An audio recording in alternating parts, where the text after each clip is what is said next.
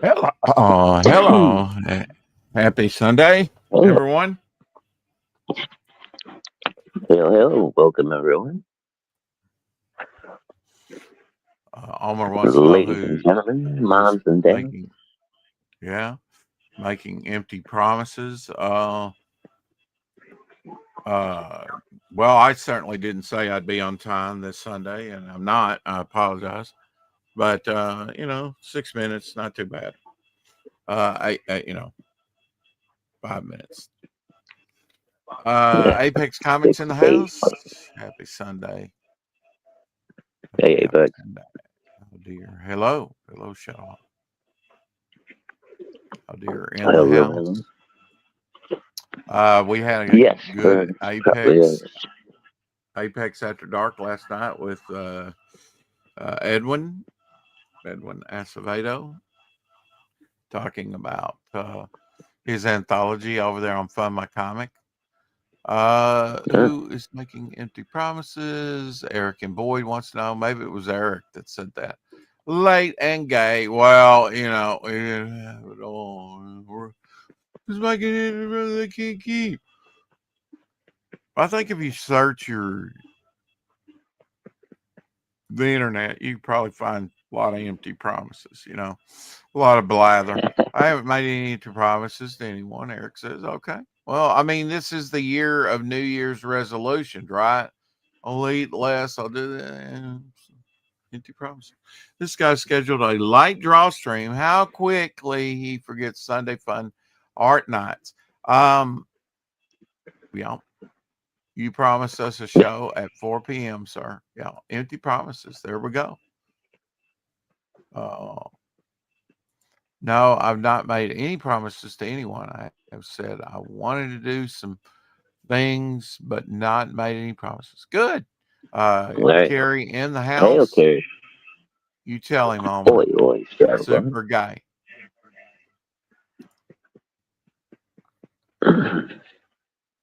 Super guy. Well.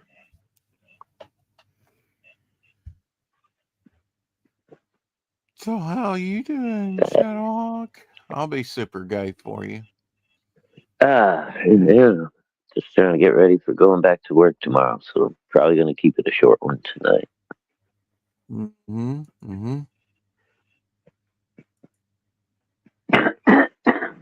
Not looking forward to it. Yeah. I know. Yeah, we had a late night Apex, and I had a nice time with Edwin last night, and had finished, 4 seasons of Dead Zone. So I watched a Bond movie, Casino Royale, with the new Bond. Just I had it handy, yeah, we were just talking about that one not very long ago. I think I've got maybe the first 3 in this set, something like that. And I watched, we were just talking about that. And I gave it another look.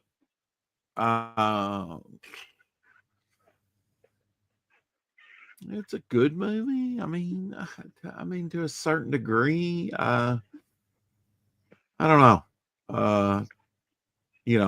Bond kind of, I don't know. They kind of, I guess with that, they just like forsook to a certain degree all the others and started a new Bond franchise that just hasn't been doing well, Why would you?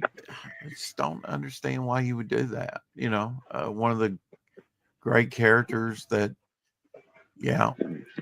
that Woke Hollywood.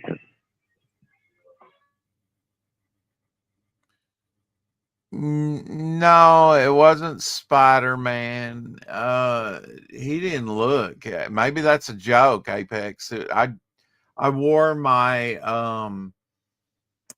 I don't know, what do you call this mask from Spider-Man? I mean from Star Wars, you know, the guy with the horns, the red face and horns. Darth Maul. Yeah. Darth Maul, yeah. I put on my Darth Maul there at the very beginning, without telling the guys, you know, and came on. He's saying, "Hey, it's Spider-Man." I'm like, I go, okay, twit. We had a lot of fun over there with Edwin last night. So it's 2026. What's popping? Any news on how close for filming is? I give up. Carrie. I just give up. You know, I did your update for you for New Year's. I've said every day. Over on where was it? I really advertised the update on one of the streams. Maybe it was my draw stream. Darth Maul. Yes. I love Bond movies, but it needs a serious restart with a decent white British Scottish actor. Yes, we had a distorted mask, and it looked like Spider-Man. My screen was small. Yeah, and who knows how pixelated I was. All I can say is you just keep asking every day, Carrie. Every day, you know.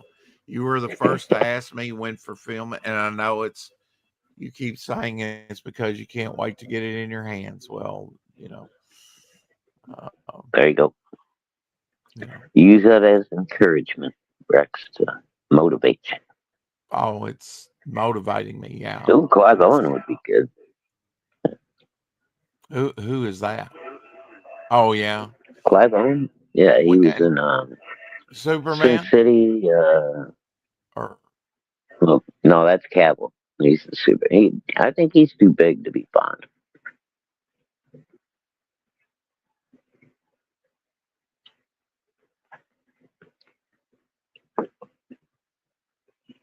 no, I didn't not asking daily. I said you asked me daily this year. You know, you just keep asking. Like I say, We know you're not the villain, Karen. who's the villain? Oh, not the villain. Thank you, Shadowhawk, for saying I'm not the villain. Okay.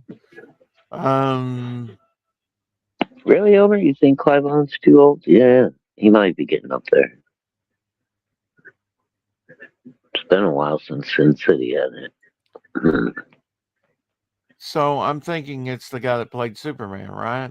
No. No, that's Henry Cavill.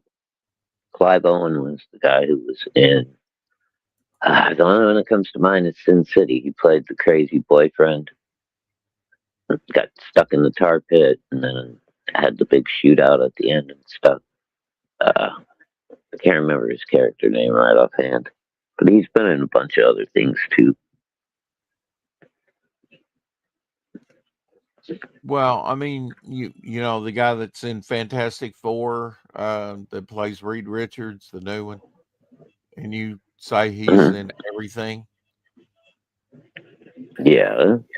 The guy that plays Superman seems like he's in everything. Whoop, you may be muted there, Elsie. I don't know.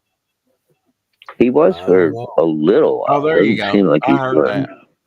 Much later. Elsie. Hey man, I was just going to say I just be able to stay long. Okay, there we go. Well, that was bad. Yeah, I can't. Well, I'll just pop it in and out.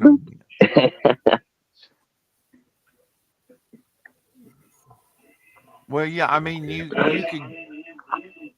could get anybody to play James Bond. I mean, I guess.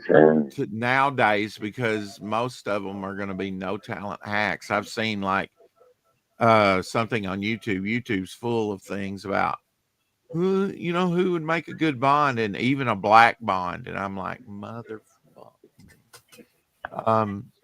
Okay. Let's make him really? Chinese. Let's make a Chinese Bond. Well, I mean, Yeah, why not? I don't. What? You know, I mean, I've never read the books, but it seems like to me, that one of the actors they were suggesting was the actor that played Luther. I think was a show he did. He's a nice Luther. British actor, and he would probably make a great Bond. But my God, I'm just tired of this recasting on skin color. Well, they just need to quit making Bond movies. They've already Hey, wise made guys. It was good. I know if they're not going to be true make, to the character, and they're not going to be as good as the ones we've seen. So I mean, if you want to go woke and go broke, I mean, it's just. And I'm not saying even recasting as a black character. We've seen that. Oh, you would have to say, okay, well, that would be the Kingpin same as transforming, a black superhero into a white superhero. I mean, it doesn't make any sense. It's changing things right in the middle of the game. We never really see that. We never really see the reverse, No. But it'd be the same way, though. I mean, feel the same way about it. Keep them what they are. We don't want to see Clark Kent as gay and walk around with flowers in his hair. And all right, maybe I shouldn't have brought that up. Not going down the road I want it to go. I'm just saying, man. I don't know what road you're going down. It's just that you remake anything. Damn super hippie man.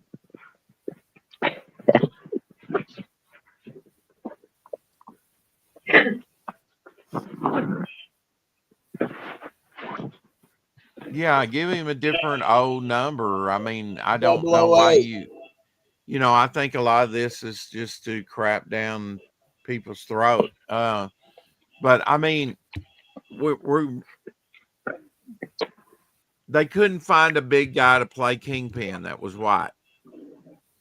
I mean, they did for the TV show, but for the movies, it was the other guy that's dead now, and he played a good Kingpin.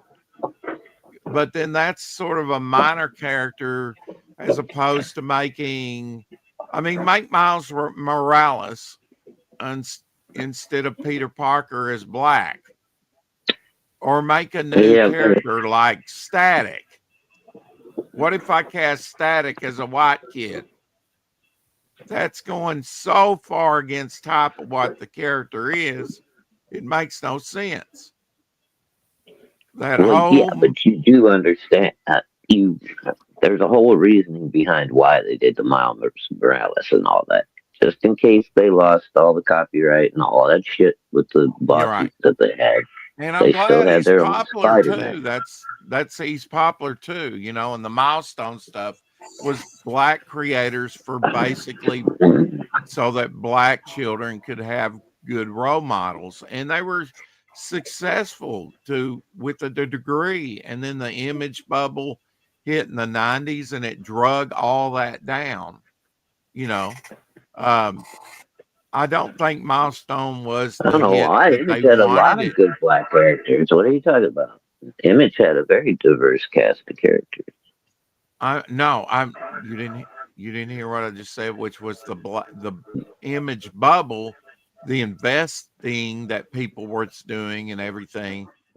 When it burst, I think you'd agree. Oh, that's right. Yeah, the image. Well, yeah, it dragged everybody down to it. I mean, you actually had in probably the late 80s, maybe a lot of people attribute that to Image.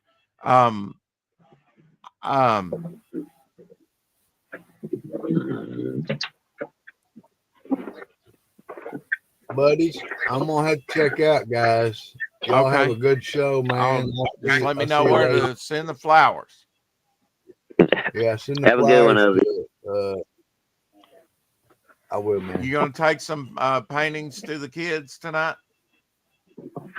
I always do. I probably won't take, everybody. I'll just take a few in case there's some new kids, Mm-hmm. What's a good ministry you got going there, LZ? We'll talk to you later. Love you, bro. Okay, buddy. Take care. Love you too. Have Love a you, good one, man. everybody. Whoops. And you Tom Holland played Miles Morales too. He was just in the mood for a different costume.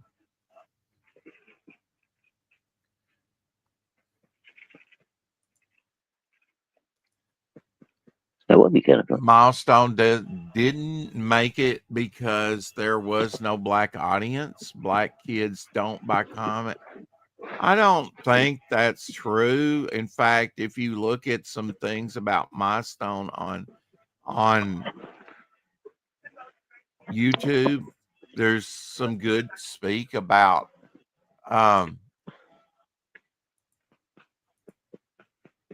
Milestone, and it had moderate success. I think we all need role models, no matter what the skin tone, and I think we should make the very most. The most. It's hard to cast a live action film and it be exactly like the comic. I get it. Maybe that's expecting too much, but we all know that this diversity is not necessarily good for entertainment. They can't afford them because they have bigger problems than buying a comic. Yeah. I don't know. That just seems like a big blanket statement to me, Omer. I mean, I've watched some stuff on the Milestone books, and some of them were pretty good sellers for DC, according to that I listened to during the time. And Static even got his own. Black kids were buying them, though. Oh, maybe not. Maybe not. That would be an interesting thing. I don't know how the sort of reboot after most of the creators had passed away.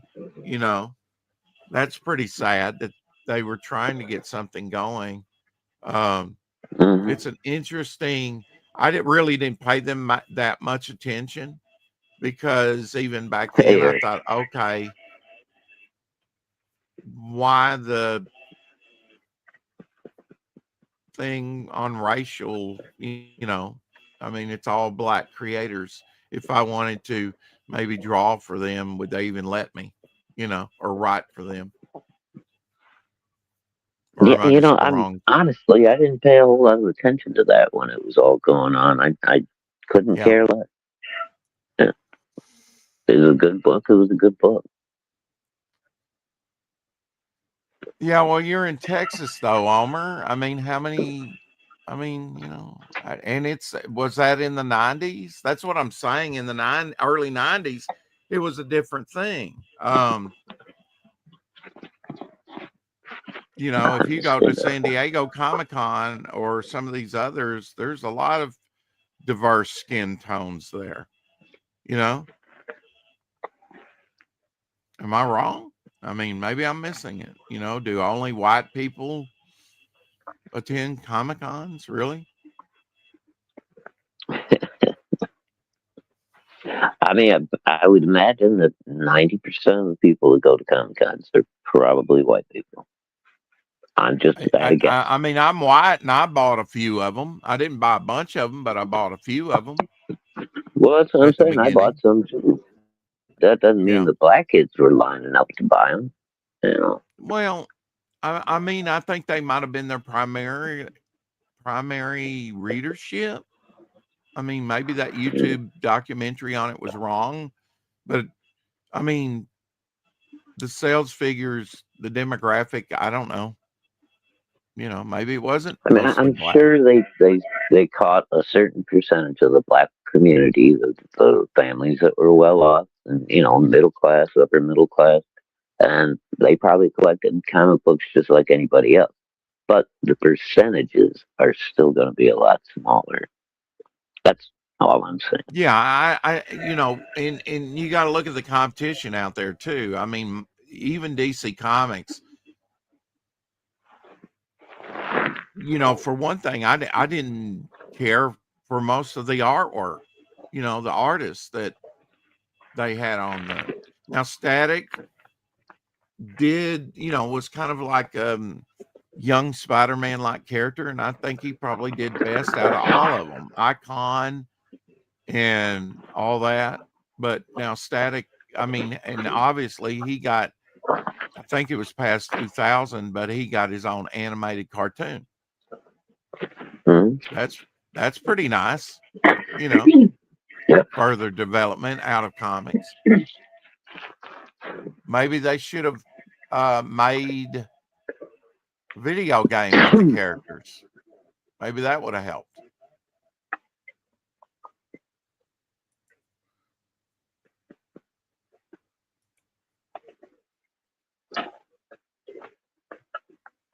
Yeah, might have.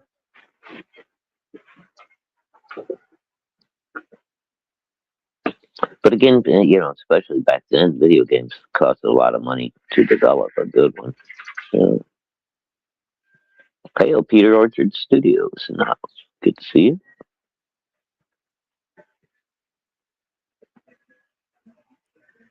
Yeah, I mean,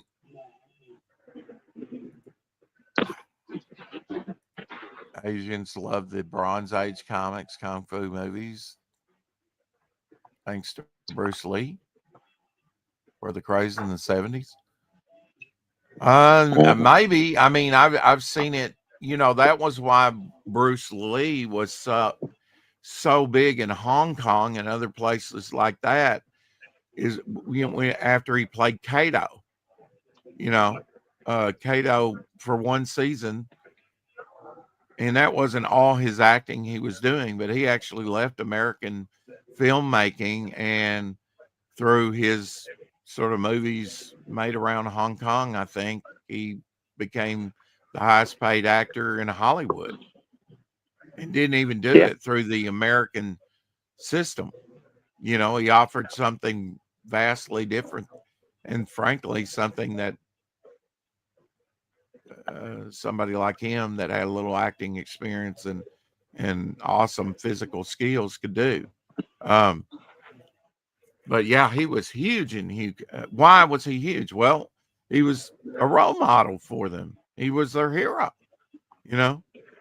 Here's an Asian made good in Hollywood, and yet it was only for one season, and as a sidekick character, and a front kick, and a knee to the chin, and a 6-inch punch, and I mean, somebody should just do a book called 6-Inch Punch. That was actually a real superpower. Wow, I just don't. Okay. It was a 1-inch punch, not a 6. Oh, 1-inch punch. Okay, yeah, you're correct. Yeah, 1-inch punch. Okay, well, I'm going to do 1-inch punch. That's why somebody else should do 6-inch punch. No, yeah, I mean, he was, on documentaries on Bruce Lee and everything that I've listened to. It's like, and I lived during that time. I was alive when Bruce Lee was alive and watched a lot of that meteoric rise. Although I don't think I fully appreciated it at the time, because you and I were pretty young. And then it was later when VHSs came out, and you could get like the Bruce Lee movies on home video, that I really became a big Bruce Lee fan at that time for a minute, and recaptured that early 70s vibe. And there's only a handful of movies, less than a handful, that is just really, really great. I mean, I think comics probably did it better. Yeah, Apex, like Master of Kung Fu, Iron Fist, White Tiger, love George Perez's early White Tiger, Son of the Tiger, Richard Dragon, which was DC Comics. Yeah. And then even one of my Scott McDaniel while back did another Richard Dragon, and I love his stuff. And I think he was a good artist on that because he did a lot of like Nightwing, which I really love. And Nightwing's he's a gymnast, right? I mean, he's a acrobat. He's out of the circus, Yeah. the Graysons. Yeah, trained martial artist, acrobat, all that kind of stuff. Yeah. And here's a suggestion. I know another one of those.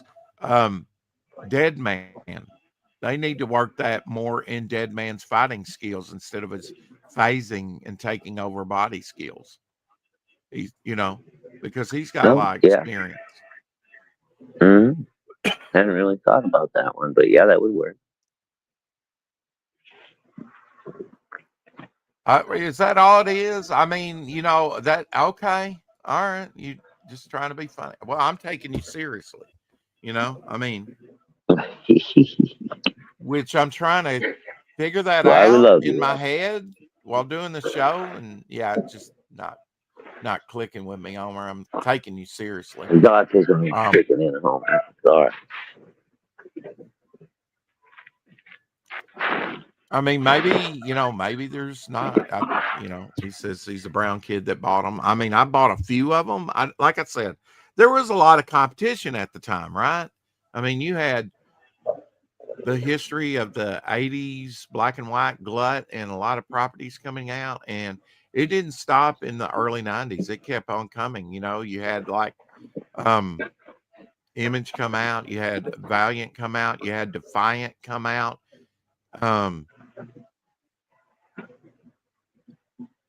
So much in the early 90s, and then it all just kind of blew up because you had Wall Street getting into it and buying pallets. I mean, pallets loads of some of that Image stuff that was overprinted, and they really, I mean, there was a hunger for it, but they really hurt their brand early on by promising and not delivering on time.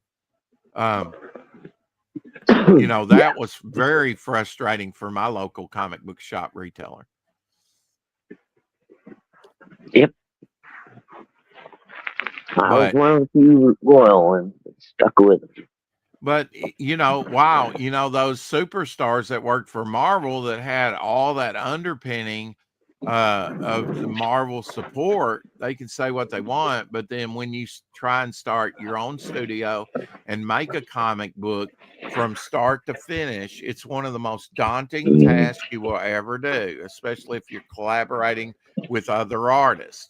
When you have other artists not delivering for you, you're going to miss deadlines. Yeah, and especially when you have order quantities and shit like they had. I mean, you got to have infrastructure and a way to, distribute all that stuff. And the Image guys found that out, right? Doing studios with young kids that just wanted to draw comics, like Dan Fraga, like Shelby. They're young kids. They want to draw comics, but there's more to drawing. There's more to comics than just the pencils and inks. There's lettering. There's, how are you going to arrange it? Coloring. How do you got to have editing, and that was something that, some of those books oversight and lacked. I think how to put together a print copy so that it comes out right. I mean, there's a million little details. Like Larry, I'm trying to think of it. Tales from the Bean World. He was an editor, and he was a good editor, and his books ran on time. He was lead editor on. I remember the name of the title. I don't think I ever read it. I enjoyed it. Bean World? I enjoyed it. Tales from the Bean World. They even had a couple hardbacks collected early on. I've got one of them. I don't have all of them. I wish, and I actually met the creator and bought all Of course, he didn't bring much. He brought like 5 pieces to sell at the convention. I bought all 5 of them. And it was Bean Oh, wow. World, small little I'll treat them. on illustration board, straw little, some of his Bean World stuff, and I bought all of them. He must have been very happy. And if he would have had 15 of them, I probably would have bought them. I mean, I was buying original artwork for $2, $4, maybe the most, maybe for a larger piece, $5. They weren't very big, I think all of them were less. All I can say to you is if they're stupid enough to attack us at home, it's probably not going to work out very well for them. Hey, Tree Goblin. Yeah, I really haven't been keeping up with it. I feel more secure right now than ever. I mean, considering that we just came out of 4 years of sucky puddinhead auto pen Biden that wasn't running the country. I mean, I'm glad. Think about all the humans that live in Miami and shit right now. They all have fucking, Uzis and Mac 10s and all that kind of bullshit. You're not just going to be fighting the army if you decide to. You're going to be fighting all kinds of people. I probably got about a month's worth if you ration it out of water put back. I mean, I need more than that, One thing I do is and I also give Abby her drinking water out of these as well. My water bottles and stuff like that, I do my drink mixes in and stuff. But the larger, I think 20-ounce lime juice bottles, I don't throw those away. I fill them up with water for emergencies and to give to Abby, in her water bowl after she drinks it. I just grab a water bottle and put a water bottle over there by her bowl, and that way I don't have to walk into the kitchen and fill it up all the time at the sink or something. I just, but I've got a lot of those filled up, and I've got enough drinking water for a month if I don't have water service, if service is interrupted, during the winter, if I would have to put sheets up into the kitchen. If it was extremely cold, how are you going to keep warm? I would have to use my gas oven. I mean stove, Right. That's the only place in the house that I could keep warm in extreme weather. And I probably need to go to one of those pizza places that have the cracked pepper, because that'll keep you warm too if you put it in your socks. I've never done that before, but I'm told it works. Just go to like a Gordon's Food or a regular grocery store, dude. So, I know you're trying to get them for free by going to a pizza place, but just buy a big bottle of that shit. Expensive. I guess. Yeah. It's going to keep, right, for a very long time, right? I mean, it's all dried out. As long as moisture doesn't get to it, I guess you could keep it for decades, right? Yeah, as long as you keep it dry, make sure it doesn't mold, you should be fine. Well, I've told the story about we used to have a transient come in the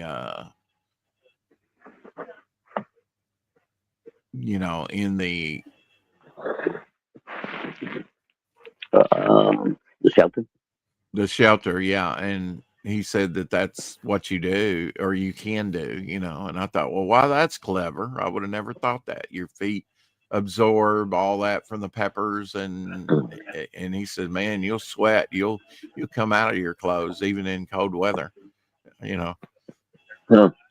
somehow overheats the body. I don't know. That's a good way to get pneumonia though, right? I mean, you'd have to keep up the process, or you wouldn't want to be sweating in cold weather. I mean, you're going to lose body heat real quick if you get wet. Hypothermia. You sweat and then it freezes, and then it's not good. Not good. No. But yeah, I mean, if you've got good insulation on the rest of it or something, and you just, sprinkle a little bit in your boot to warm you up. Maybe that works. I don't know. How there says do the Wim Hof breathing technique and take cold showers to build cold resistance. And Fuck cold showers. Sorry. yeah, but now they say that before you get out of your hot shower, I do it before, which, usually that first burst that comes out is cold Mm. of water. Even though I ran all the cold water out and gotten it hot before I get in there, there's still going to be a little bit in there that's sometimes really cold, and I stick my head under it. Actually, it's been found that if you shock your system a little like that, that helps synapses growth in your brain. So I Yeah, do it's that supposed to be good for you. daily. Yeah, I do that Yeah, daily. it is supposed to be good for you. I just hate the feeling of it. Oh, I hate I to be do that too. cold. Yeah. Well, I mean, and I only do it on my top of my head. It's not like I hit other sensitive areas with that cold Mm-hmm. water on my body. Although that might be better, you know. I'm only I do willing to that. go so far, with it. Yeah, with my But stupid knee though too. You do the your little stationary bike workout, and then you can throw some heat on it for 15 minutes if you want to. But then you're supposed to go fucking immediately put an ice pack on it for like 20 minutes. That shit hurts, man. After a while, that ice it hurts me. yeah, I could see where it would, the Jinko in the house, the Ninja Jinko. Yeah, Ninja. that's a hard no for both of us on that. But I mean, I get it. A lot of the Navy SEALs do stuff like that. You know, um, If I was a and younger man, maybe. oh Oh right, goodness. yeah. I mean, if you're trying, I mean, what they do, waterboarding and all kinds of stuff, to toughen a person up. Um, No, like even 10 years ago, before I turned 50, sure, I might be willing to try to adopt that. But at this point, yeah, at this point, yeah, no. And Elsie couldn't do it. He would totally seize up. oh God, they'd find him in the shower dead, just frozen solid.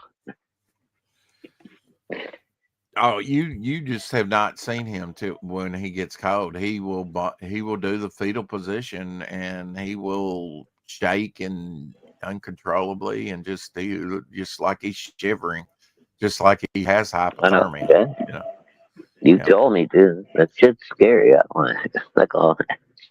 yeah. I never knew that was a thing. I just ran the air like I wanted it ran, and which was low. And yeah, he woke up in that, and he had to get back in bed under the covers. Um, Oh, I forgot it to show it, but yeah, Malina Hawk and the girls bought me a electric blanket for this year. So toasty. Either that or they're trying to electrocute me in my sleep. I'm not sure which.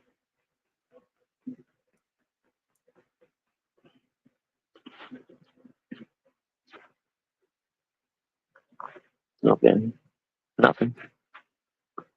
I'm trying to get to there's a lot that I've prepared for the show. I'm just trying to get to the point of where I can share some of it. It's on No, further down the no. line, so I'm just hurrying down the line again. Takes a So minute. you're just letting me dance, monkey dance. I see. Okay, no big deal. I mean, you're good at it by now. Everybody has their job. Yeah, I know. Everybody has their job. Yeah. Shit. Oh, that's something else All good.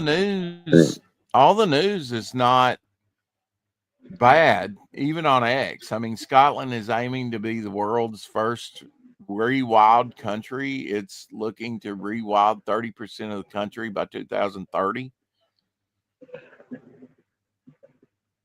Okay, So, what does that mean? I don't rewild it. What does that mean exactly? okay. Well, let's see what this propaganda is from Economic Forum. Just a minute. Oh, well, of course it's. We all know that. You know, I'm for reforestation, you know, and other things like that. Well, that's what I'm saying. I heard they If talk it, about restoring, mhm. endangered species and all that kind of stuff. I mean, which is, I guess, a good thing if it's not hurting your population. Right. Let's you know, you can be too conservative and you can be too loose. You know, you can let them overpopulate, or you can, you know, I mean, you do have a predator prey ratio, and we found that out under Teddy Roosevelt. Let's take a listen. I don't believe they have any predators in Scotland, dude. Or is that just Ireland? Might be just Ireland. But I don't think they have many in England. Peat bogs are great. Man, I need to buy some peat bog stuff. Peat bog minerals, and oh, there's so much. Peat bogs are one of the most valuable things on the planet. You would not believe it. Isn't that the guy that draws with Mandy Summon? No. I'm sorry. That's Peter Gilmore. My mistake. See, this goes by Just a so joke, quick. Peter. Just a joke. It goes by so quick you can't even read it unless you're a speed reader. I'm not even trying at the moment. Sorry. No, that's fine. Yeah, it's not. I thought it was narrated, but it's not narrated. Actually, there's you know, peat bogs just have so much of the minerals that we need for healthy food and medicine and vitamin supplements. And you know, something that helps get heavy metals out of your body, which is hard to do. Yeah, apparently it makes very good fuel as well. And aluminum's one of them. Aluminum causes all types of mental, you know, I limit my wrap it up in an aluminum foil usage, you know, for me. Because aluminum foil will kill your brain. Now, I wanted to feature this yesterday, but I couldn't get it to stop. Maybe I was hitting, you know, my computer wasn't cooperating. So here we go. And I believe my volume is up. Pete Moss, yes. Pete Moss, he was Superman's pal. Not really. 99% of people in Brazil have never tasted this food, and a single serving can cost up to $500. Wait, that's why they're still living. Because it doesn't look very appetizing. 99%, I don't know. We'll find out. 99% of people in Brazil have never tasted this food, and a single serving can cost up to $500. At first glance, it looks almost too simple, but it's considered one of China's most mysterious vegetarian delicacies because very few people truly know how to make it. It's called fairy tofu. And no, it's not made from soy or any grain. Its only ingredient is a wild mountain leaf called the pigeon leaf, harvested deep in remote forests during a short season. Here's where the magic happens. The leaves are washed, then gently rubbed by hand in a wooden bowl with a little water. As they break down, they release a natural plant gel, turning the water into a thick emerald green liquid. Kind of like aloe vera. Yeah, maybe. Consistency. The solids are strained out. No heat, no chemicals, no coagulants. After a few hours of resting, the liquid sets on its own. The result is a translucent jade green tofu that softly jiggles when shaken. Served cold, it's silky, delicate, and melts in your mouth. Clean, refreshing, and lightly sweet. Simple ingredients, ancient technique. pure magic. So I guess you could put Wow. other fruit with it, you know. $500 I a guess serving. so. Wow. You probably That's only get a crazy. green cube of it. Yeah, you It's maybe probably 2 if you're lucky. It's probably ultra healthy for you. Pigeon leaf, yeah, and apparently it only grows in very small batches for a very short window of harvest and all that. So I can And see how why it's many expensive. people really Yeah. know how to harvest it and process it, and you know, Mhm.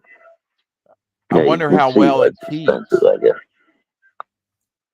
The I'll other bet it's day, probably pretty good, I would think. the early version of Betty Boop, in that you can go on YouTube.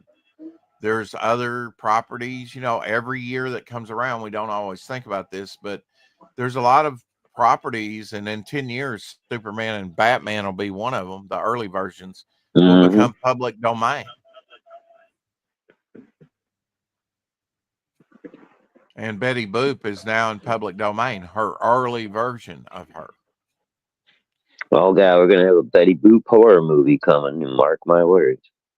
You know, National Lampoon's Christmas, you know, the old woman that played the baddie, you know, sort of Mhm. grandmother, she was the voice of Betty Boop. Oh yeah.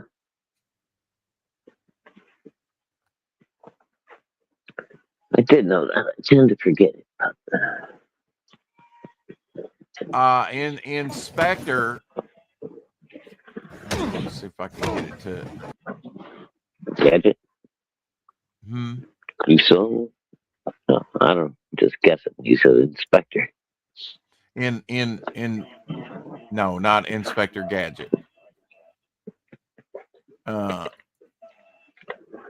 Trying to find a scene where they're both in here.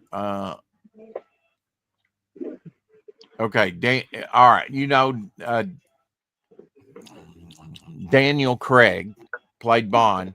He broke Dave Bautista that plays Drax, the Destroyer,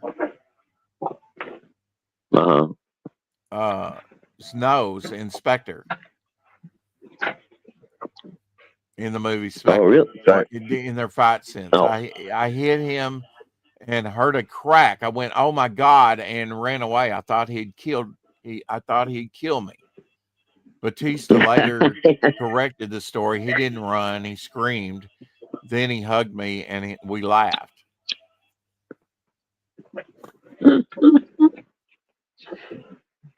That's great. So they accidentally actually landed one, huh? Yeah, and that happens in fight scenes. And they had an all-out brawl in the movie Spectre. Okay, Oh, okay. here's a picture with both of them in it. There we go. Batista currently wears a dress. Yeah, that's true. Right back. Fucking shame. What's wrong with this Really? world? He wears a dress? Yeah, dude. He's Hey, gotten all Ryan. fucking weird. Last like 2 Ryan years, he's like lost Ryan it. James has a night off from work, so he'll be on our draw stream later this Hey, evening. Ryan. Happy evening off. That's right.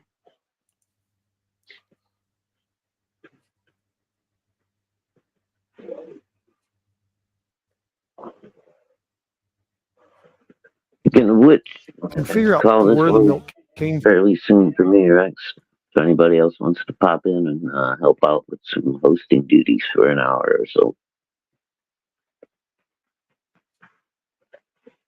it would be greatly appreciated.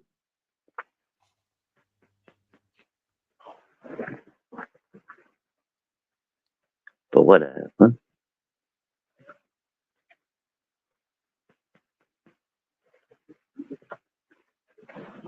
Oh. All right, it's all quiet again. Yeah, I'm all quiet again.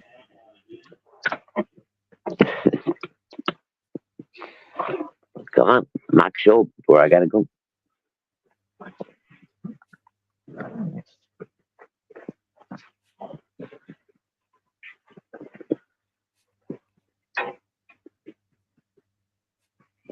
Have you ever tried grilled chicken in mud?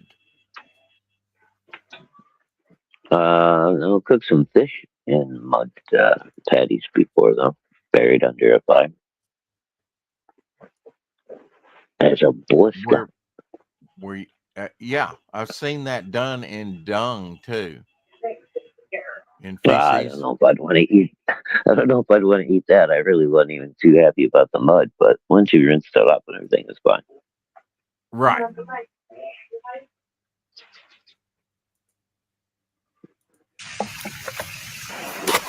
don't know if I'd want to try that stuff. But now with these slates, you know, I mean, this cooking, you got to make sure that the slate does not explode. If there's any moisture in that rock, it will explode. It can. If you get the temperature up high enough. They make it look like you can just get a piece of slate and it not explode on you, you know. Yeah, no, you probably need not to make sure it's as dry as possible.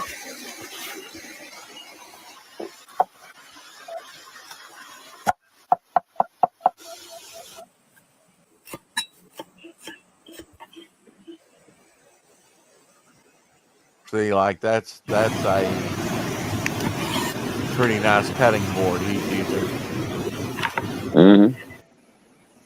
I mean, it's you're not going to find that out in the wild, you know.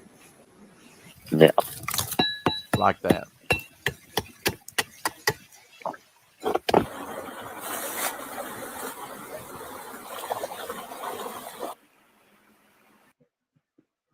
Good luck.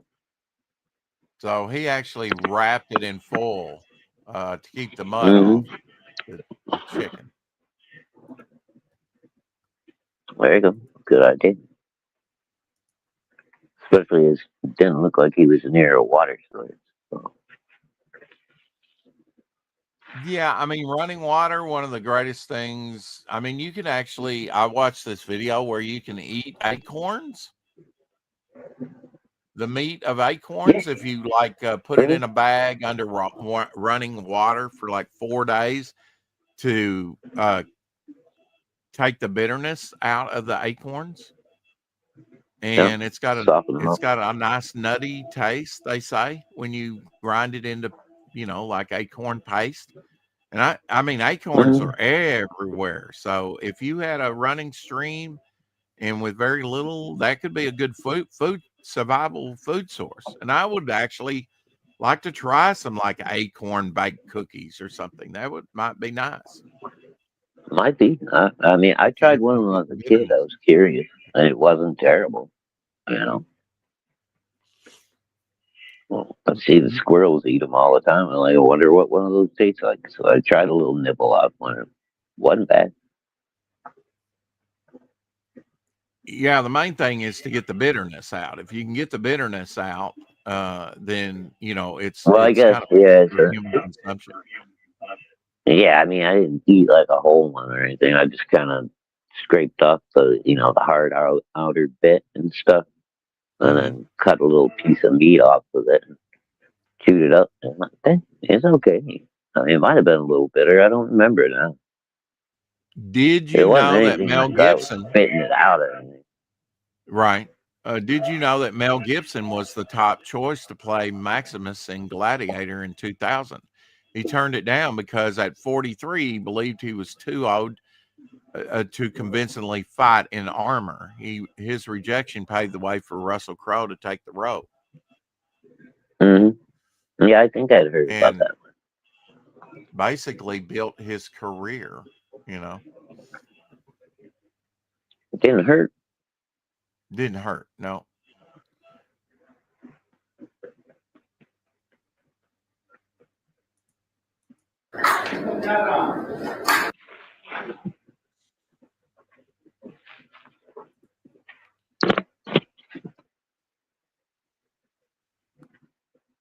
Here's a thing on how the technique to recover 24 karat gold from discarded smartphones on an industrial scale. Because why would there be gold in your phone? Because it's the best conductor of electricity. Russell Crowe turned down. I can't read it. Sorry, Ryan. I have to Whoops. wait for the chat to move. Recently, Russell Crowe turned down Wolverine. Oh hell, he's too old for Wolverine, really. No, yeah, I would think. Unless maybe they were gonna do, like an older version of him or something. I don't know. There's no telling with the multiverse now.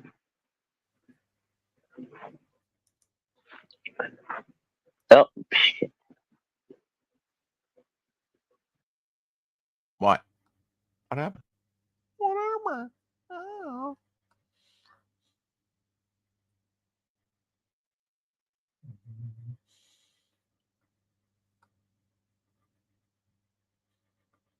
There you go. Okay. I thought I kicked myself. There we go. And there we go. Okay. But anyway, I was getting ready to leave anyway. It's been an hour, and I still got to take a shower, do all that stuff, and then get my butt to bed by 9 o'clock. So my time is running out.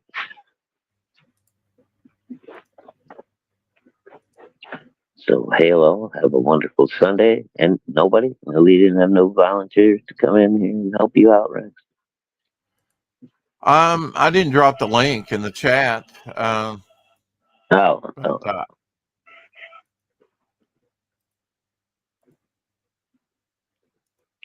I will, though. Yeah. All righty, man. I'm sorry. I don't mean to bail on you early, but, it's my first day back after like 10 or 11 days off. So it's probably going to be a rough one. Okay. Hale model racing car. Each car is fitted with a diesel engine and tiny Oh, gearbox. cool. A special fuel, only a few drops are needed in the Those are tank, cool. and they're easily started.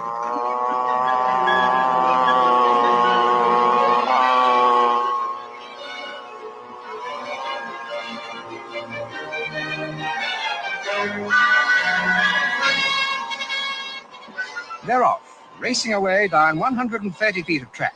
Almost immediately, they hit a top speed of 70 miles an hour. 70 miles an hour. If that flies crazy, off the man. track and hits you, it's going to be like a rocket. Wow. That's going to hurt. Yeah.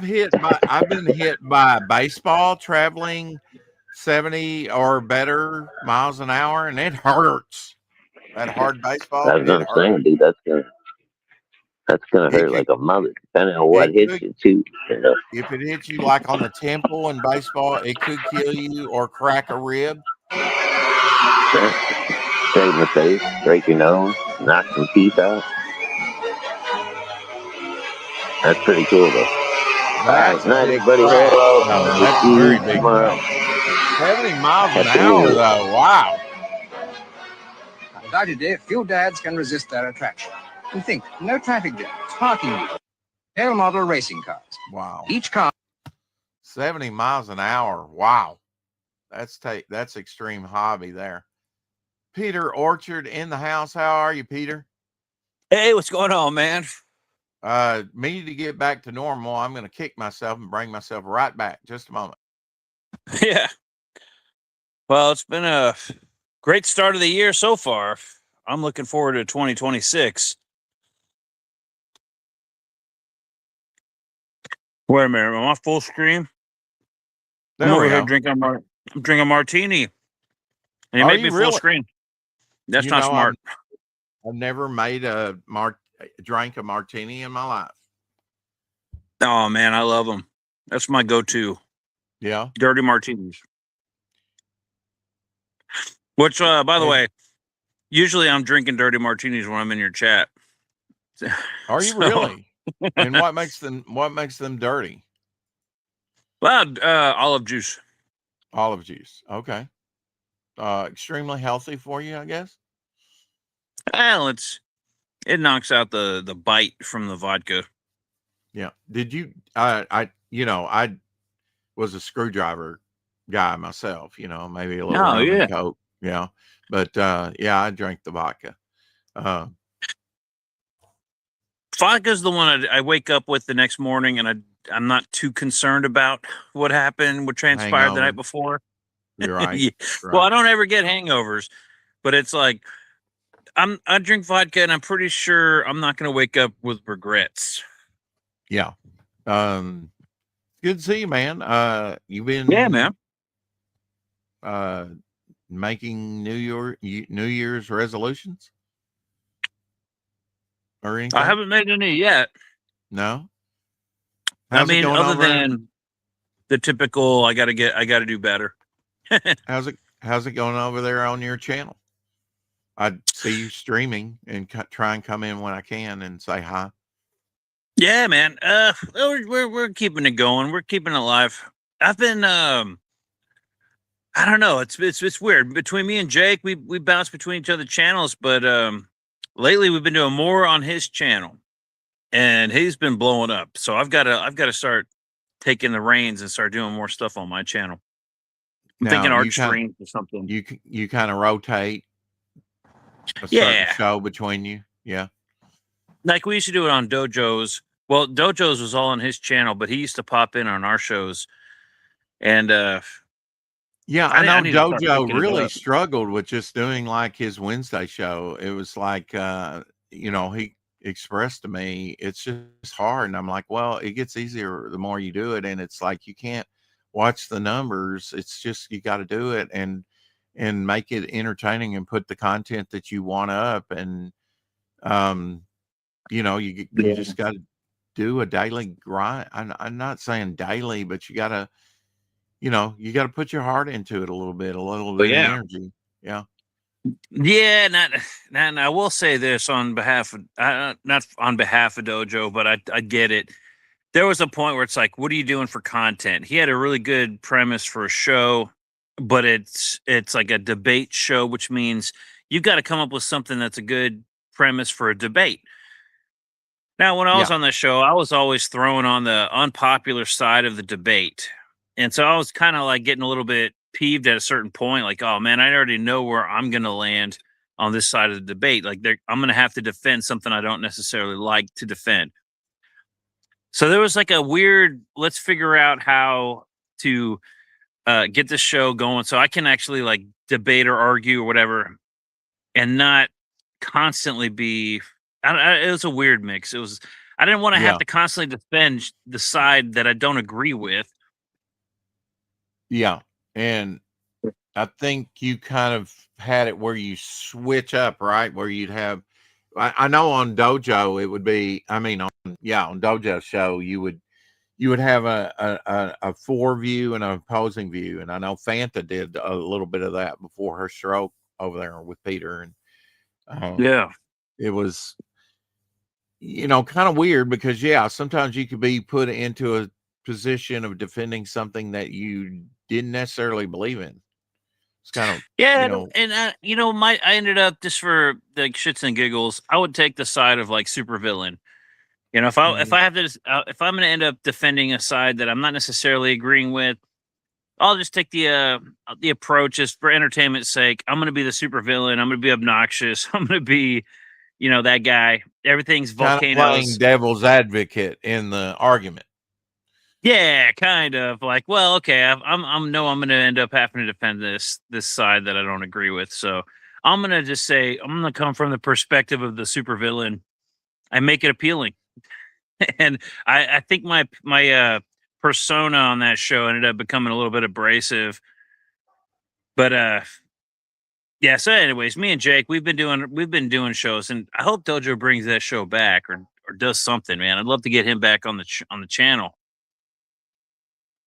Yeah, I mean, he can be, he's an intelligent guy. He can be a lot of fun to interview. Oh man, he's when it comes to like She-Hulk and certain like certain IPs, he's an expert on all that, like the Fantastic Four.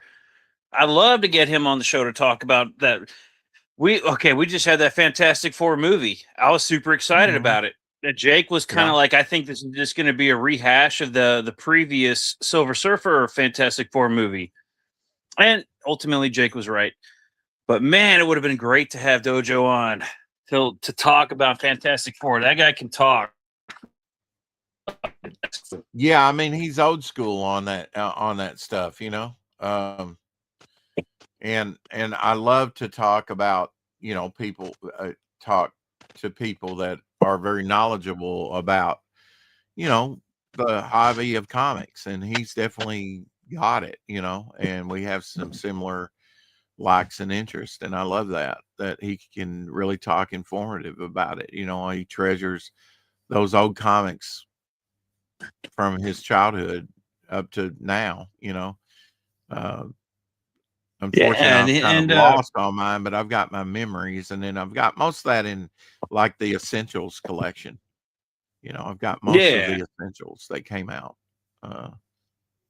And I know he needed, I think Dojo needed a hiatus. He needed to take a break from everything, step back, kind of like, when you're doing YouTube for years and years on end, when you're trying to shill or trying to sell a comic book, and you've got a comic book to make, but then you've also got a comic book to promote, but then you've also got other creators to promote, but then you're doing all this against, what's happening, what movements are happening within the community. It gets to be a lot of stress. And I think he needed to just take a break from it all for a minute. And hopefully he's coming back, because I've been hearing I'm seeing him more and more on Twitter and stuff. I'm hoping he's coming back, because we need people like Dojo around. Oh, definitely. I mean, when they were cloning all that on Kickstarter, the Diaz brothers and the others, he got a response out of Kickstarter. Basically, they were not listening, to actually bring some legal repercussions, their way and look into the fraud. They weren't going to do anything. I'm convinced of that. And that just kind of blows my mind, because if you ignore a problem, it can fester and blow up on you, legally. And you could wind up losing even more. I don't know why on their platform, if their platform is being misused, but I can kind of understand it, because eBay's the same way. They let people get away with out and out fraud over there on eBay when it comes to buyers. And so when we started doing shows, me and Jake, we started doing on our own channels. One of our approaches was we were just going to look at campaigns instead of bringing the creators on. And if the creators had something to say after an episode, we'd bring them on. We'd talk about, if they didn't agree with our synopsis or something about what we said, we'd bring them on and we would talk about it, and that would be pretty good content.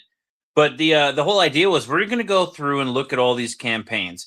One of the things I noticed about Kickstarter right off the bat, aside from all the boycotting Kickstarter and all that, which I agree with, I thought boycott Kickstarter, screw Kickstarter.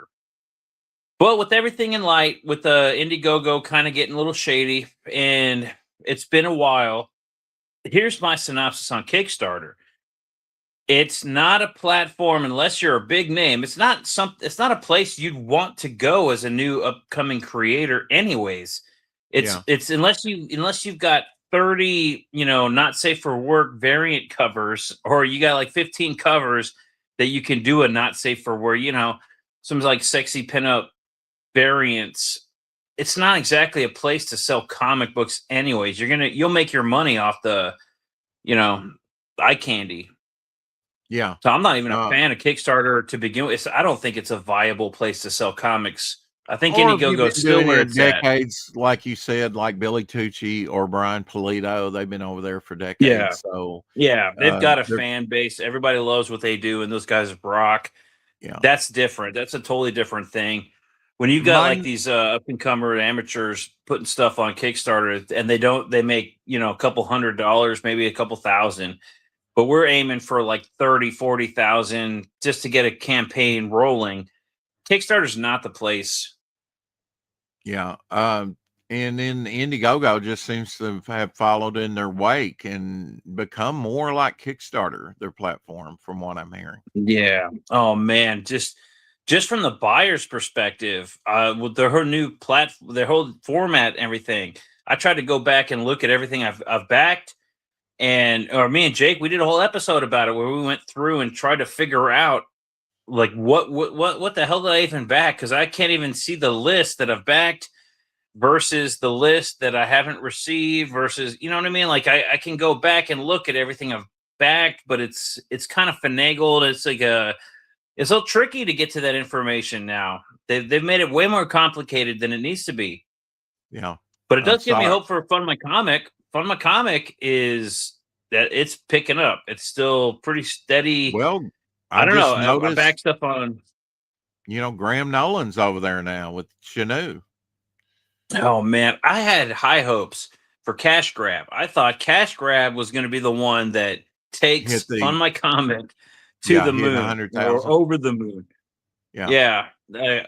But And it may steal by the time it may steal. I mean, it's what, like about almost 90. I think it still could push and become the very first 100,000, but who knows? yeah. You know what? I think there's a mixture of things going on there. I don't think that it's because it's I think because of what's been going on in the community. I don't even know what that means exactly, but there definitely seems to be some dishevelment happening in Comicsgate and people who used to 100% support everything Kickstarter, Indiegogo, whatever. Indiegogo in primary, but I don't think it's because it's on Fund My Comic that something like Cash Grab hasn't made $500,000 yet or 400,000, however much the first issue did. I'm just as excited for the second issue as the first issue. I think that because there's people leaving, coming and going, and the audience is changing. I think that is a major role in what's going on with. Well, Because I thought then Cash Grab also was the look, biggest man, we change got we rebate had. checks from the government. Let's face it, I spent all 100, that whole 1,500 whatever on comics. And I going into it, it's like, yeah, I can't expect for people to buy a Devil Flyer if I don't show them that I'm willing to invest in some of theirs. So I invested in Diaz Brothers book, some of Ethan's stuff, some the damn Fraga Pineapple Perception, Oddity, and those just Lost Page different books, ones, that appealed to me. The Diaz Brothers was, oh man, seeing some of these guys sidelined. I understand there's drama involved, but man, Lost Pages, that was a good IP. That's a good. I have the first 3 books. I think it's their strongest IP. Yeah. And they made an anthology work for them, because then you see, who do you like? Oh, you like the silhouette? Okay, well, featuring. I think they're doing a very smart thing with rotating around the characters issue by issue, that way. And they're doing it very quickly and delivering. So I think they're very smart about that. And then also they Slaughter Party Slumber, that recent one they did with it was a crossover with that other book that they did with that was the horror story, I don't know, the thriller movie there's that other book series. I can't remember the name of it, but they crossed over with that. And man, that one looked really good. Silhouette. I'm a fan of Silhouette too, Shadowhawk. I thought Silhouette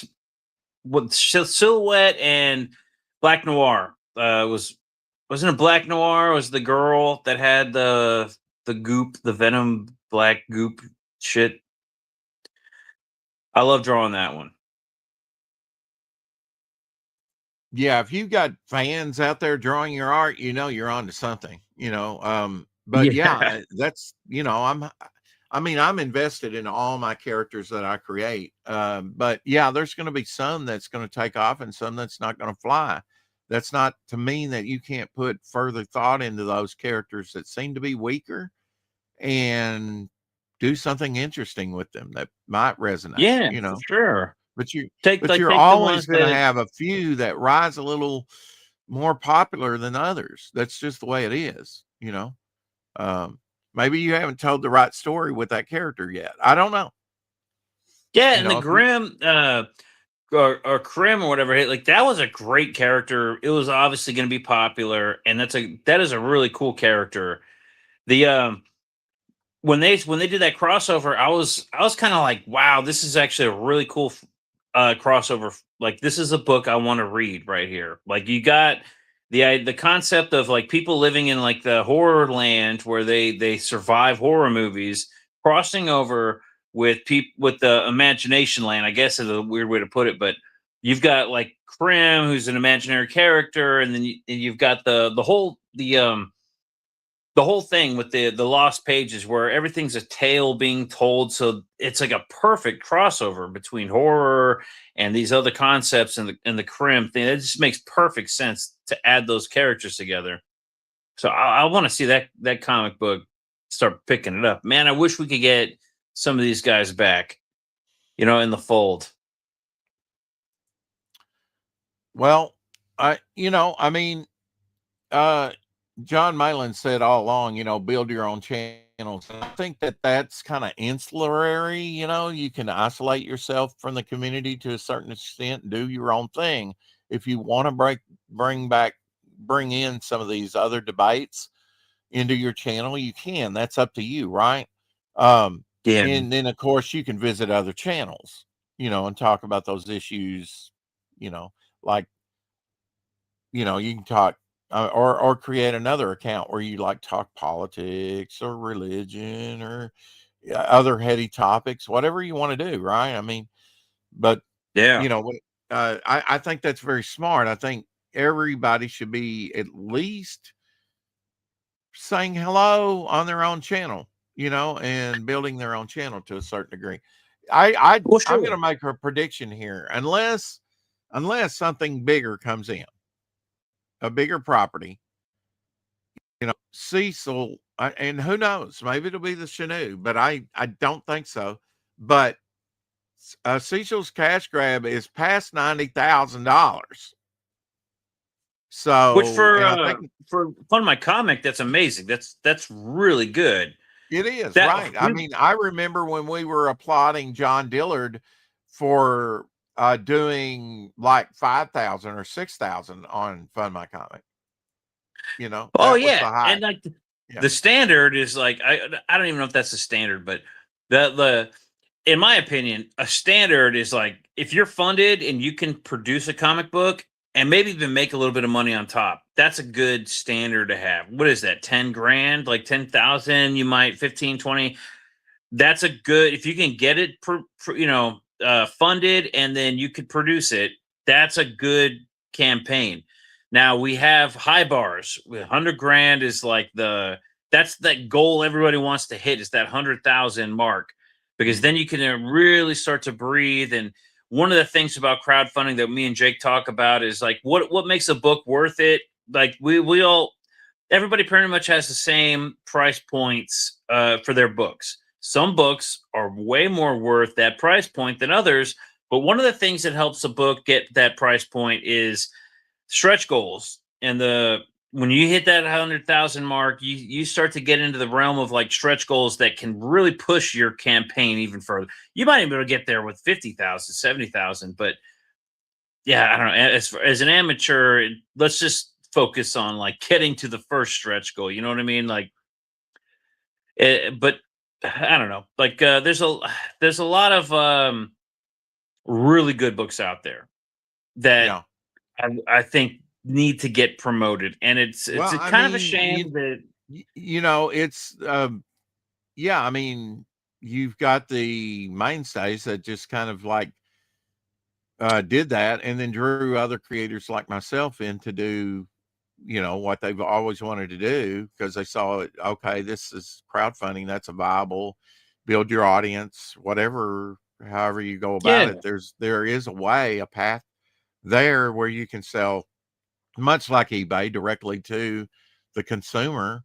And my solution was to do a daily show, and be consistent with it, and get my name out which there. I love, man. I love your show. Whether you're live or not, I'm always watching. I'm always in, and I try to make it in the chat live when I can. Usually that's on the weekend because I work at a school, so my daily routine is pretty hectic. But can I ask what you might teach? Now, fifth grade's math. 5th grade math and Oh. science. Better you than me. So- I was, yeah. Oh, hell yeah, man! It's not an easy job. It's That's not. probably one of the hardest jobs in school. You know, one job that I could get that might suit me, especially a man who's just turned 60, is a driving job, right? I mean, I have a driving job at night, but it's seasonal. I could drive a bus, for school system. But man. yeah, Yeah, I we need- drove kids and picked up kids. And one of them's now actually married my nephew. It's funny. I used when she was 16 years old, I would pick her up at class at school and drive her to karate class. She was one of the older kids, and she wound up marrying my nephew. She's like, "Oh, that's where I know you from," Yeah. I used to drive I her remember from my high high- school to karate class. I remember when I was growing up in high school and everything. I lived in the country, and our bus driver was insane. That lady, would drive top speed down these old country roads, and I swear I got like whiplash a couple of times from her hitting that Yeah. bridge. It was like something out of a cartoon. Like she hits that bridge, and then everybody flies up into the ceiling. I don't know what ever happened to that lady, but I did not like riding the bus back then. Yeah, I mean, I used to give my bus drivers hell, children don't listen. They don't. By and no, large, hell they no. don't listen. I had one route where they would call me Mr. Rex and be very respectful and be quiet and listen to me. But that was Abby normal. All the rest of them were like little helots, little heathens. And it just, my nerves. I mean, I actually stopped on this side more than once of a busy interstate, right? And said, "You are going to get us killed." And that, for whatever the kids' brains, I don't know, it doesn't resonate with them. They don't care if they die. Yeah. No, they I don't know. That's It just doesn't resonate that there are consequences. You won't like it when your leg gets sheared off or you have a concussion. You won't like that, but until it happens, yeah, they fifth grade don't is one of care. the worst. 5th grade, these kids, they have no concept of the future, or like it's 100% live for Yeah. the moment, because In that's the just how the now. brains work. Yeah. Yeah. And so you try to teach them, you try to get these kids to get on board. Like, look, you got to learn some of the stuff. And with the modern day, oh man, the education system is so messed up that they've learned this helplessness from the education system. They don't have to try, they don't have to do anything. And if you try to push to get them to want to do better, they just push back with it, and you're going to get the system pushing back at you at that point. I don't know how you fix it at this, but because I'm like a temporary teacher over there, but I'm trying to make education interesting. At least I'm trying to incorporate comic books into the education, like comic book I'm gonna do some math worksheets where I've got a comic book character and it's got a problem to solve, and so you have to answer all the questions to fix the problem. Try to make it fun, but man, even that kids get real cynical. 5th grade's a hard year to teach. It really is. Like It's an Apex says, they adjustment. are little heathens. Yeah, it's an adjustment year. I know 5th grade was like maybe the first time that we started dating, I don't know, looking at, you start looking at the girls as a little bit more.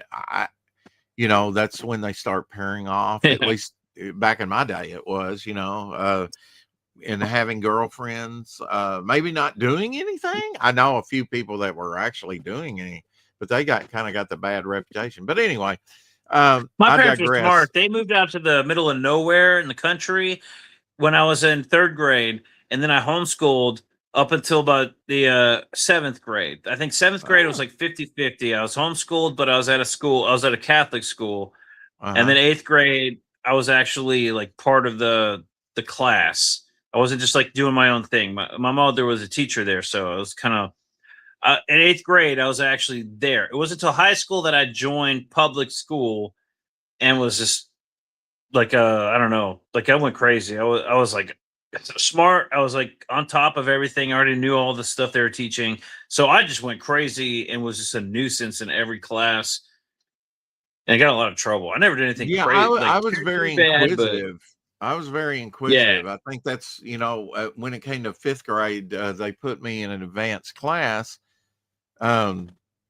which was another teacher. And I tried that for a little bit and it didn't work out. Hyperactive, my attention span, and maybe I wasn't as smart as what they were thought, but I was. You're right. You do get bored with some things sometimes, as a student, and it's hard. You almost have to have an individual teacher teaching you. Yeah, well, like It'd be Artagon nice in a Comics says perfect here- world if that could happen. But I mean, the But- education really starts at home, right? And that's really took a I hit. mean, it should. Now, like depending on where you are in the country, education like around here doesn't really start at school or at home. Like they kind of just expect this whole generation lives under the COVID, time period. So let's just push them forward. And I don't have any place to come in and say, no, I think these kids need to learn some stuff. But other than I'm a temporary teacher for now, and so I think I'm going to do my best. But yeah, these kids are so screwed. Like they don't It's have hard. anybody supporting them to learn. And I can't relate. I was in homeschooling out in the country. I used to, in 5th grade, I was busy roaming the countryside, learning Boy Scout shit, and like doing Right. my schoolwork out in the countryside. So I can't even relate to these kids. It's hard to ingratiate yourself to these children. It really is. I mean, we had substitute teachers come in, and usually they got, unless they could endure yeah. themselves somehow to the students, they, Yeah, they're the even a substitute teacher. teacher. Yeah, well, And so I you don't mean, take them seriously. And most of No. the time, I actually understand it. Not that I support it, but I understand it. But it also doesn't help when the education system says, you know what, substitute teachers, we're going to rename them. We're going to relabel them because they have a bad connotation. So we're going to call them guest educators now. oh Right. boy. And Yeah. so that way everybody will respect the position, and even the Are you guest kidding me? educators themselves will, Really? they're not going to just be babysitters. And I'm like, that's stupid. That's That's just the stupid. same as Yeah. relabeling something. No, substitute teacher, just give some gravitas if it's important. Most substitutes, they're only there for the day. They So only what- have to babysit. What do you do, Peter, to decompress and to get the funk off of you every day? Because every day is a Rubik's Cube to be solved. Man, that is a really good question. Comic books, art, but what I'm doing I tend to pick these long-term positions. So it's not just a day-to-day. I'm not just in and out. I try to like actually do something that matters. And with these kids, I try to take jobs where I'm not just going to be there for the day. And decompressing is just not something I have time for with these kind of jobs. For the weekend, I'll barbecue. I'll jump on live streams. I'll try to do what I can to relax, but I have to wait till the summer vacation, winter vacation to be able to get away from and separate myself from that whole thing, which starts up again tomorrow. So it's like decompression over. Now I've got to start getting ready. Yeah. Get back into it. You know what I mean? 'Cause After you the do holidays. you do have to maintain a balance and a harmony in life, and that starts with the man in the mirror, And that's trying not to count the gray hairs, right? If I start getting too right. many gray hairs, I'm like, I'm stressing too much over it. Most of it's stuff I have no control over anyways, so there's no point in stressing over it. But Right. the Texas has problem also got been- this new math education, this new math system they're teaching right now. And it's all over TikTok. It's called Blue Bonnet. It's not bad, but it's not good. It's just a weird way of teaching math. It's more complicated. And if you were taught it from pre-K up, it'd be great. But they just implemented this system and expect everybody to just kind of jump onto it and then pick and the pick it up. teachers as well, because they have to know Everybody. what they're teaching. Right. Yeah. And exactly. now, is it 40% what percentage would you put on your job paperwork? Oh man, I'd say 80% of the job is 80 paperwork. now. Okay. Oh man, most of the job is emails and paperwork and just stuff that doesn't have anything to do with teaching. Most of these kids are labeled a certain, status, and so you have to teach them according to their status, which they've been labeled, which I disagree with most of them. I think most of it's just behavioral stuff, but oh, there is something to be said for the fact that year after year after year, these kids have been labeled a thing, and so they start to Right. become the thing they've been labeled. And so Sure. there might be some students where they actually do have some kind of, they need some extra support to get their education up. But most of them, no, they just take advantage of these systems that have been put in place that's supposed to help them and with their education, but instead it kind of feeds their laziness or whatever their inabilities to learn. It just feeds it, makes them dependent, just like welfare. It makes them dependent on that Well, feeding there's answer. whether you're in grade school, high school, junior high, or college, or real life, there's a pecking order. And like you say, some kids get shoehorned into different rows, assuming certain rows that's, that everybody kind of looks at that person. I just watched an episode where there was a school shooter of Dead Zone, and Oh yeah. he predicted, a shooter was going to happen, but it was in the future, way in the future. And basically it dealt with the music teacher was a pedophile that shouldn't be there. And Oh he God, yeah. does that to one of the little kids. And then when he gets old enough to get a parent's gun, he goes and he dispatches justice as he sees it, to protect the other kids. And what Yeah, happened but you to know what the him, it messed problem him. is? Yeah. There's almost a sense of nobility in that. Hey, Most of the Saboteur. shooters have nothing to do with any of that. Most of them are just True. begrudged kids, lost, they have no purpose. Plus, Right. their brains don't work at a certain age, right? Like Yeah, you're going they're through trying puberty, to whatever. find their your brain's voice. li- Yeah. Yeah, but Well, I mean, let's it'd be face it, when great you're to have like 13 and above, your brain is being flooded with hormones. You're on a rush for of course, yeah. so to like, you got to kind of like tread lightly when you're trying to like work with kids, and understand that they're not all there, and Yeah. so it's like, yeah, I can understand a student going back for vengeance and all that, taking advantage. Yes, definitely. Well, it's like But dealing with a bunch of bipolar people. They may swing one way one day, and the next they may be a totally different person when they come in.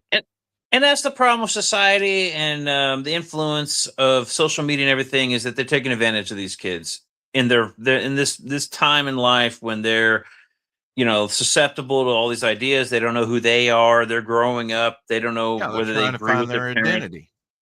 but they're all addicted to TikTok. So you've got TikTok, promoting videos that influence these kids, and that's probably the hardest thing. I try to bring comic books and fun stuff into the curriculum, whether it's English, math, science, whatever. I particularly like science the most, but I can teach math. But you as a but then you've teacher is got probably desperate to make any kind of connection with these people. I mean, you're anything constantly you can trying find to common ground. Yeah, you Yeah, want you're these kids to like want to learn. They're not going to learn if they're not interested at all. Mhm. Yeah, but I then you're fighting just everything. You're mentioned fighting a laziness comic for book parents. title. You just mentioned a comic book title without knowing it, Common Ground. Have you ever seen that comic? No, I haven't. Pretty good. I think Image came out with it from a few years ago, probably about 20 years ago, maybe, or less. But nice superhero type, almost like Astro City. It's although I don't want to make comparisons really, but Common Ground. Look it up. Yeah, you might like it. Yeah, I'll check that out. Yeah. I've been getting, I was bored of the 80s. I grew up with comic books in the 90s, the Jim Lee, all that stuff. Thundercats. Oh, and Transformers more than meets the one eye. of the things that I'm learning as I get older and everything, I still love comic books. It's still a huge part of my life. But I'm Mhm. going backwards with comics. Like I'm loving the Wally Wood stuff, the old, Yeah. weird science comics, that old Mhm. classic sci-fi. DC. That stuff's Yeah. just becoming more and more like amazing to me. That the art and how we have gotten so far away. Even by the time Jim Lee was around doing amazing X-Men, artwork, Yeah. what happened? Like even as awesome as Jim Lee's artwork was. I'm sorry, it's Well, not. the 80s, It's the not up there 80s with were Frank really a Frazetta, boom Wally for Wood, Barry Windsor Smith, all those fucking guys. the 80s were really a boom for that, for comics, and the different genres. Because, like, I know a lot of Pacific Comics, Eclipse Comics, others were coming out with the sci-fi stuff, Yeah. the horror stuff. It was quite a smorgasbord. Now, in the early 80s, the comic book market was in a slump, and really the Teenage Mutant Ninja Turtles and the black and white glut uh, kind of brought it out of that, to where you could have your Jim Lee selling 6 million on X-Men and in the birth of Image, because you had It's such a weird connection, but you're right. Ninja Turtles led to comic books, but I didn't read Ninja Turtle comics growing Right. up. Like I had my older brother and his friend. They read like these obscure Ninja Turtle comics. I love the cartoon. I was a little kid, 7 years old, and I'm hearing all these. I'm seeing all these comic books they're reading. I'm like, that's not the Ninja Turtles that I know. But it took me like another 15, 20 years to finally pick up those comic books and be like, wow, actually, those Ninja Turtle comics were pretty good. But somehow, just the Ninja Turtle cartoon, which I'm a huge fan of Ninja Turtles, that did lead into comic books. I mean, anybody at that time, you grew up Ninja Turtles, Batman, X-Men, Spider-Man, Power Rangers, all that kind of stuff. It all tied together. It's amazing that when you look at the first few issues, and I do kind of prefer those because it has an underground. It's kind of like an underground feel to it, an underground comic made good. And they would have never, if they hadn't have got a business partner, to sort of a promo guy to get the cartoon, to get the movie deals, to get all that, it wouldn't have been the lightning in the bottle it was. It would have been a very successful comic book. But then all comic books kind of seem to over time run their course, You know what though? Everything was primed. If it wasn't Ninja Turtles, it would have been something else. Yeah. Because indie comics, when you start looking at the history of indie comics, weird ideas like the Ninja Turtles, they did pop in the indie sphere, but not on the mainstream. That definitely was like kudos to to their agent. That guy did above and beyond. He got Ninja Turtles out there. He made it. Ethan Van Sciver had Cyberfrog on the docket for Playmates because of the results of the Ninja Turtles' success. And oh my God, can you imagine what that would have been like? Well, I mean, I would have been right on board with Cyberfrog. What I'm hearing you allude to, Peter, and many, is that we stand on the shoulder of giants, and we do, on people, on forgotten artists like Russ Manning, Alex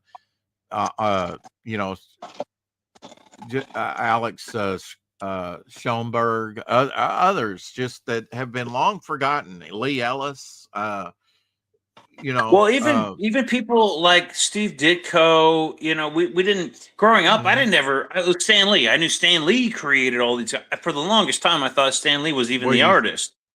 Yeah, because of how it was promoted. Right, of course. And let's face it, we don't pay attention to the credits. Well, not until you get old enough to understand. Now, I got students that are getting into comic. I got a student that reads Invincible. He's reading Invincible like crazy. And I'm like, Mm-hmm. Always pay attention to the artist, the writer. Like, I know it's like the writer's going to be that same guy, but always look at the artist. Like, this is not even the original Invincible comic book. This is like some reprint.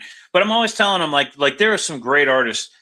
And if I was in 5th grade and I knew about Barry Windsor Smith, I always loved the Weapon X book, but I never thought about Barry Windsor Smith as the guy behind the Weapon X book. I just love that Right. book. That book was brutal. It was intriguing to me. I always loved that book.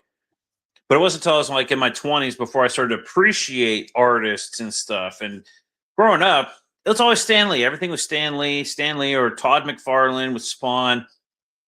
I think Jim Lee would have been the next one that I came into, and then I don't know who else would have been. It was the Max. Sam Keith led to Frank Frazetta. Frank Frazetta led to Wally Wood, and so on and so forth. It's like it's such an awesome spiral to go back into where it gets great. Everybody lives on the shoulders of giants. Everybody, Yeah. like every generation. Absolutely. And we don't always appreciate. I know when I was collecting, I didn't appreciate Ditko 2 years later, and now I have the utmost respect for Ditko. Same way with Carmen Infantino.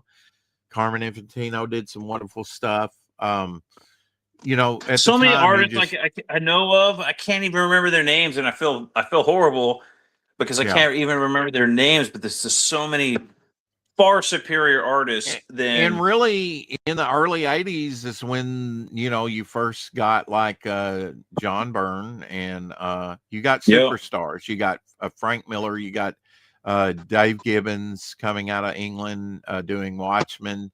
And then that's the sort of star status, and they don't want that anymore.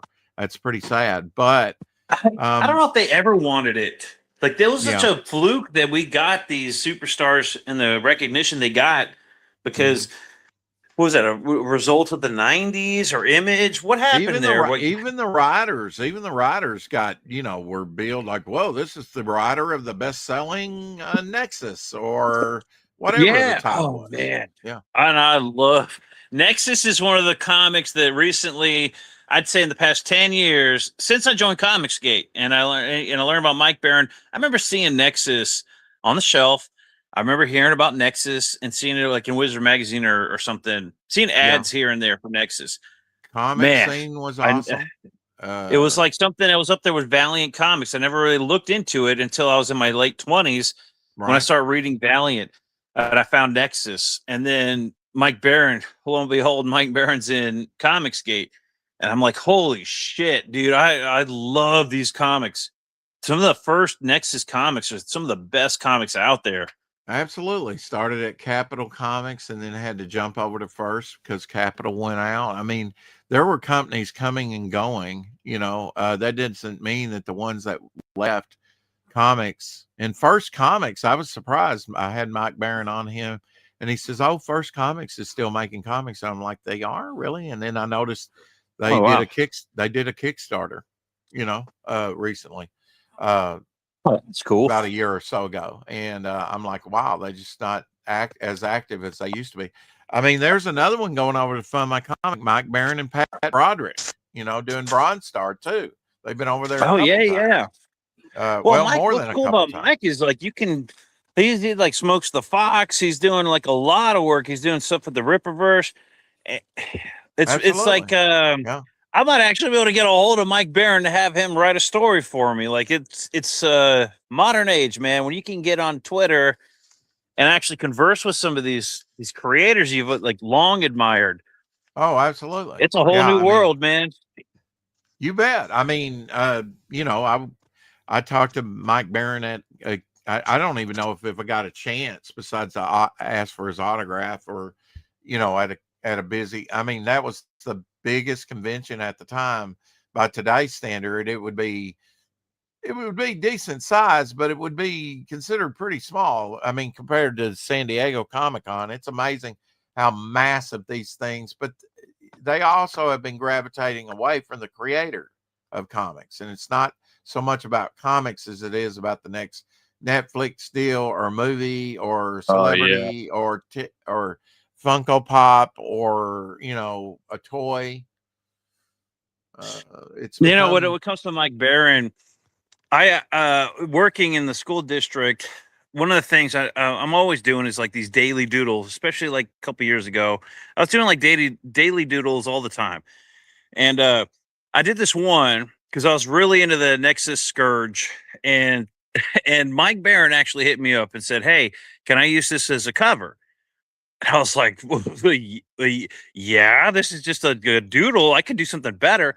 But he really liked that piece. He ended up using it for the Nexus Scourge as a variant cover. There's a Virgin Wow. and a regular cover that hit the shelves in comic book stores, and I went and found my covers and comics in the stores, and I was like, "Holy shit, this is the coolest thing ever!" Isn't But that awesome? Yeah. oh my Wow. god, it is so awesome, and I'm like, I want to do more.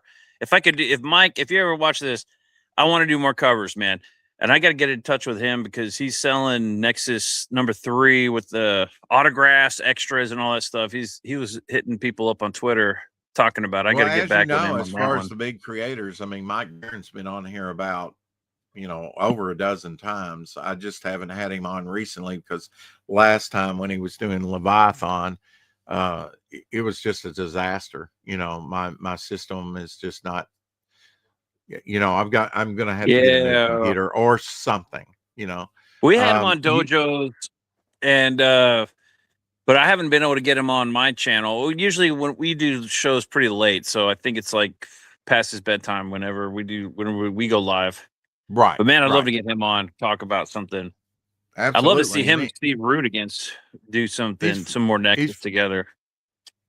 Well, I mean, they kind of agreed to go in different directions with the character, and I think Yeah, that's what happened great with that they that? can.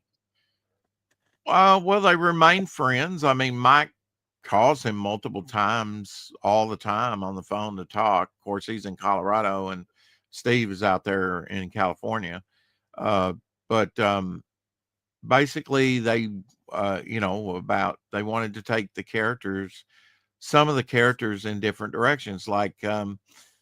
And Mike explained that on one of my shows, I think it was, or maybe it was even Steve Rude that because I've interviewed him a couple times on the channel and once with Apex on his channel. Um, but basically, one of the characters to grow up and do something, and the other they had a difference on that. And they said, "Well, I'll take my half of the character because they're co-creators of the character, right? Writer and Yeah, artist, and we'll take it in two different directions, and we'll both do Nexus." And I think I that's wonder what great. they have. I think that's cool because I do think that's pretty cool. And if they ever Uh-huh. wanted to, they could always pull like a Oh, does he? Farscape. Okay, Arizona. And oh yeah, he's in Arizona.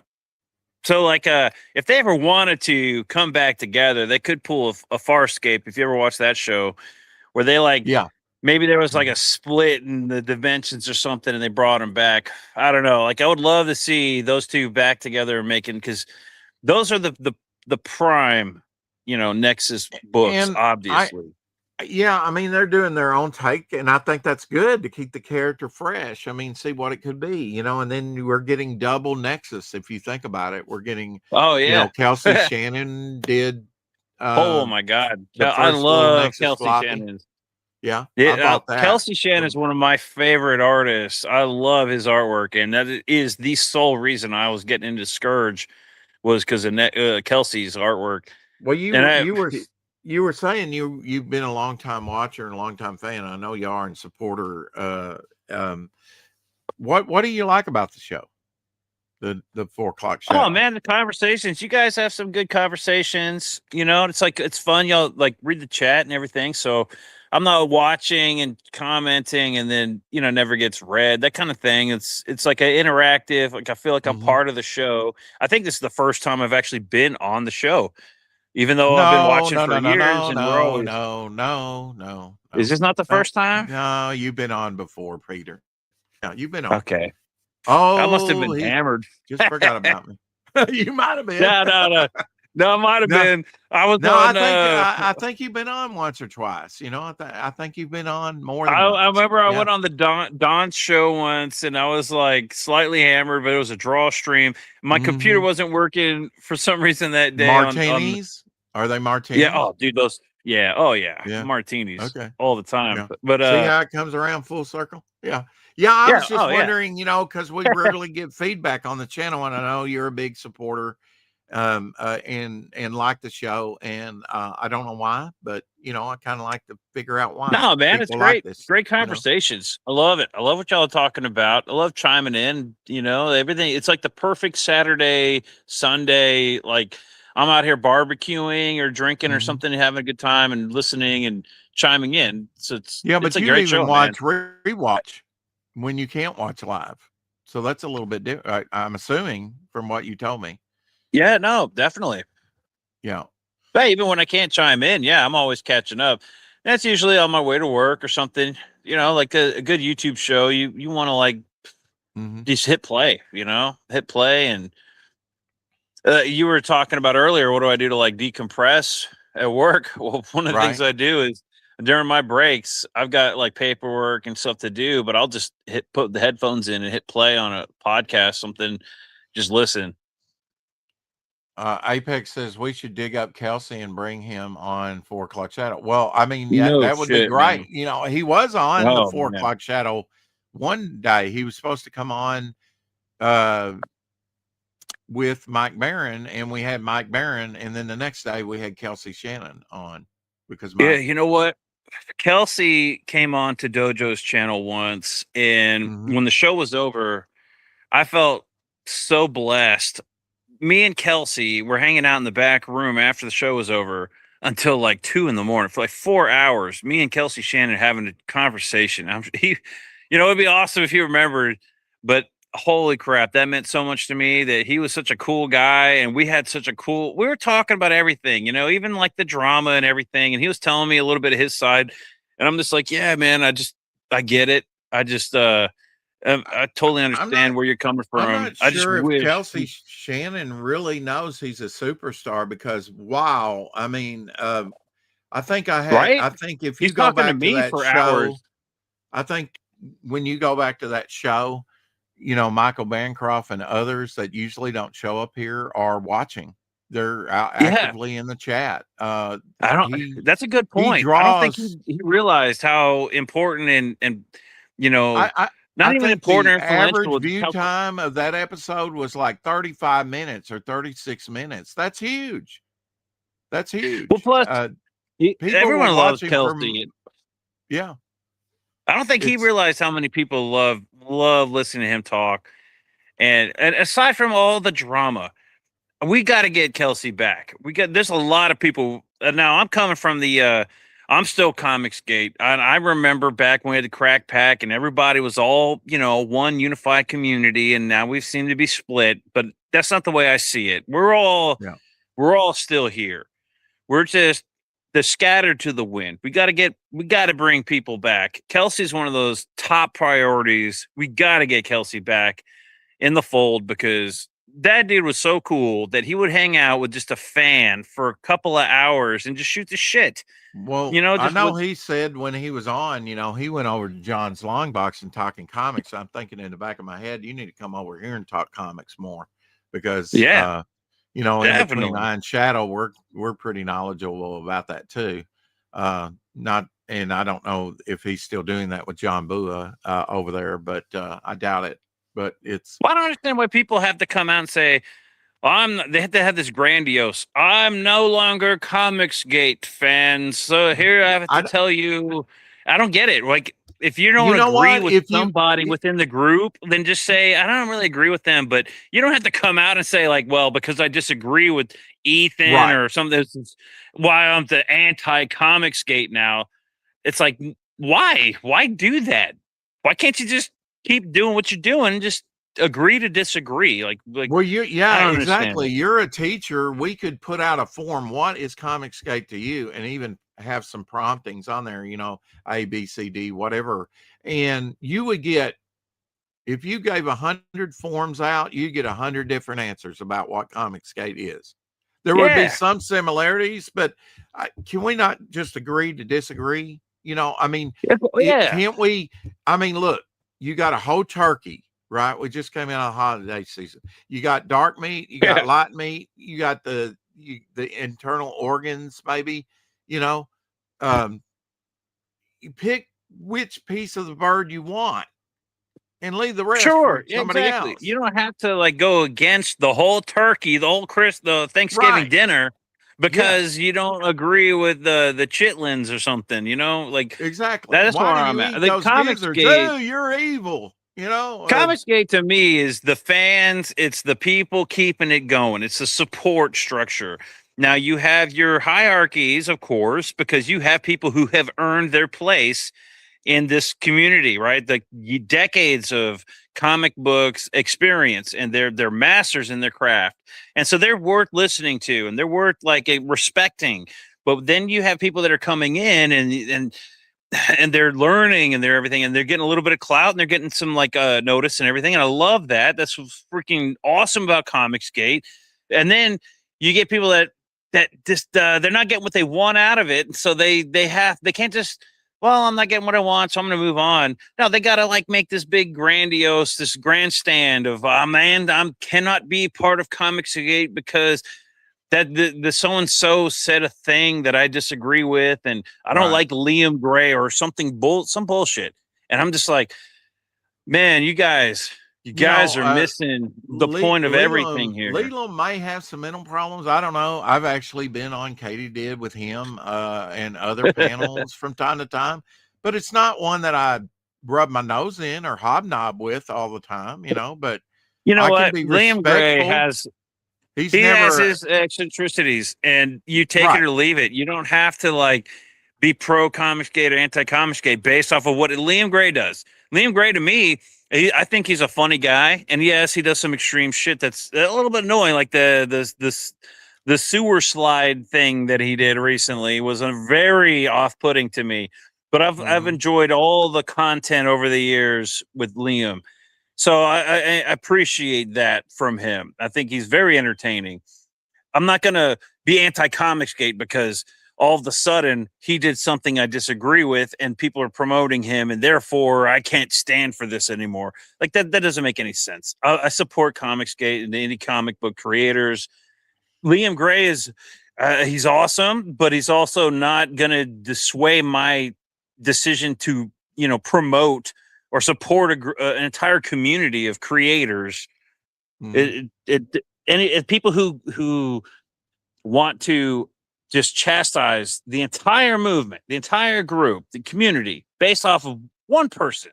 I think we were Doesn't on make any them, you sense. know, a few years ago. We were on a dopamine high about what, you know, Comicsgate could be. And yeah, I think late books hurt that.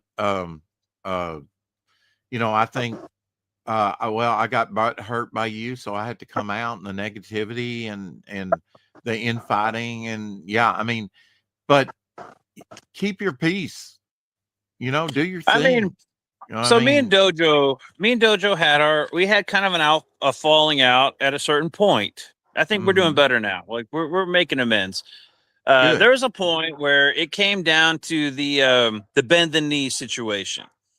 Now, Dojo was trying to find something interesting to talk about, and the bend the knee thing was this would have been the Dungeoneers, uh, the beginning of the Dungeoneers situation, and I knew I was going to be placed on on the anti Comicsgate side. I was going to be on the negative side of things because that's how those debates worked. Bend the knee or you're not CG. So I was going to Right. have to. I knew I was going to be placed on that, and I was just debating on whether or not I should even do that episode. But it did occur to me, you know, whatever position I'm placed on that argument, I'm going to say what I think is what I believe and twist it however I got to twist it to get my point across. And I think when Ethan did eventually EFAP that episode, because it tied into Patrick Thomas Parnell and some of the shit that he did, he watched a clip of ours. I think I did right. I think I did myself justice in that whole episode. It did leave me a little bit upset after. Like, I shouldn't have to do that doing a show on Dojo. Like, that's where the premise of the show kind of got to be a problem. And I might have like gotten a little bit more upset than I should have with Dojo about it. But but then on the other hand, like, not that I wasn't justified. It's just the fact that, like, it's the internet, and that's the thing I had to start realizing. It's the internet.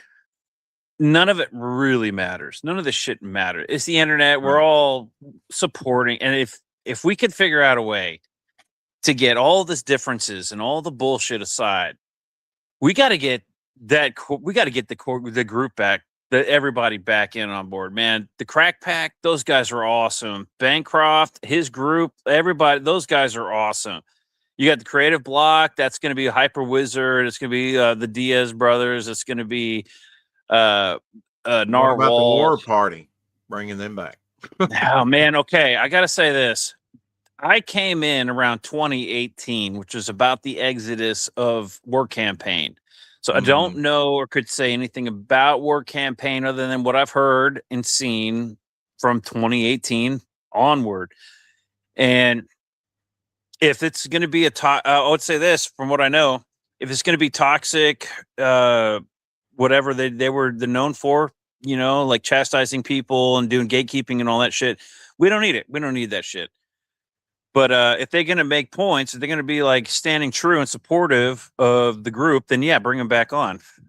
That's what I'm Well, at. I mean, like, I don't know anything You know, about the guys. Ethan other even than did a that. cover for him, and Ethan was pulling hard for people to buy his cover for that one project, you know, the Western. And that's what I'm amazed that these Western comics are hitting with people. I mean, it might be Tom Tuttle over there on Fund My Comic.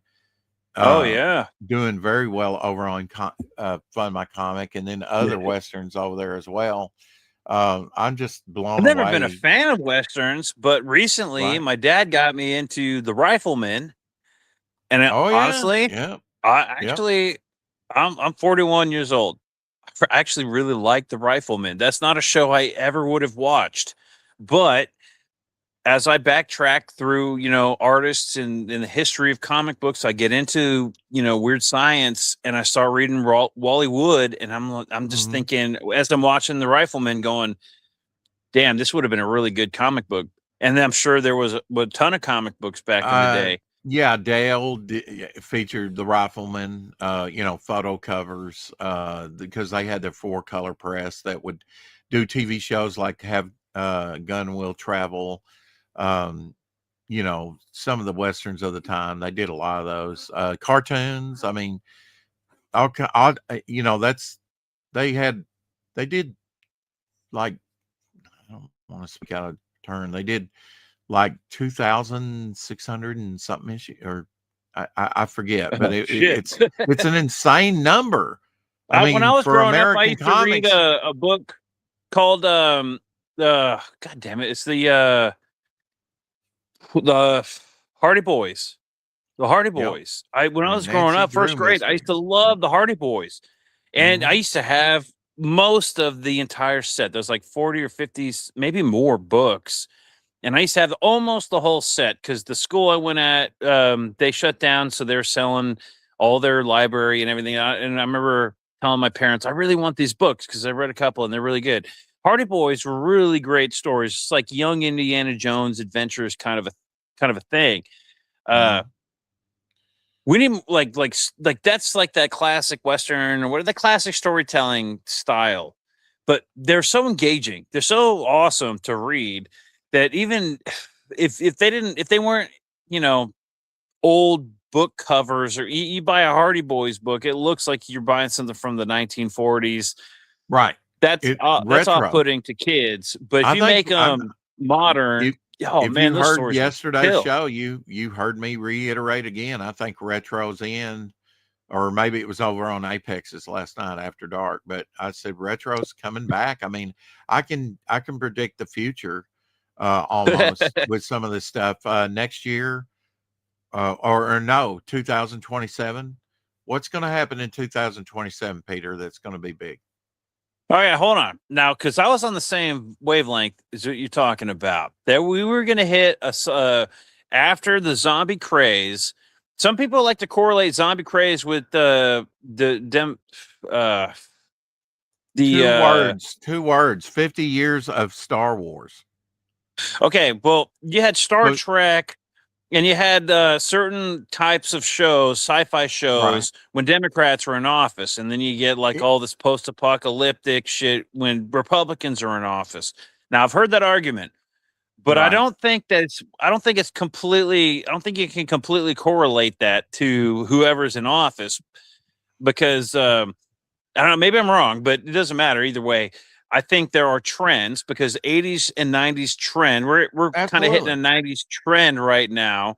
And so whether whoever's in office, Republican, you would imagine like obviously Trump being in office, you'd think there'd be like a surgence of post-apocalyptic zombie shit in Or prevalent in werewolves. the media. You know, I've heard that Democrats are in office. It's like vampires. If it's werewolves, if it's Republic, I don't know, something like But how Well, about what's that popular opener right to now? the Rifleman, where he just clips off all those shots at the beginning? That's pretty exciting. I man. watched. I I just actually got watched back that show from when my I was in parents' diapers, house. Peter. I actually Man, watched that show when I was in diapers. I love one of the coolest things, hanging out with my dad. Like when I go down, it's the holidays, so I just spent a week down at my parents' house out in the country where I grew up. And my dad wants to watch. He's got the Rifleman on all day long. Yeah. He's got the Rifleman on, and I love it. I love the Rifleman. That show's so awesome. And there was an episode where, what's his name from the Music Man? That the short fat guy. I guess he's a bar owner or something. He was trying to buck up and like be a man in this one episode, and he's going to stand up and to the villain or something, and the Rifleman just like off this hip, just like Can I taps make the dude's another gun out of his hand and suggestion everything. to you? Can I make another suggestion to you? Sure. Another show. And they all, I mean, solid writing. Gunsmoke's the other one that we were watching a lot of. Gunsmoke. When I got back from Atlanta, my trip, I was gone away from the 4 o'clock shadow, and Omer Glitch and Shadow kind of kept it alive while I was gone working over there in Atlanta. I came back, and with some of that money I got, I bought all 20 seasons of Gunsmoke, even though I had about 11 or more seasons already, in these big compilations. I went on eBay, I bought the cheapest set I could get with all the seasons, and that takes up a whole shelf row. But it's the longest running Western, and great to the very ending. Harrison Ford did a couple of those toward the end of it. He was in a couple of Gunsmokes. We were watching one, and it had who's his name? Busey, not Gary Busey. Is it that? Oh my God! It's an old Western show. I don't think it was Gunsmoke or The Rifleman. Oh yeah, it was surprised. Yeah, Gary Busey. But was what in it the in show I was 20s. going to suggest to you was, let me think, what was I going to suggest to you? Daniel Boone. Daniel Boone. Man, I'll go check that out. Yeah. Huh? I'm telling I'll you. definitely go check it out. Give it a try. Great moralistic lessons. You'll be surprised at the different people that show up in the show. Good, solid, long-time Hollywood actors. I mean, the quality of actors, I could recommend others. I love Streets of San Francisco with Carl Malden and a young Michael Douglas, Kirk Douglas's son. Good, solid. Oh yeah. But Daniel Boone even goes back further, and it's got that. I mean, it talks about the Revolutionary, War, other stuff. It's just, good, solid stories that's based in American history. You'll like which we need more of. Definitely, we do. We need the more McCoys. of that. Oh, I love the McCoys. It was and not McCoy, like We need to get Absolutely. away from this like anti-American sentiment. Like, okay, well, we're a great country, but it's built off of all this bullshit. Guess what? Every single country is built off of some bullshit. So Absolutely. you've And got has slavery been abolished? No, there's slavery no. It's today. worse than ever. It's worse Worse than today than it ever. has ever been. And So in the that's not United our States. argument. No, I mean, when you got a president with an open border and I mean, look, they're feeding the need. This is how depraved these people Oh, are. Don't get me well, if started. you You wanted know, to go to like basic definitions, slavery is worse than ever across the planet. But if you want to yeah, get with like like if you want to get, I don't know, you want to modernize the definition of slavery, you could argue that everybody who works for big pennies and like every right. single person, even in the US, like we all work our asses off and we're paying all this shit, and then we're finding out that all our taxpayer dollars are going to all this crap, right? That we don't agree with. Right. That's what is that? So is that not slavery? We're just comfortable slaves in that scenario. Like, That's I've expressed that's one of the things that really gets me is that our money that we've invested in a lot of these countries they're weaponizing it and turning it against the people. And I yeah, don't at like that the point, idea of like considering the American taxpayer as a slave, but right. when our money is being just divided and cut into Well, all you know these what we're programs. missing is a God within our society. We are. If Yep. if you don't have a higher purpose, you'll never reach for the stars. Exactly.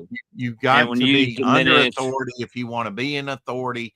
And we have lost our authority. We have not even had the very definition of leaders at the top and oh, the my entire life has been voting for the lesser of two evils. So you're only yeah. contributing to evil no matter what you do. My whole life was based on that. Trump was the first time I was given an option that wasn't a lesser of two evils. It's actually a positive. Well, whether you And, call it,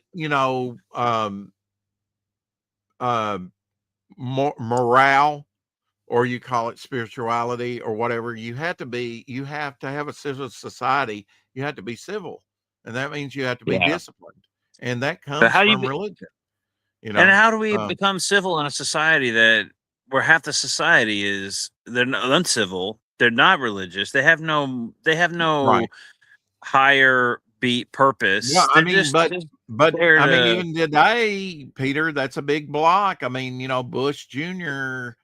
hit that block and got in. I mean, you can't, even with Trump, you can't say that he dissed religion. No, he embraced not only that, no, but, no, not at all. I'm family not saying that at members, all. Jewish faith. And, I think you I, need to be, if you're going to be president, you can have your own beliefs, right? You might even be yeah, agnostic, yeah. but the founders would have said you're unsuitable to serve I if mean, you're an there's something to agnostic be or said an about atheist, the fact that we all used to just watch the same channels before we had 100 billion channels to watch on cable or whatever right? satellite. We all watch the same shows. Now you could say that's the case now with streaming services, but one of the arguments, my parents are trying to get away from paying $500 a month for cable and all this crap, right? So I'm trying to get them into streaming services where you're only paying for what you want, and trying to get them into that. But one of the things I'm noticing is like they're of an era where everybody watched the same shit, and so we all based our morals and values as a country off of Absolutely. Seinfeld, Yeah. and Frasier, and how we react to those Who TV shot shows. Home JR? Improvement. Who shot JR? That was the chatter at the water cooler at work the next day. Yeah, exactly. And we, because of the options, everybody's allowed to go into their own corners of the universe. I was actually Right. just in Zaid Comics over there talking to Phil and them about they mentioned Altered Carbon. That's actually one of my favorite shows is Altered Carbon. The first season. Second season, Mhm. I don't think it's as great, but it's not bad. But you had I don't think it was Phil, it was the brother, hadn't seen it yet. And I'm like, oh man, Alter Carbon is one of the best shows, in my opinion, one of the best shows out there.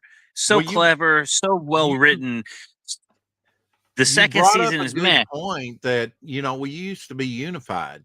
Yeah. Even when we Well, went that's in our something. churches, you probably had a King James Bible or something, but now there's such a diversity. I used to be a Bible salesman at a comic book at a Christian bookstore for like 6 years, and Oh yeah, man, I got mean, something to throw at you then. An it's interesting like book. smorgasbord. Now you've got so many different translations. Some of them are actually dangerous, that I don't recommend at all. Like the NIV gender neutral Bible, or even the Heritage Bible, Oh my where god. all the characters in the Bible, Jesus, Moses, are black. You know, And I'm my like, that's parents at nothing but Christmas. propaganda. That's not even Yeah. historically accurate.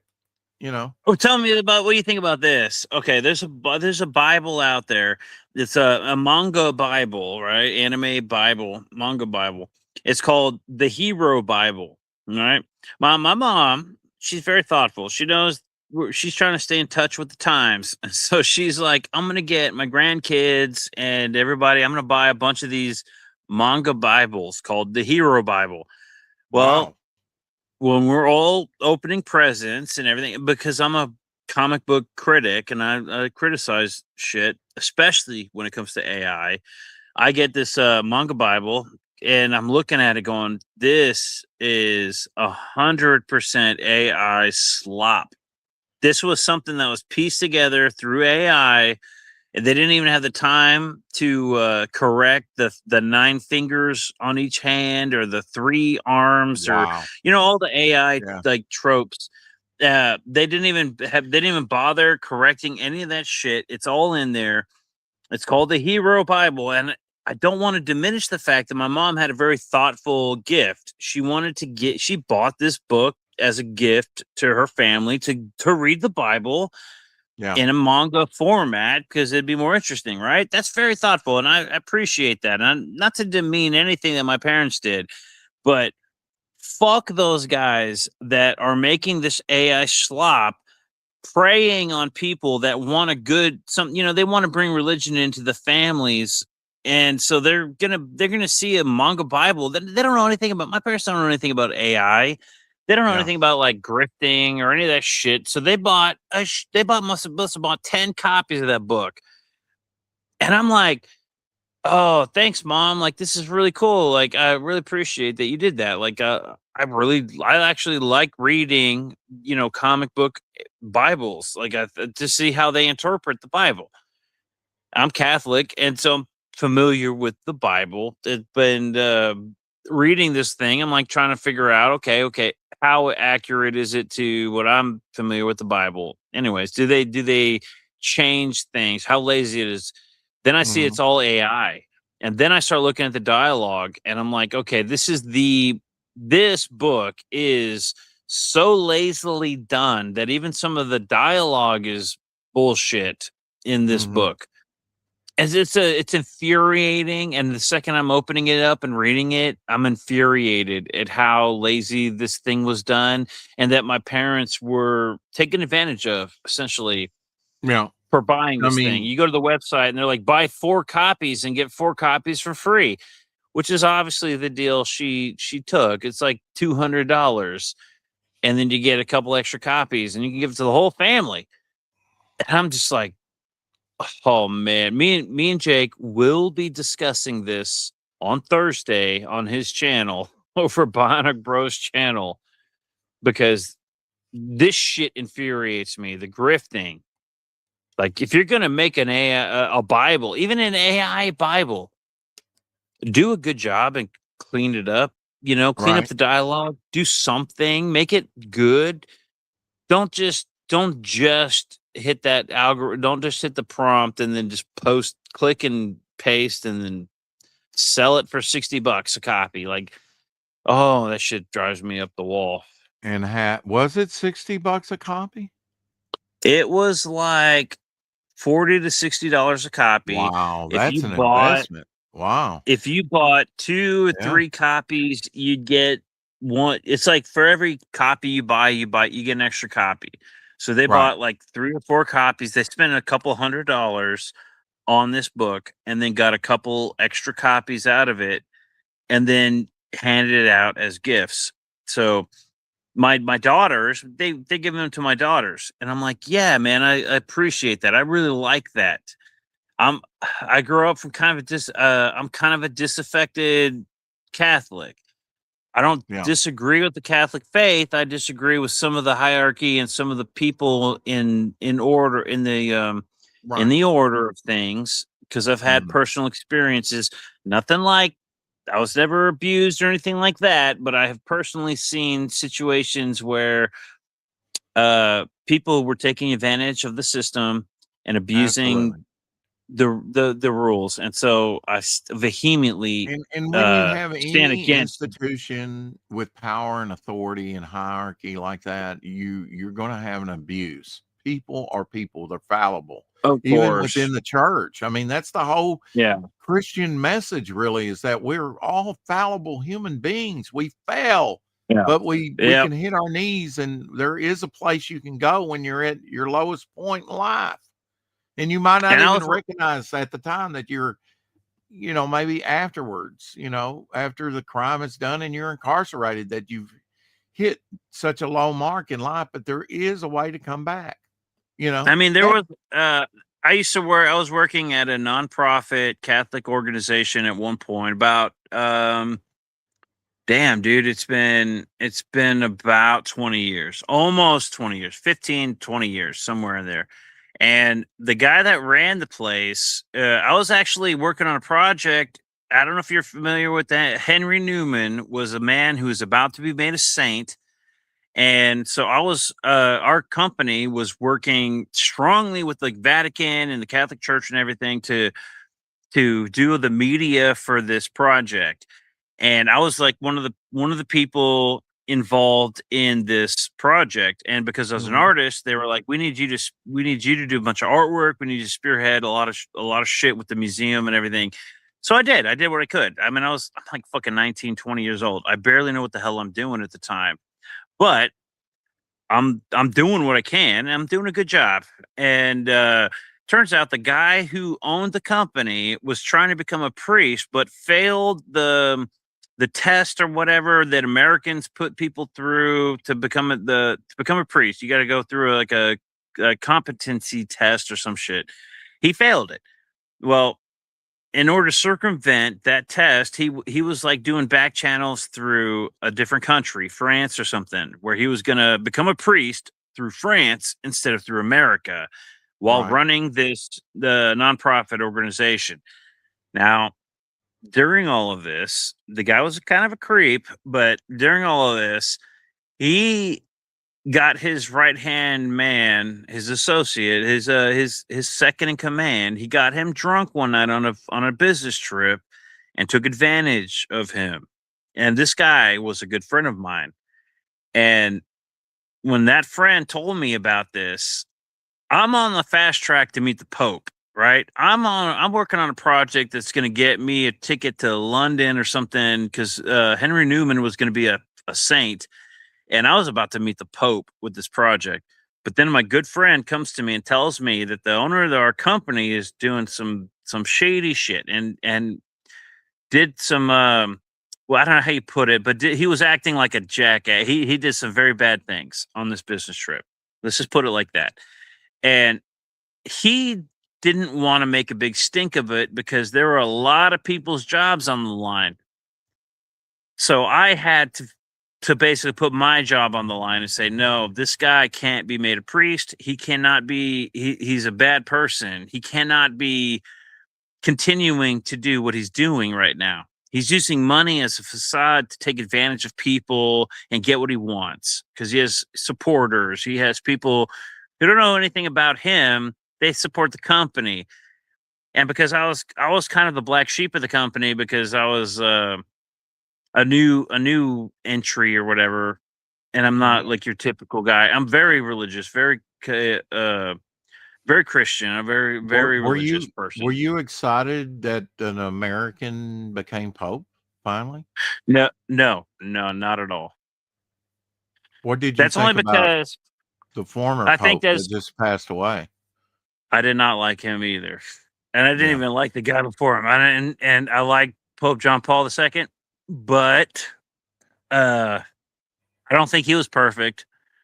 But Right. the guy after him was was also kind of wishy-washy, but then he put out some paper, some documents that didn't come out until after he died about how the church is corrupt at the highest levels and all this stuff. And so the last guy after him, which just recently passed or passed down the mantle, I don't know if he died or not, but that guy was the guy, okay, the Pope that was basically saying like trans people are accepted in the church, and he was trying to bless all these trans relationships, and it was like you're playing political games, dude. That's not what a pope does.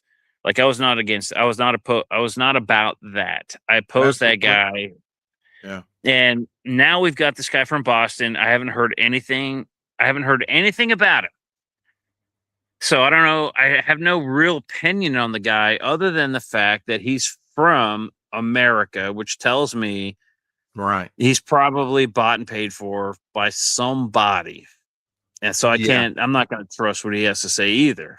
Yeah. I mean, I've gotten a little background with him, and I don't really like the way it's looking, but yeah, who knows? Maybe sometime the office can change a man, for the better. I didn't like when But they, as a Catholic, I didn't like when they turned Mass into the Latin Mass.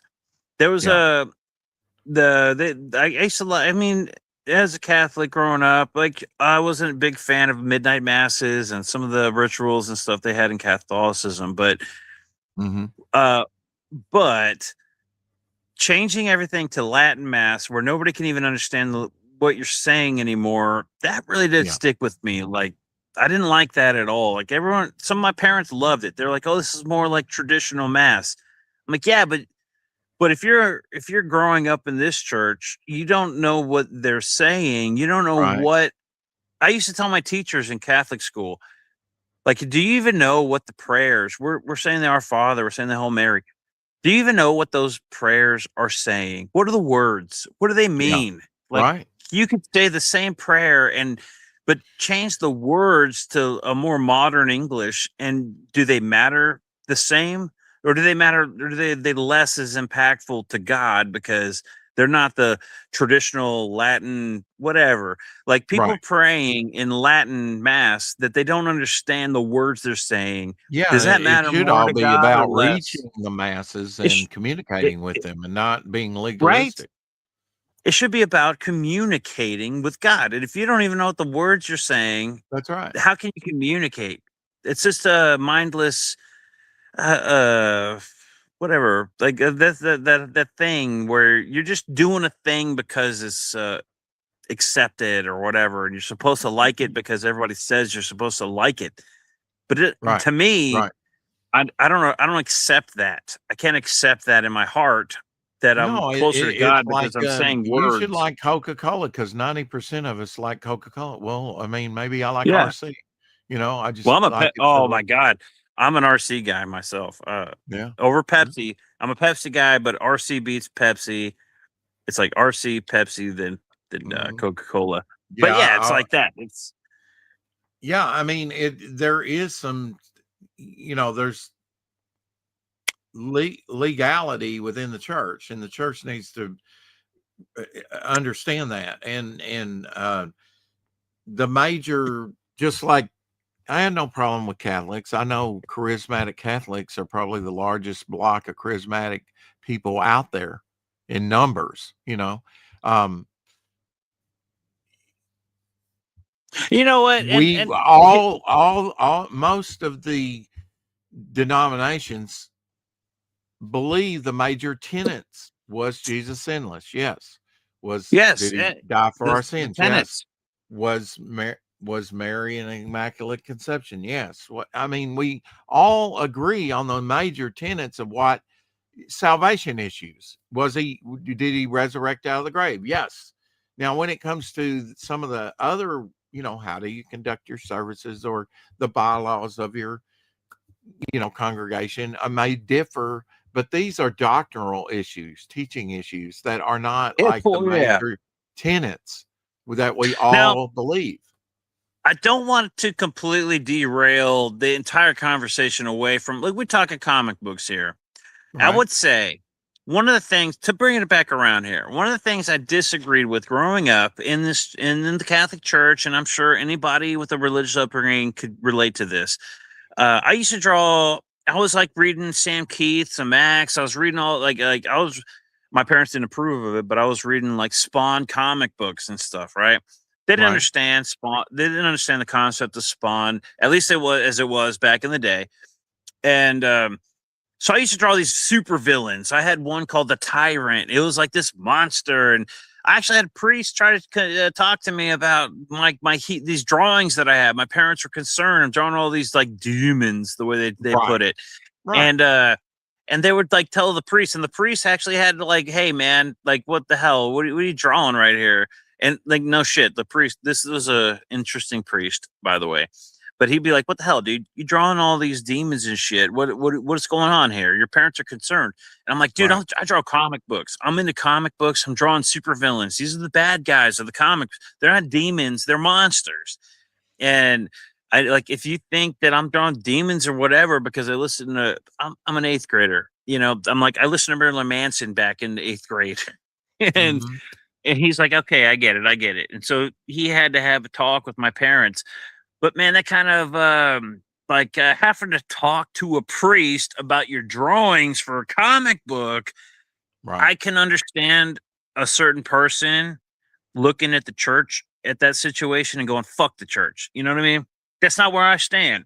I'm Sure. like, I understand the fallacy of But like my parents under not understanding what I'm drawing, you talking to need the to priest. introduce your mother for next Christmas to the Action Bible. You can find them at like Oh, we uh, actually, I the have the Action Bible. do Yeah, you? yeah, yeah. Isn't it I have it. wonderful? I And have they've a got the copy. new expanded version. I've got the original and the expanded version, and I bought Well, one for I think I have Shadowhawk the too. original, and I've got the comic Bible. There's And one from he's a back Joe in the Kubert. 90s. He graduated from the Joe Kubert School. It's awesome. No shit. Yeah. Yeah, that's cool. You see, my Mhm. parents, they're getting old. I don't want to put on them like, hey, hey, mom, don't be buying gifts if you don't understand the politics and all the bullshit. Like, I'm not gonna go throw my mom like at that No, in no. that But world. if you Like, she want to doesn't point her care. to, a book that, has the visuals as well as, then forget that manga AI crap. Oh, Here's a better alternative. you see, I've already thrown my kids at that. Like as far as what my mom and the Hero Bible, whatever, that's very thoughtful. That she was like, "Oh, I'm gonna get him a manga Bible." Like they'll appreciate that. Like they might read it because it's manga, right? So they might read it. Now, of course, my whole family we're familiar I'm with the just saying, buy AI. your mother one and give it to her, and then Oh, let her I look at might. it, and she'll probably go, "Wow, this is great," because Oh my it god. really is. Can you imagine if like Barry Windsor Smith or Frank Frazetta made the Bible? If they had drawn the Bible. I worked at a Christian bookstore for 6 years. What if Steve Perry from Journey sang Christian songs with that voice of his, or Oh some other man. big singer? You know what I mean? Hey, to be fair, there were some pretty good because we used to run the CCD over at the church. And that one of the things we were trying to make it like trendy and cool for the kids. And there were bands like DC Talk that were okay. 311, like there were some bands that were pretty Yeah, good. yeah. And Mercy Me, and DC Talk, and Toby. What was Yeah. his name? Yeah, I DC mean, Talk was probably the biggest one, and that wasn't oh bad. yeah, They're up there. They're with like what, maybe the Backstreet Boys. Like I think Backstreet you Boys, can. the Timu Backstreet Boys. I think you can get too far out there. Even in creating comics, I've said this before, Peter. I, as a Christian, and with the last name of Christian, because that is my last name, not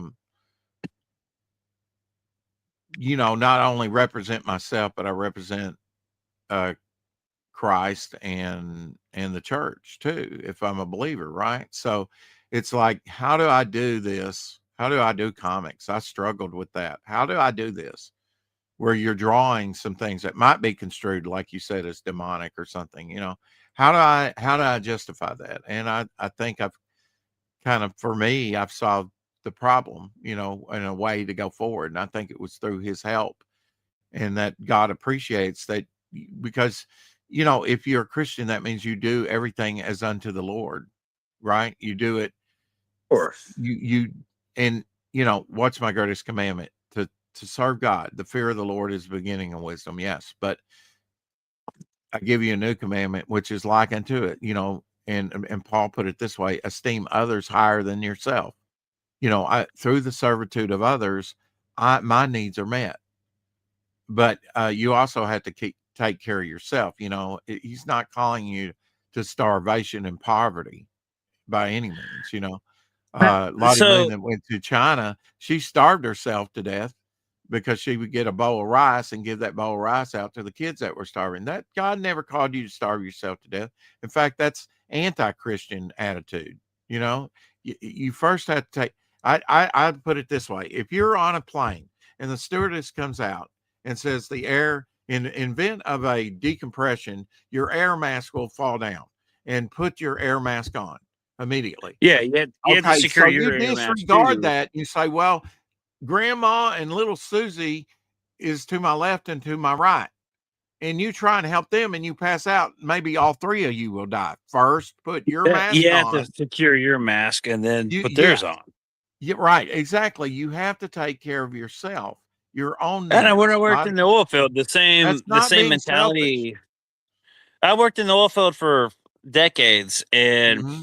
one of the things was there's this H2S gas, right? We had H2S monitors, but if you were to go out on the rig or something and you see somebody dropped on the floor, you don't necessarily just run to them and then, save them, because there might be a reason why that person is falling on the ground. You have to like observe the situation. Maybe there's something going on, maybe there's an electrical issue, but if once you get to them, uh you have these monitors, and if they're going off, you can't just, like, if everybody's monitors, their H2S monitors are going off, because H2S was a thing that would pop up every once in a while.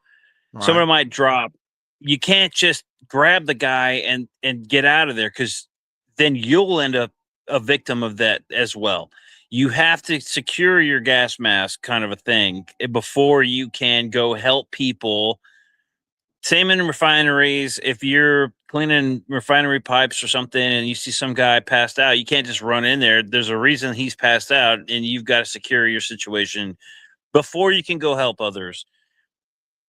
Absolutely. And as far as like Christian Bibles and Christian comics and stuff goes, yes, we need wholesome stories. But if you were to be making books that are 100% wholesome Christian Bible stories and Yeah, everybody's happy go lucky, you're gonna you're gonna pigeonhole yourself. you're gonna pigeonhole yourself into people that don't necessarily even need to read those books. They've got the Right. Bible, they've got everything, and they might enjoy your book, but I will maybe say you'll get this, some sales. Peter, the Bible, bar none, for epic stories, for the template of a good comic book, is in there. All Oh, the sure. grand stuff of Star Wars or any epic in the movies or literature, you can find some in some situation in the Bible. It is Oh, amazing. yeah, The of course. Bible is not only about big stories, it also has smaller stories, right? But it's always epic, and it really shows you what is the epic struggles of mankind. And so Now, it's a great what if there was it's a great like mind to mine out of, you know? here's my conundrum when it comes to that kind of situation. I Mhm. wholeheartedly agree. We need wholesome stories. We need good morals and ethics. What if you had a story that was essentially shunned by every Christian religious community because of how brutal or how disgusting it was? Right. Yet, the moral of that story, if you read it, because this is not a new concept. There have been stories where the actual, as disgusting and brutal and horrific as the story may be, it actually has morals and values.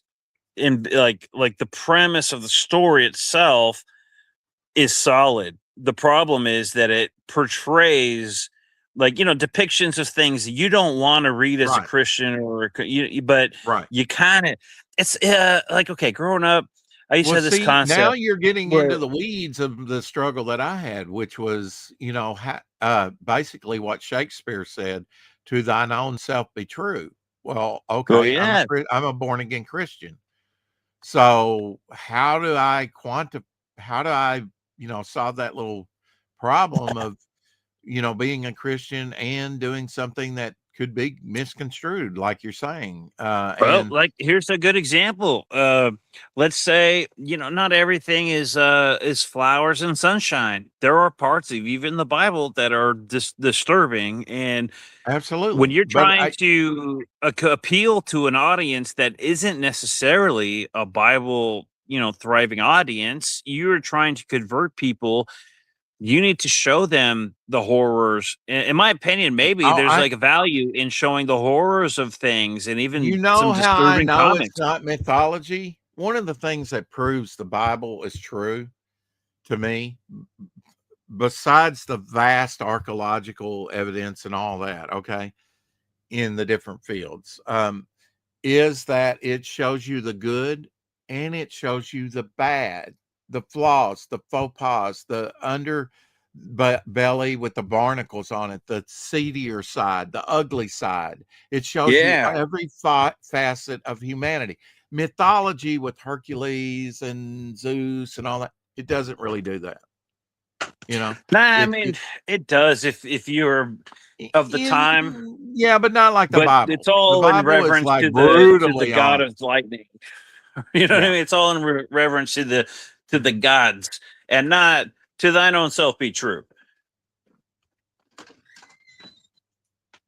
Well, I mean, I say that with I had to justify it to myself first, Peter. I had to feel good about what I was going to do. You see what I'm saying? And I wanted to be faithful to God as well as faithful to what I wanted and what I felt like He wanted me to do in life. And maybe it's not what I'm called to do, but I've always had a desire to do that, and I think I can reach a lot of people. And basically, the Devil Flyer story is a redemption story. It takes a while to get there, but it is a. And so I'm looking around, and listening to the CG channels, right, and things a lot more in the past than what I do now. And I'm hearing this woke agenda and the terminology for the first time. This is woke and this is what this is, and uh okay, so I make him a Nazi. What's the most look, if I'm a right heterosexual male clinging to my guns and my Bible, and I'm a ratsy for just being white, Caucasian, and I'm near transparent. I couldn't get a tan if you put me on a sear on a hot plate. Um, so if I'm going to be called a Nazi, I'll just make Devil Flyer a Nazi and be upfront about it. He's a former Nazi. He's a former German in World War One and World War II. Now it's a redemption story. I don't really advertise that yet, but and that's kind of my poke. That's kind of my poke at wokeism. That even that not all Germans of World War II were bad people. A bunch of them were misled, and in fact, some died for their beliefs and their Christian beliefs against Nazism. That's half my family. Like one side of my family, they were of the German descent, and they were against the Nazi movement. They did what There they you go. had to combat it, but then it got too dangerous, and they fled the country and came to America, and that's where my family came from. And that's But why you're here today. that's part half of my family came from. The other half Yeah. were came over on the Mayflower and shit. And so it's like, There you all go. right, so I got two sides of the family that people can criticize me for. But anyways, there's this Yeah. idea that like, you know, if you grew up, let's imagine that you're in a world of darkness, and there's a beacon of light in the center of all this darkness, and you have people close to the light. They grew up in the light. They love and appreciate the warmth of the light. They're never going to know anything other than the light, and they can preach all day and night about the warmth and the love of the light. But to those outside of the light, those sentiments fall short because they grew out Yes. outside of the light. So you can't just go to them Absolutely. and say, "Hey." So you need somebody that can kind of understand. It's like you can't appreciate the light without understanding the darkness or having experienced the darkness. Or Absolutely. That's in a why weird Mary way, I'm not saying that Magdalene. like people need to go down the dark route to understand darkness to be able to No. appreciate light, No. but somebody who grew up in the lukewarm, like I love the light. I know everyone's telling me about the light, but I also never felt part of that. And so, as much as I love the light, I can't go out and preach about the warmth to the light because I feel like I grew up in the medium and the mid shadows. You know what I mean? And Well, I so I mean, want things people to grow come in to the the light, valley, but I'm trying to and not find a on the way to get mountaintop. people to turn towards the light without preaching about naivety and shit. You know what I mean? Like Yeah. you got to convince people who grew up in the darkness to turn towards the light. And I don't feel like that's maybe even a downfall with a lot of these religious comics is it's Oh, all, absolutely. yeah, these morals and stuff, these values. To somebody who grew up in the darkness and they see that there's a light way over there and they resent it because they never grew up anywhere near it. And so they Yeah, it's kind of foreign resent to that them. light, Yeah. especially people that come from the light into their realm and say, "Hey, you should come to the light." It's like, yeah, well, you should have been born in the darkness and then you see how you like it. These people are naive. You need somebody to kind of understand, appreciate the light, but also understands what the other side had to deal with, and then Yeah, to I bring think a them lot of that into. has been misinforming their congregations, where it does lead to naivety. And I don't think that it's um, necessarily healthy for the body of Christ. And, because he says, I send you out two by two, be wise as serpents. I mean, we are to be like Paul, which was pretty cagey. I mean, he knew when to use his Roman citizenship. Why are you beating a Roman citizen? And he knew when to rely on, his Jewish heritage as well. And he took contemporary writings at the time and he used them as arguments. He looked at secular and religious arguments, anything that would get his point across. And that's exactly right. You have to fight the culture war.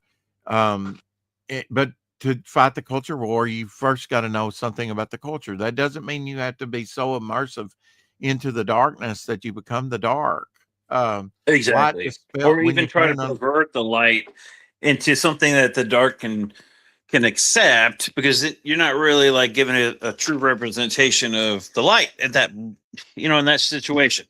Mhm. You just want Yeah. to. It takes a special kind of person to appreciate what some people go through, while at the same time can appreciate the value of the light. Growing Well, up in the. they don't want to hear your testimony unless you've been tested. That's the way you get a testimony, is through test. You first have to test your faith and overcome it, or maybe fail. Failure is a great way to learn. What is this? Octagon Comics says they weren't bad people, hence Project Paperclip. I'm curious what you mean by that, because that's an interesting thing to say. See, I was always trying to appeal to growing up. I was always trying to appeal to people on the. I grew up listening to Marilyn Manson and being kind of gothic and on the dark side of things, within the Catholic Church, and I wasn't like I resented the Catholic Church.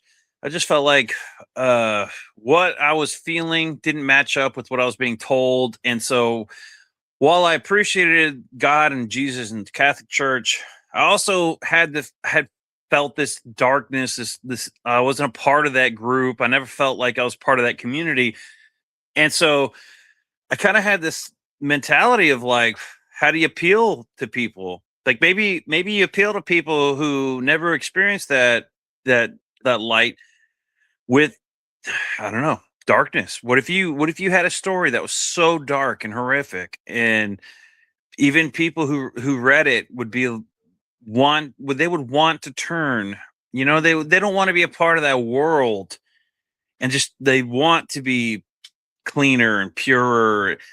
Not to say that you want some horrible trash story out there, because there's plenty of examples of that, of horrible stories. Oh yeah. But Yeah. you want to appeal to people and say, no, this is not the way. Like this is I think the young disturbing. people, there are a generation of young people. It kind of comes in cycles. If you look at it, like 70-year cycles, you have generations that are going to make the ultimate sacrifice, like the great generation. You're going to have, it comes back around. I think there is a thirst with some of the young people, more than we know, but we will decades from now, that they want truth.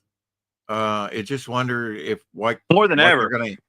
More than ever. Absolutely. And we that's a good have sign. access. Yeah, we have access to information now that growing up I did not have.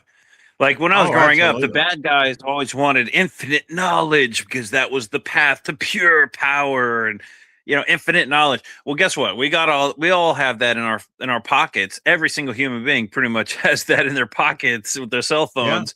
Yeah, and absolutely. I don't think that's resulted in pure ultimate power or enlightenment or anything. No, it's all in how we use that. Now, I'm sure it's the little stories that we don't hear about. I'm sure people are, like you can go on like Wall Builders and Heritage. A lot of that stuff's on YouTube. You can watch it, and it's got great lessons on it. But it's all in how you direct your focus of, your studies of what you're interested in. And sometimes you might be the person that points them in the right direction. We all have different roles. You might plant the seed, you might water the plant, you might pick the fruit. You may never see any fruit from your ministry, which your life is to be a ministry, if you're a believer, and to show that the light dispels the darkness when I turn the light switch on, not the opposite. Yeah. Darkness never dispels the light. Now, okay, we'll get into how can you appreciate the light? Yeah. How can you appreciate the light if you've never experienced the darkness? You have to have a contrast. My whole thing. You absolutely. You have to.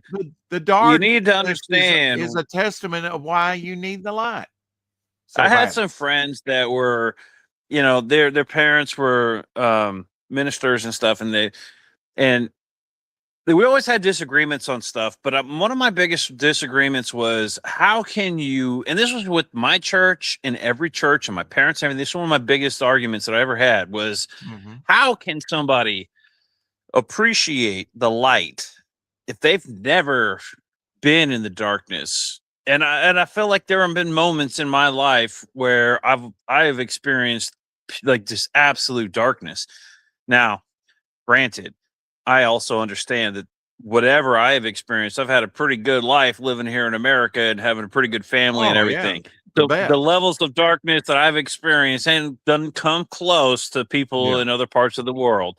Yeah, but you're not living on some garbage heap in Haiti trying to find your next meal in the garbage. Exactly. So, but I also understand. I've also seen the darker side of life and been like, this is what I think people need to be subjected to in order to be able to appreciate the the value of God and Jesus Christ and everything. And Yeah. when you have people that live in the light and they want to go and preach to everybody Well, because they've never here's a seen a perfect dead body example, in their Peter. arms. We went in as a body, you know, and into the prisons. And when I did prison ministry, I've led a pretty squeaky clean life compared to some others. I fell away from Christ for sometimes. I mean, not really fall away, but you know what I mean? Not regular Yeah.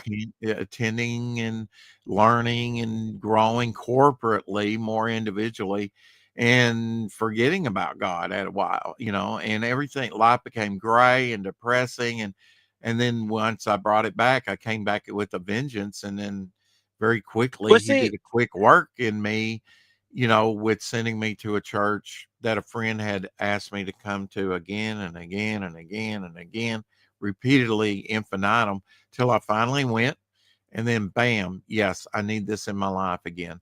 And then you know, got me into prison ministry. It got me into working with I was already working with the homeless at that time, but or was I? I mean, no, I think that led into working with the homeless, at, you know, becoming sort of like the chaplain or reverend or whatever the title. You know, I was a resident manager there, but I was also like their spiritual leader as well. And but my point was, when you went into the prisons, right, there were all denominations, right? There was Catholic, Lutheran, Episcopalian, Southern Baptist, Church of Christ, at different, depending on the team, you know, Methodist. And so we were all kind of coming from Christ. Major tenets, again, we all agree. And yes, there is a layout for how you do that ministry, right? And there's things that you have to do, but we all came together as a cohesive whole. And some were former prisoners of the prison we were going in, but I was not one of those. So it's like, well, what are you doing here? You know, you've always had it good. And I'm like, you know, don't blame me for my blessings, and I won't blame you for your crimes. There's that We whole all, idea that, like, how can you understand? You've had it good your whole life. I yeah, know. the prisoners like to say, you would have been here, but by the grace of God, you weren't, you know, I mean, because they Oh recognize my that God. they recognize that we've all fallen short of the glory of God, and we Yeah, one of the need best to reconcile that. literary one of the best literary was it not, I wouldn't say call it a trope, but literary Mhm. statement. Right But by the grace of God. there, Right? yes. Yes, and that is a powerful statement. Pretty cool, pretty awesome statement. Whether you are, you know, religious or not, Hey, when you the become idea born again, of their some things get harder. yeah, Let's face it. but by fate, like you could say, by the grace of God, or thereby the grace of fate, go me. Like, how many situations, how many friends have I watched go down some pretty horrific paths, Yeah. way worse. I've been through my share of shit, but I will say I've got friends who went down some darker paths and experienced some shit that I would never want the Right. worst enemies of mine to experience. Right. And it's like, but by the grace of God Let's goes face me. it, Peter, Like, not that's an everybody's gonna get amazing, it. beautiful. They're not gonna get it. There's only gonna Now, be, what you if there know, was a broad is story? the path and narrow is the way. You know, there's Yeah, only but gonna be a what about select few get it. now? How many stories are there that emphasize that? That's what I kind of bring it all back around. We're talking comics, we're talking storytelling. How many stories out there? Well, The see, Rifleman's a great that's story, why all I these know it. great comics, but how That's many why tell I know you, it's but by the true. grace of God? That's why I know it's true, because he's opened my eyes to it. Yes. But I see the good in David, and I see the adulterer, and the one that not only slept with another man's wife, but had that man put to death. I see the Pretty good rough. and the bad and the ugly. You know, that should Exactly. Yeah, be the good, the bad, and the ugly. somebody should come out with that. If you can use that title, if it's not trademarked, and No, I don't even think it the would be. most righteous The have good and the their. bad and the ugly Bible. Yeah, I'm wouldn't telling that- you. with Clint. Hey, we got AI. We could do that with Clint Eastwood and everything. That's one of my favorites. Good, Go bad, and the ahead. ugly. Clint Eastwood is one of my favorites, man. I love Clint Eastwood, and that's one of his I think best. everybody does because he's like a take no guff off anybody. You can't bullshit It- me. we- I'll put a slug in between your eyes. Anybody you know, who's got seen it winner and take actually sat all. down and watched it, unironically, yes, I Mhm. agree. A lot of people, unfortunately, you're this new generation's never seen Good, Bad, and the Ugly, Yeah, because right. it is literally in the Yeah. title of the movie. You know, There's if the you're good, the bad, and the ugly. And actually, I don't know if there is any good, to be honest, in that whole movie. Is anybody the good guy in that movie? Everyone's a there's villain. again, it's different degrees, right? And there's different degrees of spirituality. I might be on the low, just starting out, unsure type person. You might be this ultra spiritualized. There may be somebody in the middle. You know, we're at different degrees of learning about, and some I think Clint Eastwood was teachings. supposed to be portrayed as the good, but Mhm. here's the thing: Clint Eastwood was 100%. And I hate doing this kind of argument because it's like, Are we well, arguing? let's twist If it. we're No, not arguing, with I'm you. gonna shut it down if we're arguing. No, not arguing, but the general argument being Clint Eastwood was supposed to be the good, right? The bad is supposed to be I forget his name. The ugly is obviously supposed to be that Lee Mexican Van guy. Cleef. Lee Van Cleef. Yeah. And And Eli then Wallach the ugly is is the supposed to ugly. be the part, Eli yeah, Wallach. of course. Yeah. And so, but in retrospect, kind of thinking about it, is Clint Eastwood the good? He's maybe he's got the most morals out of the group, but on the other hand, the ugly he's actually more true to his ethics, His nature. which would make him the good. The bad obviously is the bad guy. I can't remember his name, but I would say the good and the bad, or the good and the ugly. You switch those two because that guy, he was doing what he's always done. He's doing everything he's doing. Yes, his nature in nature is kind of nasty, but Clint Eastwood's also kind of he's not necessarily doing things for the good. I don't know if there is a good in that movie. So what is good? Would it be like what you think is like like your purpose? What is the good in that whole movie? I mean, like just the debate of good. When the disciples called Jesus a good man, he says, "Who's good? Only God is good." I mean, look here. He that's a is good the point. persona of good on earth. Every room he walked into, the express glory of God was coming into that room, and yet he took the humble attitude that I'm not good. Don't look at me as a good person. That's the wrong attitude to take. Just simply because I haven't sinned doesn't make me automatically a good person. Only God is good, and by the grace of God, we're here today. We're on planet Earth. We're in a physical universe, and you would be Son of Man has come to redeem the universe, and none of this would be, if man had not fallen. But that's the plan. He wants true believers. I mean, God's got a plan. He's got a redemption arc. It's like, so God was so perfect. Why did he let man fall? It's called free will, free choice. Yeah.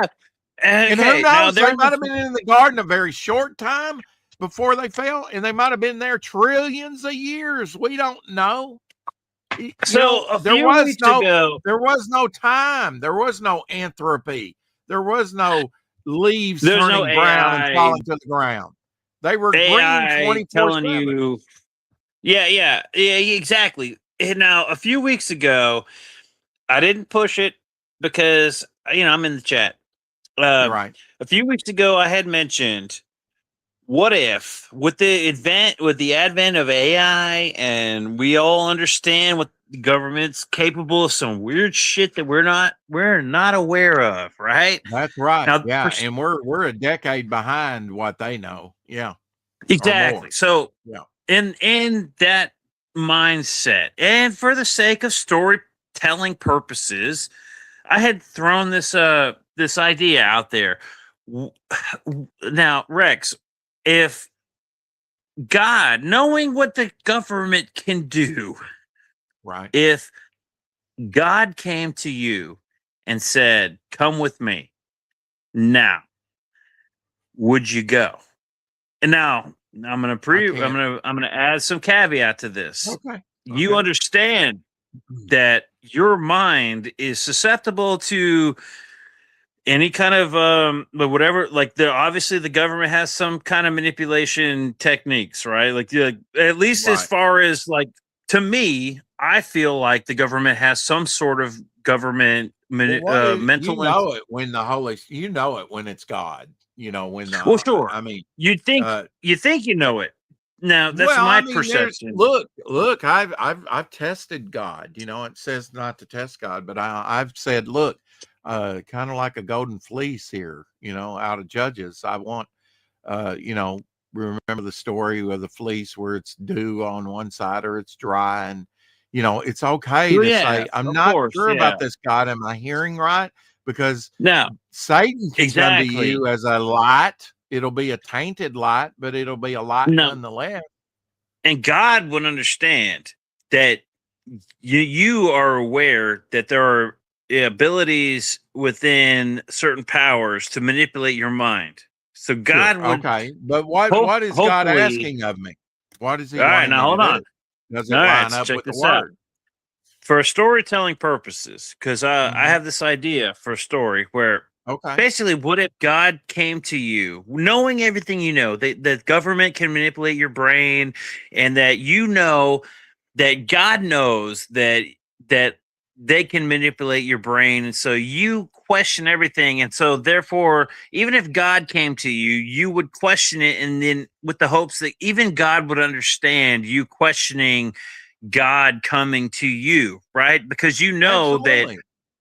you have a He brain wants that you to. the governments can manipulate, and so Mhm. therefore, if God came to you himself and said, "Come to me," and then you say, "What about my family? What about the people I love?" And it's like, it's not for you to know what would happen to the people you love, right? To your family. It's not for you to know, because they all have their own individual choices to make. This is your time. I'm calling upon you as God. I'm calling upon you to come to me.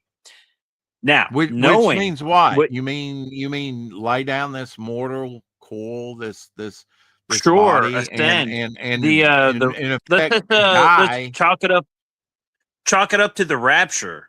The saying, in the rapture, God comes to Mhm. you and says, Yeah. "Hey, it's time to come with me." Now, you know that you have a human brain that's susceptible to interference, and you might not be seeing what you think you're seeing, right? And Right. so you Right. can't necessarily just agree and go with God. My initial when I came up with this concept, Mhm. um, my idea was, it doesn't matter what God says. I have to say, and this is really sad. This is where the storytelling comes in. It's like, it's actually profoundly sad to have to tell God, "I'm sorry, God, but I cannot come with you Right. because I might be manipulated right now.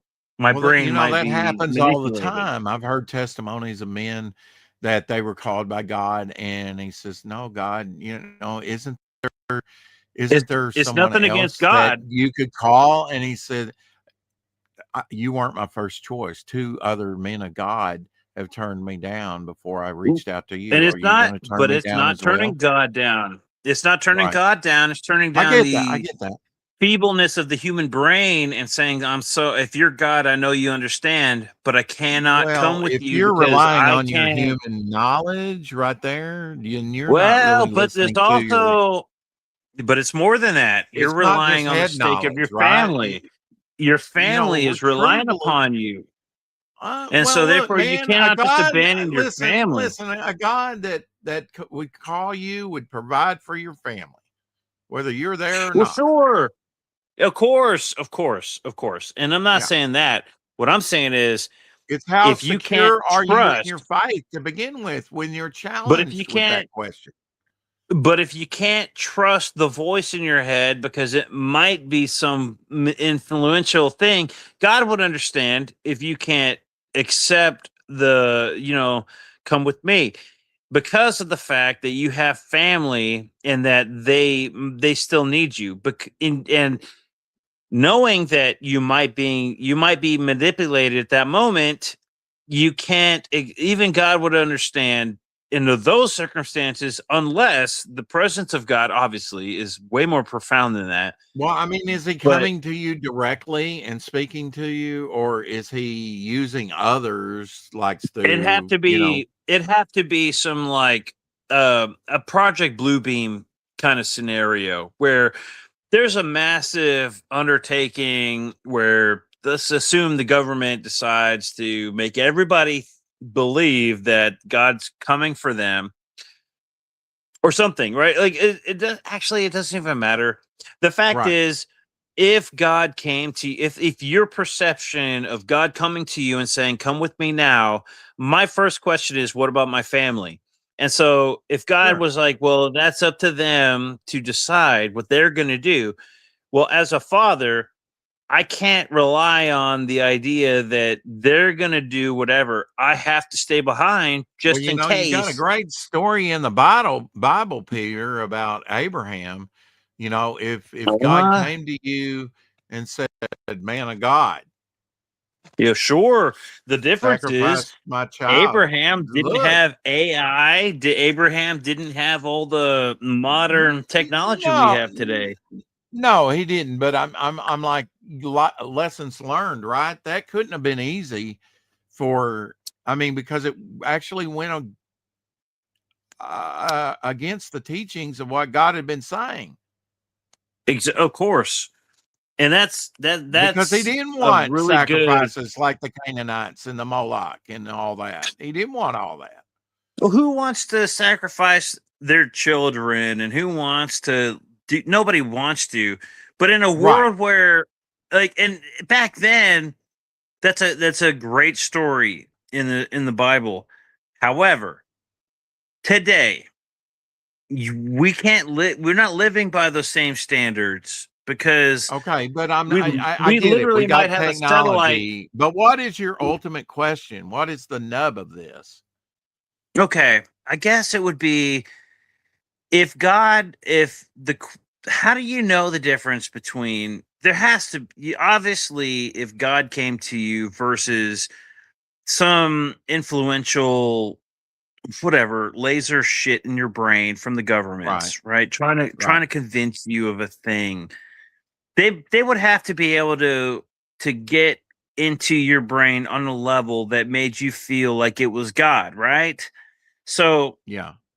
how does one, Or let's assume, manipulate your emotions and thoughts. Yeah. so how does one in today's age decipher between is this the government or is this actually God? Now, I would say if it was actually God, there is no question. There's no debate. You would Yeah. instantly know. Well, I mean, just the very However, definition, when we start talking about God, that's the ultimate topic that you could talk about, right? sure. Because that But so encompasses then, all of creation, all of now life, and what if? even things that we know existed before this universe existed. So you're But talking about but knowledge on the highest order here. yeah, of course. Yeah. Yeah. Mhm. But knowing that your brain is a muscle and a manipulative, piece Right. of mush, Right. how can you be sure? So How can you God be sure? would Well, I mean, it's to be found in the Word of God. If you got any question, it's there somewhere. I knew one prisoner that answered every question, every sentence that now the original language obviously did not have any punctuation. You know that, right? In Hebrew, yeah, in the original Hebrew language. yeah, But, yes, yes, yes, you yes. know, so every translation is going to be fallible. And you go through the classic Hellenistic Greek first, and then you go to like a Young's Concordance through that. But now you can go through logos.com and you can get everything broke down to you. How many times, even in Oh a yeah. pie chart, how many times a word is used in, you can look Well, up sure, anything but and are you going it to be will like, save hold on you a time. second? Are you going to be like, hold up, God, let me translate this Well, shit real I quick. mean, there's a lot of variables here, and I'm not meaning to, uh, you know, get in the weeds Now, with I'm this. I not want to even give you trying a to get direct, into a. succinct, I'm but I'm saying if you've sure. got a question, it's addressed somewhere in the Bible. I mean, for God's sake, Of course. when you were in high school and somebody frogged your arm, we called it frogging your arm. Did you ever get your arm hit? And what did they say? Yeah, What did they say to yeah. you? I didn't mean to do that. Do you know that there's actually a parable? I mean, a proverb that addresses that people that have Oh, evil intent and say, I didn't mean to do it, but they did it anyway. There's a problem. So nothing's too so, small. The but what if you're so somebody of a lesser mind that is not able to distinguish well, you might between fall for it. You might fall their for it, mind being manipulated and then the right? God saying come to me, and somebody saying, okay, well, God's telling me, but they don't know the difference, right? So the question is, um if you are being asked by God, and maybe you are of lesser mind, maybe you don't even know, whatever, God's coming to you and saying, hey, come with me, forget everything you know, forget all your family, forget everything, come with me now, and you're going to be raptured or whatever, you're going to ascend, do you take God's hand, No, or I don't. And do why? do Because God you doesn't stay operate behind? like that. You know, he doesn't like go rapture. That's not, you know, if you believe in the rapture, that's not I how mean, it's going there to are people happen. that believe in the rapture and that God would Well, I mean, come to look, them. we And in any field, theology, mathematics, which you're in, history, you educate yourself, right? And I say it that way to be funny. You educate yourself, sure. and it's you arm yourself. So put on the armor of God, and if you have the armor of God on, if you don't, then you will fulfill the lust of the flesh, and you will fall You into see, the deceptions of man. so I have very strong faith. I have my Okay, faith in Christianity, my faith in God, right? unquestionable from day one. I've never questioned my faith in God. Now, Oh, you poor soul. You need to question it. You need to question no, I've yourself every day. To question, and not God once. doesn't matter. He's understanding. He's an understanding God. God, I don't understand this. Can you show me? He will. Yeah, but You know, you that's just have part to of it. have, It's like yeah. I've always gone to God for my All right, answers and all right. everything, Listen, when all I'm right. What questioning I'm going to shit. say, Peter, is look, if you got God on your side, you're on the winning side. There's no Of reason to course. capitulate to anything lesser. That's my point. Okay. Now, God would understand if I can't take his word for it when he comes to me and says, come with me, Well, I leave your mean, has this family, leave happened to you? everything, I've been wanting to ask you this. Has this happened to you, or is this in a manner of a speaking. hypothetical story idea? And in a manner of speaking, and that's what led to this concept, because I'm working on a story Yeah. right now Yeah, that it happens to involves all of us. Yeah, uh, exactly. In different degrees would at some point. you question God if he came to you knowing the technology and shit of the times? Would you question God? And would God All even right, give a but how shit do you if you question a question? person? You know, look, there's different ways that you can do it with respect, and God honors that, right? If you respectfully come to him, David did that in all the Psalms. He questioned him and quite stringently I don't understand, but he always ended it in praise with respect. He didn't come with this sarcastic, fatalistic, Of I course, already yeah, slanted view. That's what we're seeing in the news today, where you yeah, interview exactly. somebody and they talk over you all the time because they don't really want to hear what you have to say. Yeah, That's and they'll disrespect. listen. They'll say what they'll hear what you have to say, and then they'll just say something completely different. Yes. Like They that has nothing to do with what you were just talking they're about. not there to push your agenda or identify with you in any way or talk or have a meaningful conversation or even they're there to spread their propaganda. Of course, yeah, yeah. I feel like as much as I have faith in God and everything, if God came to me, right, and said, "Come with me today," Right. I would be like, "Why me for starters?" And then I would be like, Why not you? what about my family? Then I would be like, if I'm not allowed to know what's going to be the outcome of my family, if there was a chance that my family would be left behind in, say, a If rapture, God, if God, I would are you going have to to fall stay away from God behind. if something bad happens to your family? Who's your Well, God? Who's your God? Is it yeah, your wife? Is it your children?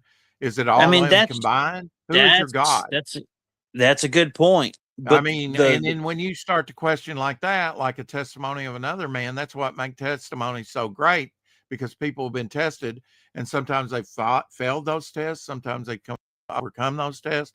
But one gentleman that his wife was dying of cancer and was taken or some brain tumor or something like that. And he's like on the porch crying out to God, and he's like, are you are you better than me? Are you better? I mean, I sent my son to die for you. And for sure, that was, Good- I didn't have to do it. I didn't have to I do mean it. that's a good point. That is a good point.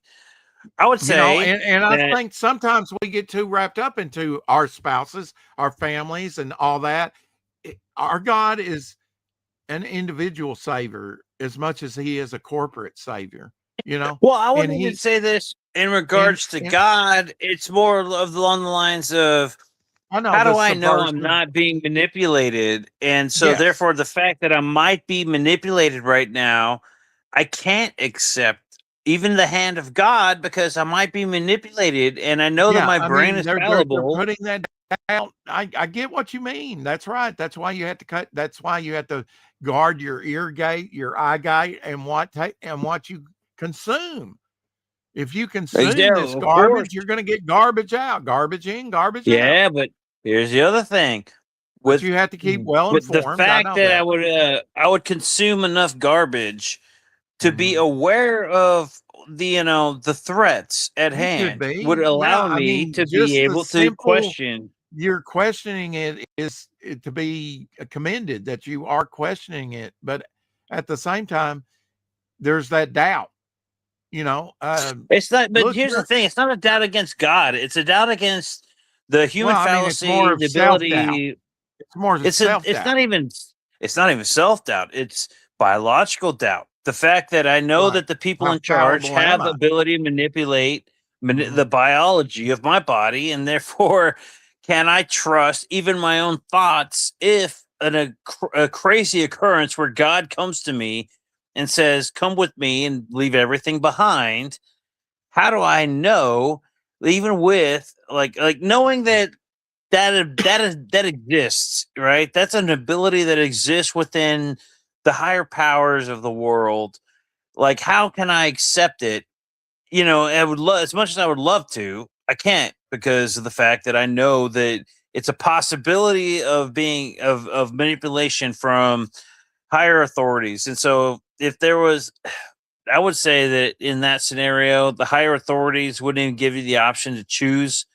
You would just have to whatever Well, that choose. that could be right. It could be a proof in itself that he's asking and not demanding. But also in the same regard, if I was being manipulated, I would be faced with an opportunity where I'd have to choose a certain situation based off I my think on this beliefs. side, from what I'm hearing from you, and you are on the meter, I charge $50 an hour to give out Yeah. storybook advice, but Yeah. so the meter's running on you. But I think you're questioning the man propaganda aspect, the brainwashing, the Manchurian candidate type stuff, and not so much God.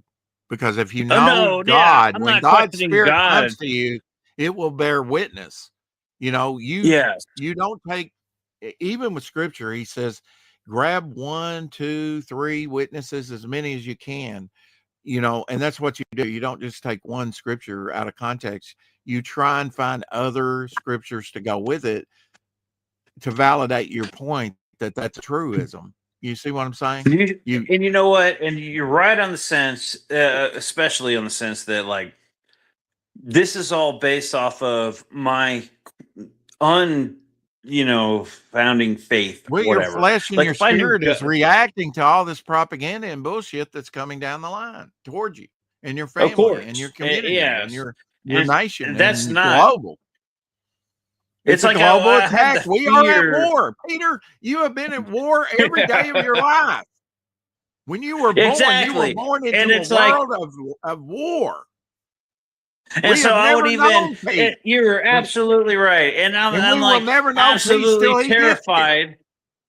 And I'm terrified of the fact that I might be manipulated by something other than God, even though my Sure. faith is in God. And I'm afraid that my fleshy body is like manipulatable to the point where, like, I might be manipulated into something because of the biology behind it, and to the point where I would even lose faith on that Let me say merit this. The alone. God who called you is strong enough to keep you.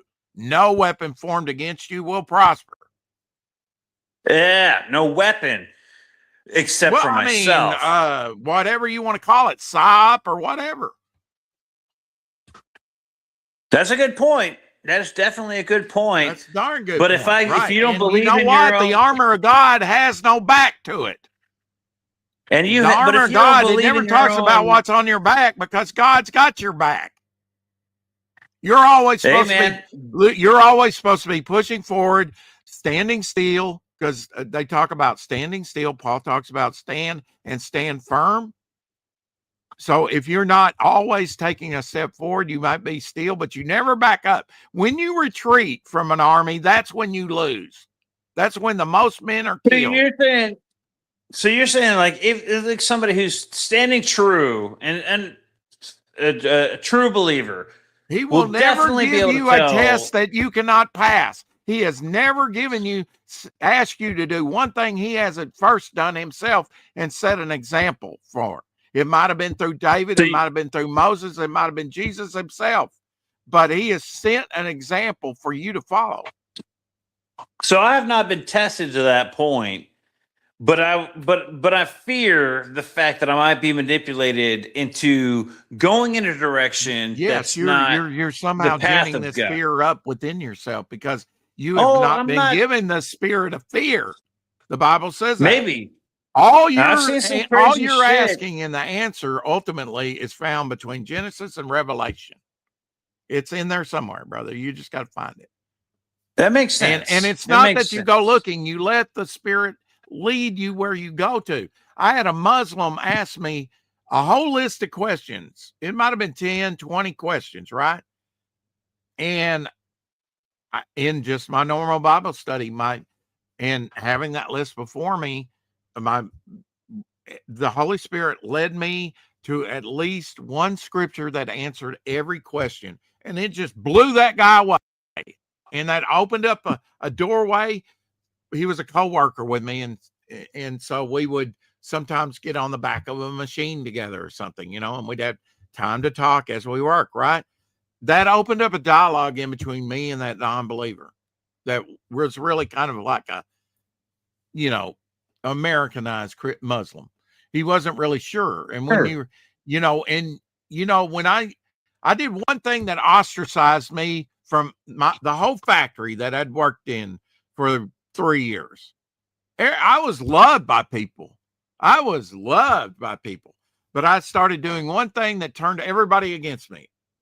And it was simply, we lost Peter now. It wasn't that, I'll drop the link in the chat one more time if he wants to come back in. I want to afford him the opportunity at least to wrap this up. I started bringing my Bible and just reading it on my break. And sometimes I didn't even get a break, but I took my Bible, and it was a big Bible. It was everybody saw me bringing it in, but everybody stopped talking to me at that time. But you know what I found out? That when people have trouble, you know what? I'm just going to remove that link, and I'll apologize to Peter later. There we go. I just want to summarize this and end it, which is, God's got your back. And, he's given us, do a deep dive in the scripture. And that's the way you test things anyway out, right? Is this is by God or not? Oh, he had the link anyway. Good.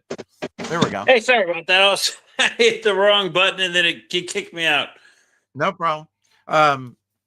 Yeah, we probably need to wrap this up, but I mean, every question you have is answered in the Bible. You can do a deep dive, put on the armor of God.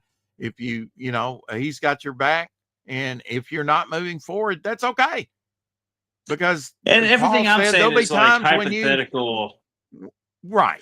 And I'm I think, going off of hypotheticals and not necessarily every time I've ever been faced with anything. Yeah, of course. Like God said, He is setting me straight. The waves of doubt and the waves of propaganda are you're going to be tested. You're like those shiny stones that he picked up. Those 5 shiny stones. I can't preach this as gospel, but do you know why David got 5 stones instead of 1 to kill Goliath with? Because he could throw it in the opposite direction, and God could have misdirected that thing to hit him square between the face anyway. It was his faith, With faith, you only need the 1 stone. Yeah, right. You only need 1 stone. But when you read like further on, David's mighty men killed the brothers of Goliath. He had 4 brothers. He was ready to take all 5 of them on. I only took that 1 as the gospel, but that's yeah. Oh yeah. And I'm like, I guess I've never been faced with these situations. Look, that's what Jesus said. Be prepared and pray. So that means we have something to do. Just like Adam before the fall, go tend the garden. You got a job.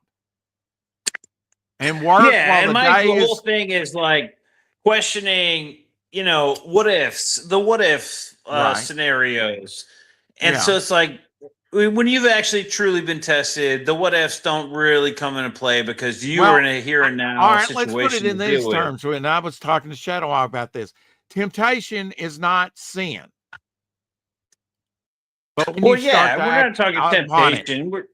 I'm talking about, but no, we are, because it's a temptation. Do I buy into this? Do I buy into this message? And that works on your mind. It's meant to work on your mind. So I guess so. Yeah, exactly. It is an attack. If it's not beneficial for you, what is it? It's not good. I guess it's the concept of you're consuming it what anyway. Well, it's like that there are the government things involved in like Project Bluebeam and all these things designed to manipulate the masses. And Jesus says, with much knowledge is much responsibility. I mean, it's true too. But if you go down the rabbit hole to where it's detrimental, if you're not, so do you try to handle the knowledge? Masses? What good is ultimate knowledge if you can't handle it when you get it? So do you try to avoid like spreading the knowledge, or I will say this, just from people that's already been down the road, that the roads have been tested. You're not going through a rickety bridge, and maybe you are, but there's been somebody that it's been over that bridge before. Is it still serviceable? I don't know. I guess my worry is not so much in my own faith. It's just the fact that if I was ever tested in that scenario, I don't think I could accept I don't think I could accept it. Let me say this, that there's been both type of men of faith. There's been those that couldn't take that leap of faith, and there have been the people that have taken that leap of faith in that instance. I don't even know if it's a leap of faith. it's a question of whether or not it's faith or it's manipulation. And would God accept the fact that you choose to stay behind Do you think for this that better for the do you think betterment? that sons of man? Do you think that the sons of man are so easily fooled, especially those that Yes. are imbibed with the Holy Spirit? I mean, think he's that given the you the Holy humans, Spirit to judge all things, yeah, to but they've divine done all enough. things. They know how the human body works enough that if they wanted to manipulate you into believing it's the Holy Spirit, they could probably do that. Oh, euphoric feeling, sure, yeah, Euphoric feelings, yeah, and maybe it's not the same. It's obviously not going to be the same as right. the actual Holy Spirit, but Well, I it might can't be say enough to that convince level you. of malevolence has come my way yet before, but I've been tested. I've been tested with witchcraft and all kinds of manipulation already, and it come to naught because I stayed the faith, and it was hard. It was one of the hardest things, and I was fairly young Christian in my knowledge of things and scripture at that time. And yet I had a whole covenant of witches actively trying to destroy me. And in fact, that witch has tried to come back in my life recently on Facebook. And I was like, oh, no way. Yeah, keep No way. Because that I shit know away I'm from not, you. maybe you recanted, but no, I'm not reliving that. I'm not going through that. And that's okay. Yeah, Leave it to somebody else, to glean the field. I'm if God says, you really need to accept that, friend request and trying to witness to her, I would. But barring that, no way am I going back into that manipulation. you know what I'm saying? There is a solid story here, comic book wise. What there Okay. is a story going on Sure. that questions all of these you know what I mean? All these concepts. Well, I Tackles mean, all we of are these. at war, right? We've been at war. We've Yeah. been at war with ourselves. That's the damn dirty truth. Hell yeah. Mankind. And We're it has at nothing to do war with with all the politics ourselves and on the an bullshit that's individual going and a on in the corporate news. level. If we This all is a had God, constant war. we would alleviate all badness, but that's not happening, because there is Yeah, sin. exactly. You're We're living proving in some God's strange point. times. Yeah. Sin So exists. this is definitely We are in a fallen world. And But it's up to certain few people to pick it up and try to run and correct it and fix it. God has never made me a promise and broke it. Never. And he won't do that to you either. No, not to me. No, he's never done that to me. Broken Well, promise. I mean, if he took your family like tomorrow, you'd question God, and that's okay. But is it going to be in a respectful or a disrespect? It happened to Job. Did it bring his like dead most family? people, I've been in situations where it was like, what can I do? It's not like you took this from me or anything like that. It was right. But people can get that way, Peter. Peter, yeah. a believer can commit suicide. Yeah. Christians get depressed too. Just because I'm a Christian doesn't make me superhuman. But it does give me a discernment and a worldview different from the world. I'm just a pilgrim passing through. Octagonomics here says, we wrestle not with the flesh and blood, but powers and principles. Absolutely. He's exactly right with that. That's the government and the insidious governments or whatever agenda. Hey, RJ, it might come your way. Hey, RJ, what's up, man? We're in a bad situation. We're at a tipping point. And is this fulfillment of prophecy where all the things that happen in the Holy Land will come to pass, that we have to be removed as a major power? I don't think it'll happen in our lifetime.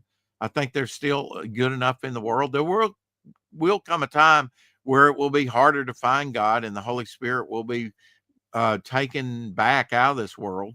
You know what? The fact that there is hope and that we still have, faith and everything in the world is a good sign And because that if you we have were, a president that's actually praying in the White House. yes, of course, exactly, and that's a good sign that we're in a good place as far George as humanity Washington got up at goes. 4 a.m. every morning and started with prayer. We used to have the presidents do prayer time or whatever at every evening. Now we don't have that Prayers are not anymore. what you don't know about prayers or might not know is prayers are not always answered expediently. Moses said, "Let me see your glory." Well, that happened. The total fulfillment of that did not happen on that day. It happened 1,500 years later on the Mount of Transfiguration, where he saw him in his full glory. You know, The prayers okay. of the founding fathers are still being answered today. Their prayers and supplications, I think, sometimes are the only thing holding us up above water level. Your I hear that. your prayers for your grandchildren and children's children will still echo after you're gone. Prayer is the most effective That's weapon. actually that's a So if good. the That's a government good comes thought. with some kind of sobs or an injection or something, I'm first going to hit my knees and ask for guidance because I don't have all the answers, but I know who does. You know what? That's in this scenario, that is actually something I hadn't considered. You know, getting on your knees and praying, whether it's God or whoever is coming to you and telling you something. You There's talk to something. God. Yeah, you don't just make your decisions. You get on your knees and pray to Another way God. to talk to God is through worship. The very definition, the Hebrew concept behind worship is a little child crawling up in the arms of the Father and stroking his face. That's intimacy. Get to the intimate point and all this other bullshit. Psyop, there's no weapon formed against you. Guard your mind with the helmet of truth, the shield, and you're not weaponless. You're not going into war. He's equipping you for the war. And you battle not. Exactly, Octagon. We wrestle not with flesh and blood, but powers and principalities. Yeah, And definitely. he who was strong enough to call you is strong enough to lead you into battle and to win the battle. And even if you fall in battle, your soul is his. You're still on the winning side. He's still got eternity for you. I don't think there's any question when it comes to my soul and I think everything. most people don't give their families over to God. They keep them for themselves because maybe God would be disapproving of some of the things we do Well, in the how do you bedroom. keep your Even though he family says, over? Like that's up to the look at, individual. Like, you have to be a good entrepreneur of your family to get your family invested again, in it God comes and back have to them feeding yourself. pursue. I don't just physically feed myself, I feed myself spiritually. Yeah, And I but can't your give out what children. I can't give you out. I can't witness to you if I don't first have it. I can't give you a gift if I don't have the But you gift. can't. But if you're a kid, you have to instill in that in your kids, and then Yes. they have to run with it. You can't hand your family over to God. Well, no, It, what I'm saying is you place them, God, I give you my family in my prayers, you have that mindset. And if you take them today, thank you, God, for giving them for X amount of years to me. I deserve I nothing. believe that I deserve given nothing. time, the family We will get come back around. Like my family was very religious, and Yeah. I wasn't necessarily not religious. I was very spiritual, but I was Right. anti Catholic. Well, I was not even think of the anti-Catholic. impact that you're going to have on surviving members if this guy that was this goth guy that listened to, painted his nails black or whatever and listened to Marilyn Manson comes around and actually becomes a spiritual jargonite. What kind of witness is that going to be to them? They're going to be, wow, Sure. God. But He didn't change himself. It took God to change him. Yeah, of course, but not my family. That's me. But it was That's a an process. individual. And I had raised my family as in a sense under God's grace, but not under the Okay, strict shit under the you just have to church. look. God is a God of order, right? So the hierarchy is you and God. You and God Yeah. first, not you and your wife, not you and your kids, you and your God. But sometimes the wife becomes their God. The children become the Yeah, God. yeah, yeah, yeah. TV becomes the God. Anything that you spend more time with than with the Lord, or and maybe you only Well, spend just 5 minutes life in with the Lord, but general. it's quality time. But first, again, it's the air mask, right? You got to put it on yourself first before you can help grandma or little Susie, because you might pass out for lack of oxygen. First, help Oh yeah. yourself. That's not selfish. God first tells us to do this. He's a God of order. And yes, you being the head of the family, being the man, there is, that's not old passe speak there. It's just the truth. You are the head of the family. You are the quote man of God, like Moses was the man of God. That has a headiness to it. That has a hierarchy to it. That has a mantle. He shields you with a leadership mantle. Be the leader he expects you to be. And that doesn't mean putting your wife in front of God or your children in front of God. It means God giving them to God, placing them under his protection. And even if they were to die tomorrow, you're going to blame God? Well, even God, if you God were doesn't subjected to the arbitrarily test you decision, like that. And even even if if you were subjected to the decision of like your family or God, you put your faith in God, and then God will take care of you without and your God, what family. else do you have? If you Yeah, don't have exactly. God, you don't You have have hope nothing. of eternity. There's no future. There is You've no got the here future. and the now, it maybe, and even that becomes bleak. But You're without God, damn there's no straight, man. If I future. was There's called to no. sacrifice somebody near and dear to me, he would say, I did it. I sent my only begotten son for you. I gave the ultimate sacrifice. If you can find anything bigger than that, you let me know. I gave Yeah. everything And for you to be here today. Everything.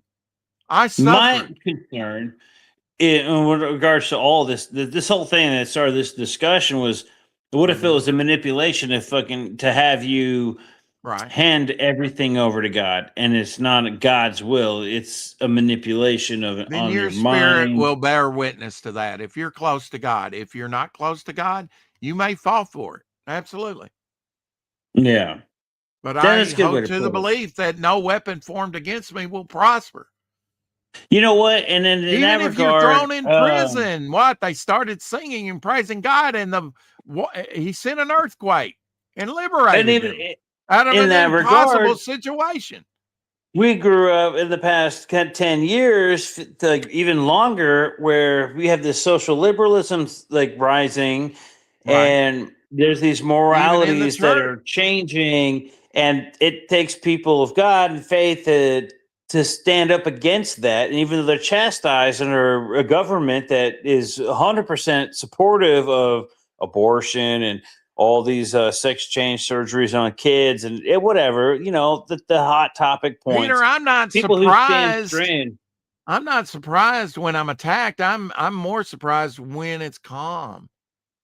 Where's the next Yeah, that's when attack you going to start to come get from? worried. Yeah. Yeah. Because It's been the kind of a calm devil, I've period. seen enough to know the devil hits in 3 or 4 places. What you think may be the major attack may not be the major attack he's attacking you with to begin with. You got to And look that's what I'm around thinking. 180 degrees.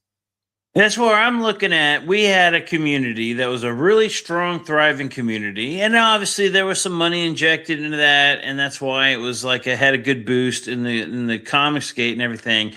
Right. But I also feel like after that injection of monetary value and everything, you start to lose certain people when that money's like the morals and values of what we were all I- doing here I, start to of course, that fade, was a big and people dopamine disappear. rush. That just was an agent that kind of helped ferry it along what was being felt. I think, which was on the good core, because it like the supported a core lot of tenets, values. right? Like the core Yeah, but tenets of then- every denomination are the same. Whether I go into But Catholic, then- Episcopalian, Southern but Baptist, then or and people what I'm weren't getting saying what is they the core to wanted. CG is still cancel culture, and Well, sure. And then once being- the we all agree support- that's not right. exactly until some of the people start not getting the financing or whatever, the funding or the support Yeah. or the whatever To that them, they cause put- them to, instead of just going, okay, like times are changing or whatever, we need to keep it going, but I'm not getting what I was getting. Instead of saying, well, But are my you God, it's doing? Are you doing the Comicsgate. work? Are you doing the work that the other guy did to make that happen? Are you building Well, your we're still channel? Are you going promoting. out and promoting on every channel Yeah. you can get Well, on? that's what me and Jake do. We don't even bother connecting with the creators. We look at these crowd funds and we look Right. at books and we look at what's worth it. And we've actually found a couple that are outside of Comicsgate and the indie community, and they're just Sure. people making books. And one of the best books we ever found was outside of our community. And as much as I'm like, want this guy in our community, and I'm like, hey, you got one of the best books I've ever seen. I want you to Right. join us in this group. And I bought some of those too. I I thought about it. The problem is the drama that's going on within this community is like, this might actually be detrimental to your business. Absolutely. And you might actually be able to do more good if you just kept doing what you're doing, because we found you based off of you doing what you're doing. And this is one of the best books we've ever read. As much as I want everybody to conglomerate into one group, it's going to take a lot of understanding and maybe even hard truths with some people, where we need a community that's 100% supportive of the indie space, right? And everybody has their idea, like we were talking about earlier. Everybody has their idea of what Comicsgate is, but bottom line, it's all about support. So if there's no Comicsgate support, Oh, lost your audio. Just kind of cut out.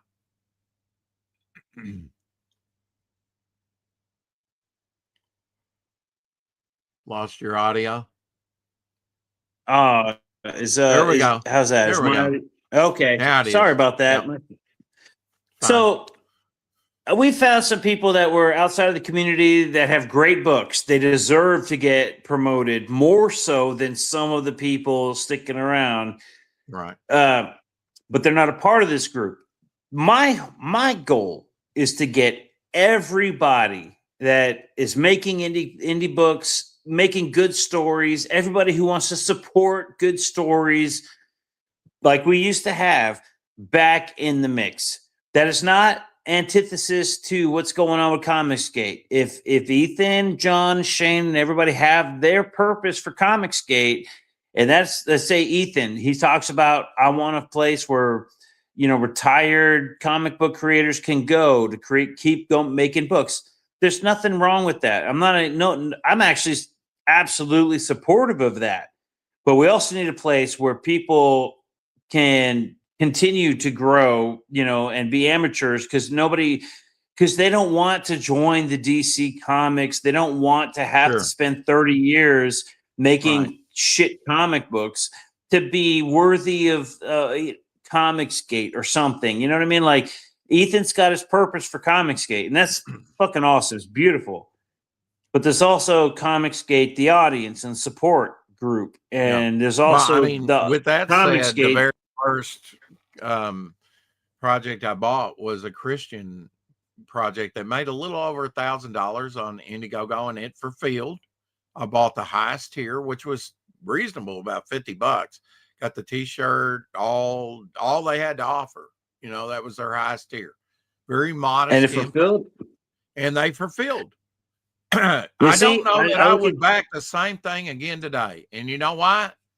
Because I don't know that some of the smaller campaigns might fulfill. It's you're risk taking every time. Man, I 100% agree. And not even that. Let's assume they You do may not fulfill. get Devil I don't Flyer. If even I'm in know- a car accident, you won't get Devil Flyer.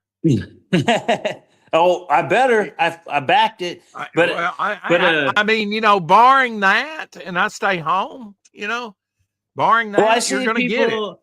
I see some like Christian looking comic books, and I'm like, all I'm are saying these? is life happens, and we know that. And if you're upfront Well, with sure. people, I got cancer like Dan Pleagle, or I lost a child. It's real tough on me right now, but I'm trying. I'm struggling. Really, that's more. People are more important than any damn comic. Yes. Where's our of course. priorities, And people? we're a community. I've been around since the 2018s, and Right. if something happened to me, nobody's going to stand up and do anything for me, and I don't expect it. And I don't even care. Like, it doesn't matter.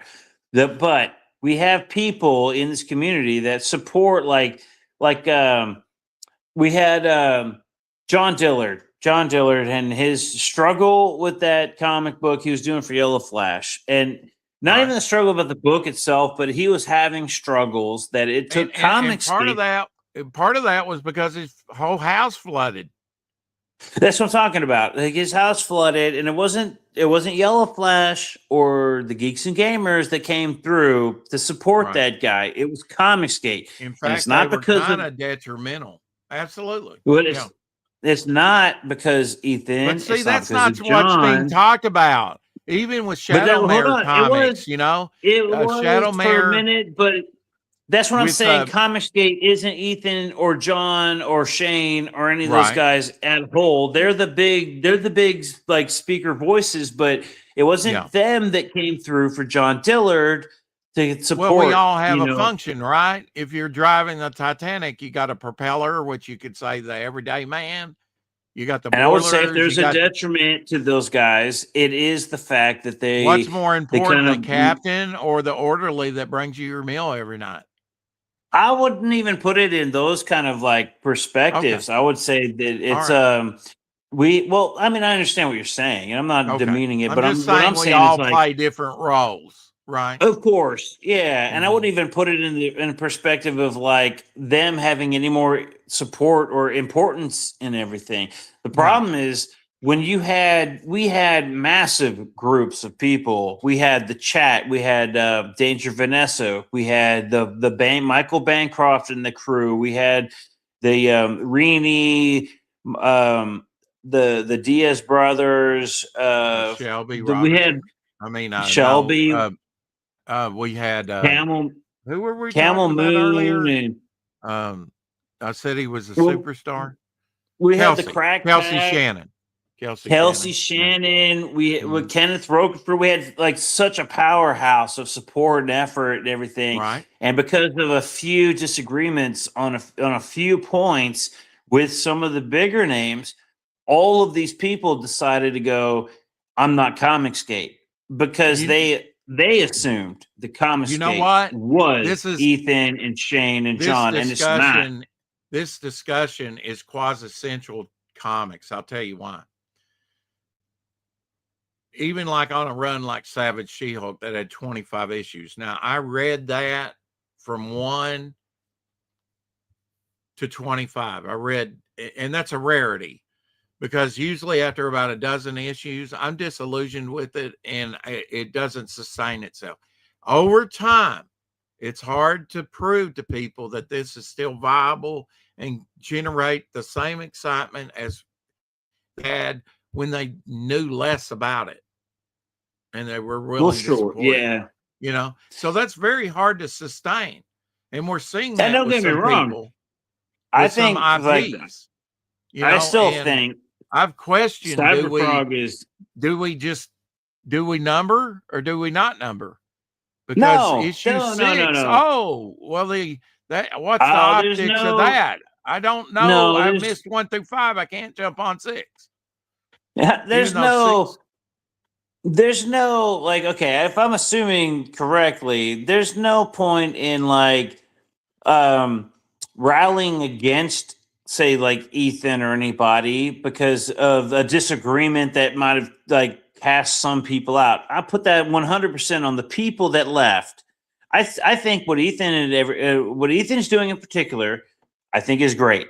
Even still, for the group, for the whole idea, he's calling out bullshit when he sees it.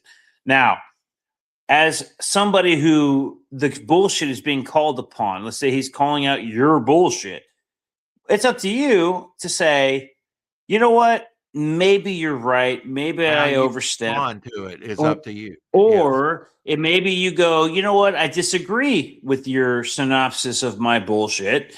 Or you take the third option, which most people tend to do. Like they go, really? Comicsgate is bad. They lash out. like that. You know, Yeah, they lash out because they got Knee-jerk. called out. And like Yeah. demons with the veil is unleashed, they freak out because they got called out. are And you it surprised boggles that my the mind every world? time. Are you surprised that they don't all act all like little Christians? They may not be little Christians. No, I- that's why I agree with what he's doing. I don't have anything against what Ethan's doing, even though sometimes I feel like maybe what he's doing doesn't seem right. No, it's 100% right every single time. Everybody he seems to call out tend to screech like the veil has been lifted and their visage has been revealed to the public, and so they shriek in fear and then run away and condemn Comicsgate, which is everybody, not Ethan. It's everybody that gave him $1 to buy their book. They Again, shit on Peter, everybody. it's It's kinda like Richard you Ombre. mentioned- It's kind of like you mentioned earlier. Why are you drawing those demons? There's been things that have been said and done, or that have been misconstrued That happens from too. the outside. You know, they may not be privy to all the things that led up to said discussion or fights. You know, and I would say so- that if there was even a book within our community that I know was a I good know a lot book. of people are just tired of the fighting, the infighting, and they it's just wanna actually run driven away. a lot of people away. Now you could call but that a they cloying. leave the most Yeah. public way possible instead Oh, of some of them do. Yeah, some of them do, and you hear about that, but you don't hear about the successes of. Because I mean, look, the news only reports the bad. Very little do they discuss the good. You're only seeing the Well, bad. If you look at the okay. bad, you're going to have a bad outlook out of the time, bad attitude. Well, But there are some good things happening. You even mentioned one in Comicsgate that people can rally around and come and support, and they do it every day. Look at the support that these campaigns are getting. Oh, it's less than it used to be.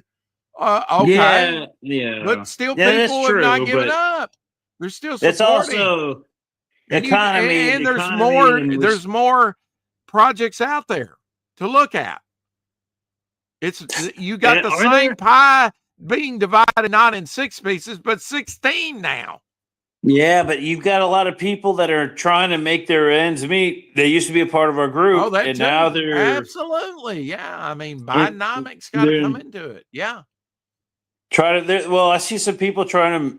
Yeah, okay. Imagine this: the Dungeoneers, and I understand there's a lot of bad blood there, but I like Phil Diaz and his group, and I don't like that they did a recording, a phone call, and I don't like all that. But let's assume that those guys were to come back. Like, what would it take to get those guys back? Because they were a net positive on the community. Now, let's just we understand there were some bad arguments or whatever happening behind the Right. scenes, but is that the end? But people have disagreements, people have some beefs, and they want to vent it somewhere, right? Now, if you're in the Dungeoneer situation, you have a lot of people venting beefs behind the scenes, which everybody is privy to, and so it spreads like wildfire.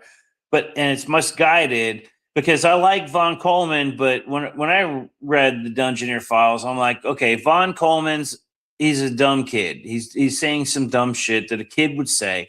And in same regard, the Diaz brothers recording a phone call. It's kind of a dumb thing kids would do. Is it some egregious offense that was like on par with I don't know, some crazy thing that like Mark Brooks did or something? No, it's not. It's something that, you know, you nip in the butt and you say, hey guys, You're knock it seeing off. Come people. on. You're seeing people being that big Mandarin baboon that you see at the zoo that has raw bottom, raw butt, no Yeah. hair, Yeah. and, not very pleasant. You're seeing them act in the flesh. Yeah, well, Are they you get called out and surprised? they shriek. They When shriek you in the lash light. out, you're not But in the here's the spirit thing. unless you're doing Now it in love. imagine if they were to react like wholesome individuals and say, all of them, that this goes on the Diaz brothers as well as everybody else, the Dungeoneers, all that shit. Because honestly, I don't care about the Dungeoneers. I don't care about any of this shit, except when the shit gets called out, say, you know what? Yeah, maybe you're right. Maybe I shouldn't have said that. Maybe I was being a little toxic. You know what? I'm sorry. I'm sorry for being a part of that. Let's keep going. Who name one person that did that? Not one person said, damn, yeah, I guess you're right. Maybe what I'm doing is toxic and not, you know, helping the greater cause, helping the whole community here. Instead, every single one of them either just ran away very publicly, open, like loudly, anti-Comicsgate. And it's like Comicsgate's like the best community of indie comics that I've ever seen. And I've been looking for it, and it's the best one. Right. Okay. It doesn't matter what Ethan or John or anybody says. It's the best community out there. And no matter I'm not how surprised when some the people world would acts say, like the world, though, you know, and well, a lot yeah, of that was inevitable. Like I said, you cannot have a testimony unless you've been tested, and CG has been I tested. agree. And it's been divided. I totally agree with that. And some of this, And I just fat, want, you know, what do? You I'm don't just you trim the fat. There's some here's of what it you needed do. to be trimmed off. Here's what you do. You say this to everybody, to every one of you guys that feels like you've been slighted or whatever. Maybe you were wrong. Maybe you were right. Maybe you should just come and say, hey, for what I did, my role in all this, you know Right. what? I'm sorry. And I want to be a part. I want to Absolutely. bring it back. I want this community back as a whole. And to all those who feel like they were slighted and that they were betrayed or whatever, You take the high ground. yeah, take whatever. Like take the high ground, do what you got to do. But we got to get these groups back. You know what? The Crack Pack, when they used to do those community things where he had these big auctions or these big events. Do you remember Lord Crackhead? He used to do those big streams where he had so many people donating comics and stuff to the community to promote everybody. He'd be promoting books while people are donating everything, and you could win prizes while you were supporting the cause. There was so much Critical hype Blast had a behind. big auction that people donated things to, and it went to Yeah, we had Danger charitable Vanessa organization that in the supplies chat. sick children Yeah. with comic books to read while And they're in the maybe- hospital.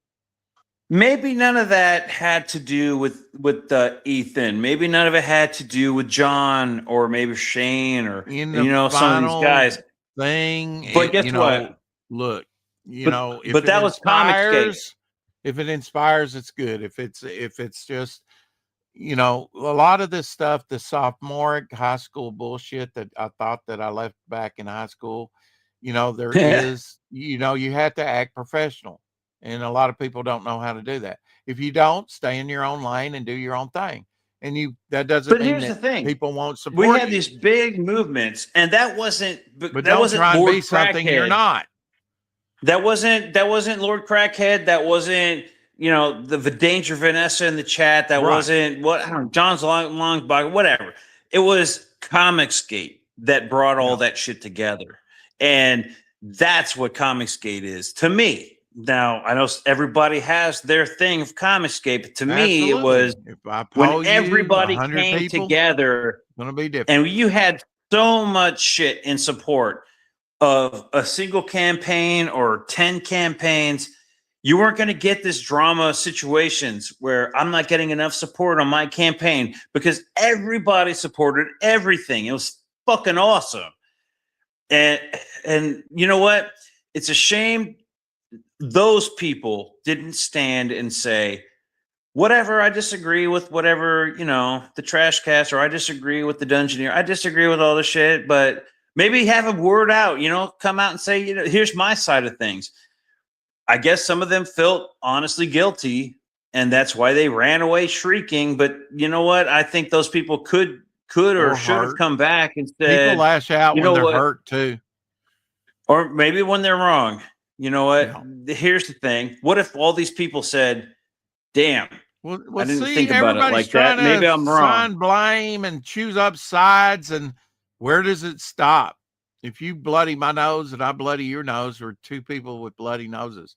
But back on the playground, we used to be able to resolve things, and go have a drink together with two Oh, good bloody fist noses, fight, right? Yeah, You got a right. couple of dudes, they got a problem, fist fight, fist it out, fist And work it out, right? You work it out. But it doesn't take away from anything. Everybody's still following it. All these guys need to come back. They need to say, here's my beef. Or if they got a beef, they need to say, here's my beef. If they're not, they need to say, you know what, maybe I was wrong. All in all, everybody needs to come back to this group. And it's not to support, the people they disagree with. It's to support each other, because right now they're all scattered to the wind. We were all under a single banner. I think CG and the independent comic is safe. It'll be around. It's not going anywhere. It's not going anywhere, and that's the main thing. I think all the momentum right now is still in the indie market, and I think it is probably one of the best. I just feel like groups, like you said, if not the best. And there's I know some people that deserve to be a helped me part of through it. I know it's inspired me to make my first book. Oh man, This it is actually inspired my me. second book. I've already released a book in 2003. It completely changed my life. I was in a certain path at a certain point in time where I was not happy. I was in a field where I was making money, but I was not happy. And it wasn't until like my life kind of crumbled apart, and then I had to make a huge life change that I had to ask God, was like, what am I supposed to do? I'm not doing what I'm supposed to be doing, because everything I do seems to not work. And the solution was like, you're an artist. God, like you literally, like God came to me and said, you're an artist. This is what makes you happy. This is what you're good at. This is what you do that inspires other people. This is where you need to be. And so the first thing I did the next day when I got off the operating table was, where do I go? And the first video I found was how to make comic books, for under $100. Is one of Ethan Van Sciver's videos. That's what led me to Comicsgate. That's what led me to the community, where I met, hundreds of people that inspired me to make even more cool stuff, to like tell stories. And I made a lot of good friendships. Yeah. Now, And I understand there's a difference between I've making talked friendships about and businesses, but returning to that passion that you had as a kid when you first discovered comics, or maybe as an adult, returning that passion, but maybe also returning on our own channels of doing more of what Ethan inspired so many people to do initially. hey, that's a good point, by the way. That's actually a really good point. Ethan's got his thing. You'll grow the community with videos like that, because that's what he's doing. What he's doing. His Maybe draw people streams need and to him talking about comics is what drew me in here. I loved when he used to we do need to go portfolio do reviews. Likewise. If you don't like Trashcast, go back, look at his old stuff and what he was doing. I do like right. Trashcast.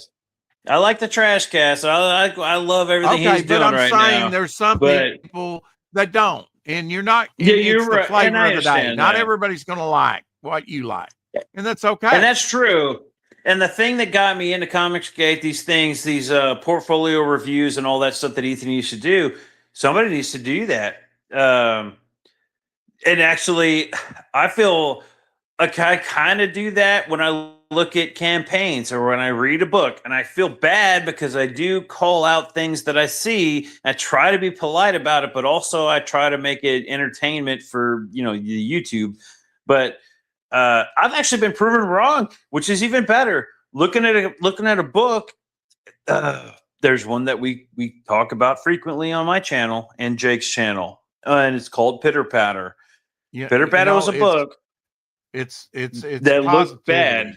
That's why I think that draws you over here is it's not negative, it's positivity, and it's like a port in a storm of negativity.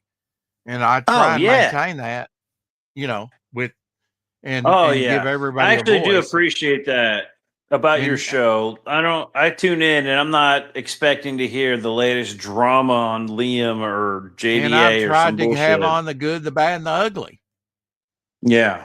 And I appreciate that as a viewer. I've tried to be Switzerland in a way and be neutral in a lot of this. And that's why there are some things I don't know. You could take a stance on without taking a direct, like my thing is exactly. I actually support everything that they're doing over there. All the big dogs. I love them. I love what they're doing. I love everything they're doing. Even though sometimes it's a little like, what the hell are we doing? I support it because if it's not meeting the standards of like the group, right, the community, well, then somebody needs to pick up the reins of the, like you were saying, somebody needs to do those shows that they used to do that used to bring people in.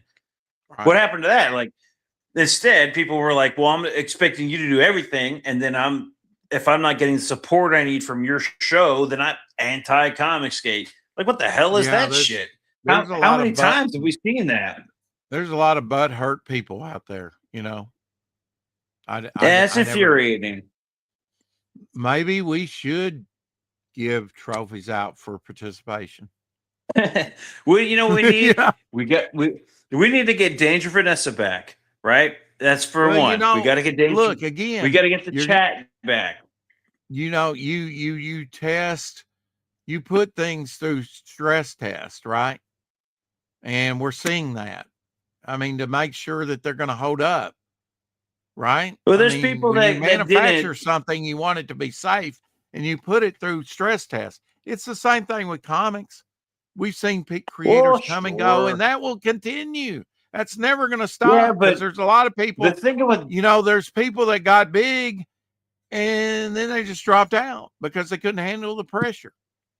I think Danger Vanessa left because something came out about her personal situation, which compromised her with her job or something. But she needs to come back in whatever format she needs to.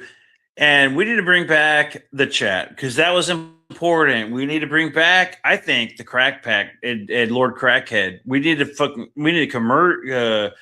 converge that with Bancroft and the creative block. We need to get everybody back on board instead of being like, well, we're now outside of Comicsgate. No, they never left Comicsgate. They just got, I don't know, spanked. What do you call that? Like they got called out. Instead of running away, they need to come back. They need to be like, no, we're here. We're the community. We're part of all this.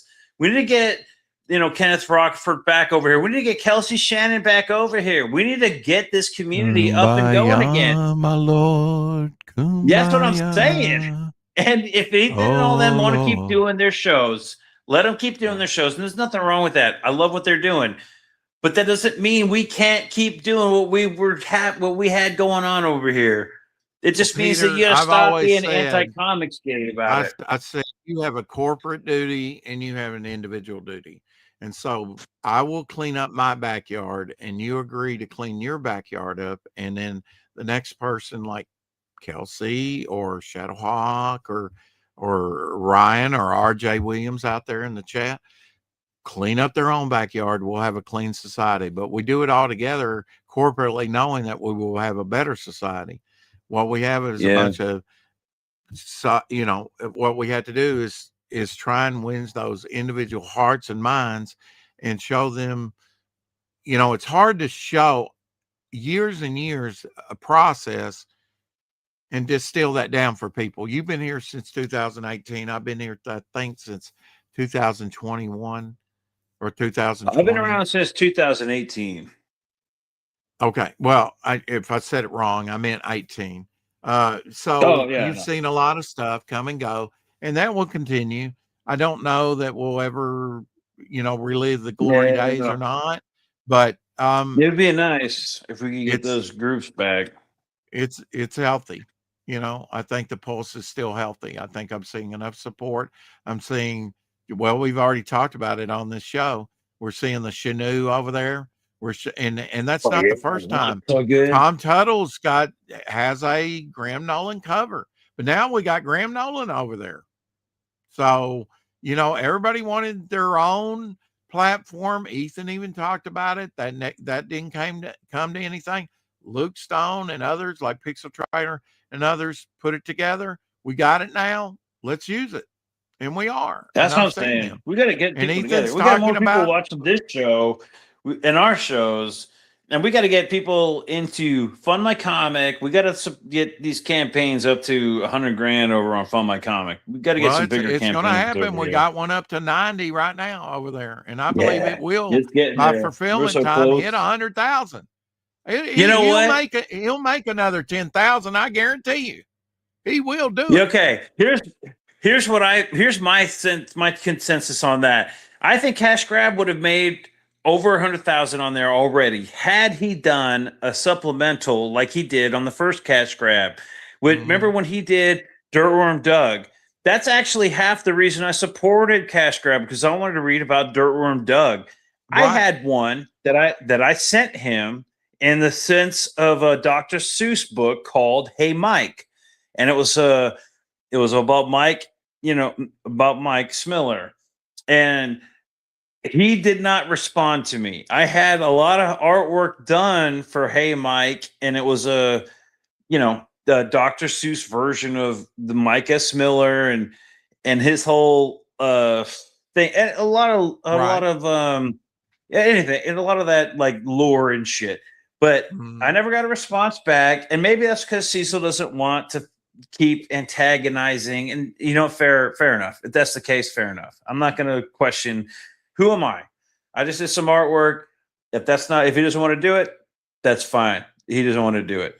But I think that's what helped get Cash Grab 1 over the top, because that's half the reason I bought Cash Grab was because I wanted to read Dirtworm Doug. That's a decision. I can look back on my campaign experience with this campaign and said, yeah, there were some things that I needed to tweak and do differently. And hopefully my next campaign will be even better. I know I've learned a lot, not just with the campaign, but how to put together a campaign. I think Cash Grab 2 has gotten pretty. I would like to see it get more funding, but I think it's gotten pretty fair funding in regards to the fact that it's solely based off of just Cash Grab. I mean, if you look back on the history of it, there were even times when that campaign looked like it had topped out and stalled out, especially with Dan Fragas. He was like, man, but he was out there. And he drove that past $200,000. I was like, wow, because he did. I'm still waiting on that one. Me too. That's actually one of the ones that I'm like, it's actually the latest book I'm waiting on, but also I'm not 100% upset that I haven't gotten it, because he did send all the Black Flag material, like a PDF of all the previous Black Flag material. The problem that I have wasn't any of that, because I was happy to wait. I actually don't have a problem with waiting, and I know I'm a diamond in the rough when it comes to backers. Right. Not minding the wait. It's right. When we're all waiting, and people are calling it out. Fair enough, people are calling it out. But then you have somebody like Fraga putting out that car video because of other bullshit. You know how many people he alienated when he made that video? Yeah. I'm one of them. Again, I'm like, it's. I don't even want the book. I'm like, Yeah. I don't even want, bro, take my money. I don't want the book. Just don't even bother printing it for me because I don't want it at this point because I know a lot that's of how it. it's setting that I've heard video. the same thing. It's like it's no different than Hollywood. They've sabotaged their own movies by talking about the woke agenda. If they just kept their mouth shut, we would have went to the movies and said that's great, and they would have. Well, that's when you got to ultimately question: did he have other motives? Was there an actual reason for that, or was it some stupid personal beef? Which I tend to lean towards. Maybe it's personal beef because of the way he reacted to Shane Davis. I don't know. I'm not Convention. getting in the weeds with that because we've been going for Yeah, I don't know almost either. 4.5 hours, but Yeah, which I've enjoyed, Don't by let the me- way. And yeah, of um, course. This has been a but, great um, conversation. absolutely, yeah. But I do have a draw stream coming up here in a couple hours, so less than about an hour and a half now. But Well, this has been one of the don't let me longer drag 4 this o'clock on shadows. out, man. This has been one of the longer 4 o'clock shadows of late, because we used to go 6 hours. I mean, we were crazy. We, to get noticed and to be out there every day and be streaming, we put in the time, we put in the work. Hey, And I appreciate you bringing me on, and I would love to get I would love to see Ethan on this show. I know y'all had planned. well, to we're get him trying on to and- get him. We're trying to get him. I know it, Ethan. Get on the show, Ethan. You got to get on here, man. Like, well, we know he you gotta- knows. He knows where we're at because with that Yellow Flash stuff was going on, he EFAP'd us a couple times when I had Dillard on. No, so really? he knows the channel.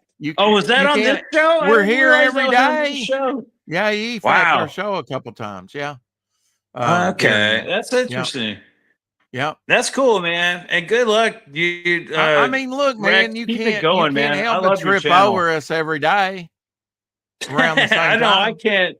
I'm barbecuing and I'm like drinking my martinis, and there's only one show on that I'm looking through the list, and I'm like, hey, you know what? I'm going to go watch Rex. I'm going to go see what's going on at 4 o'clock Shadow because the rest it's like garbage. Either I don't want to hear about the drama or it's something else.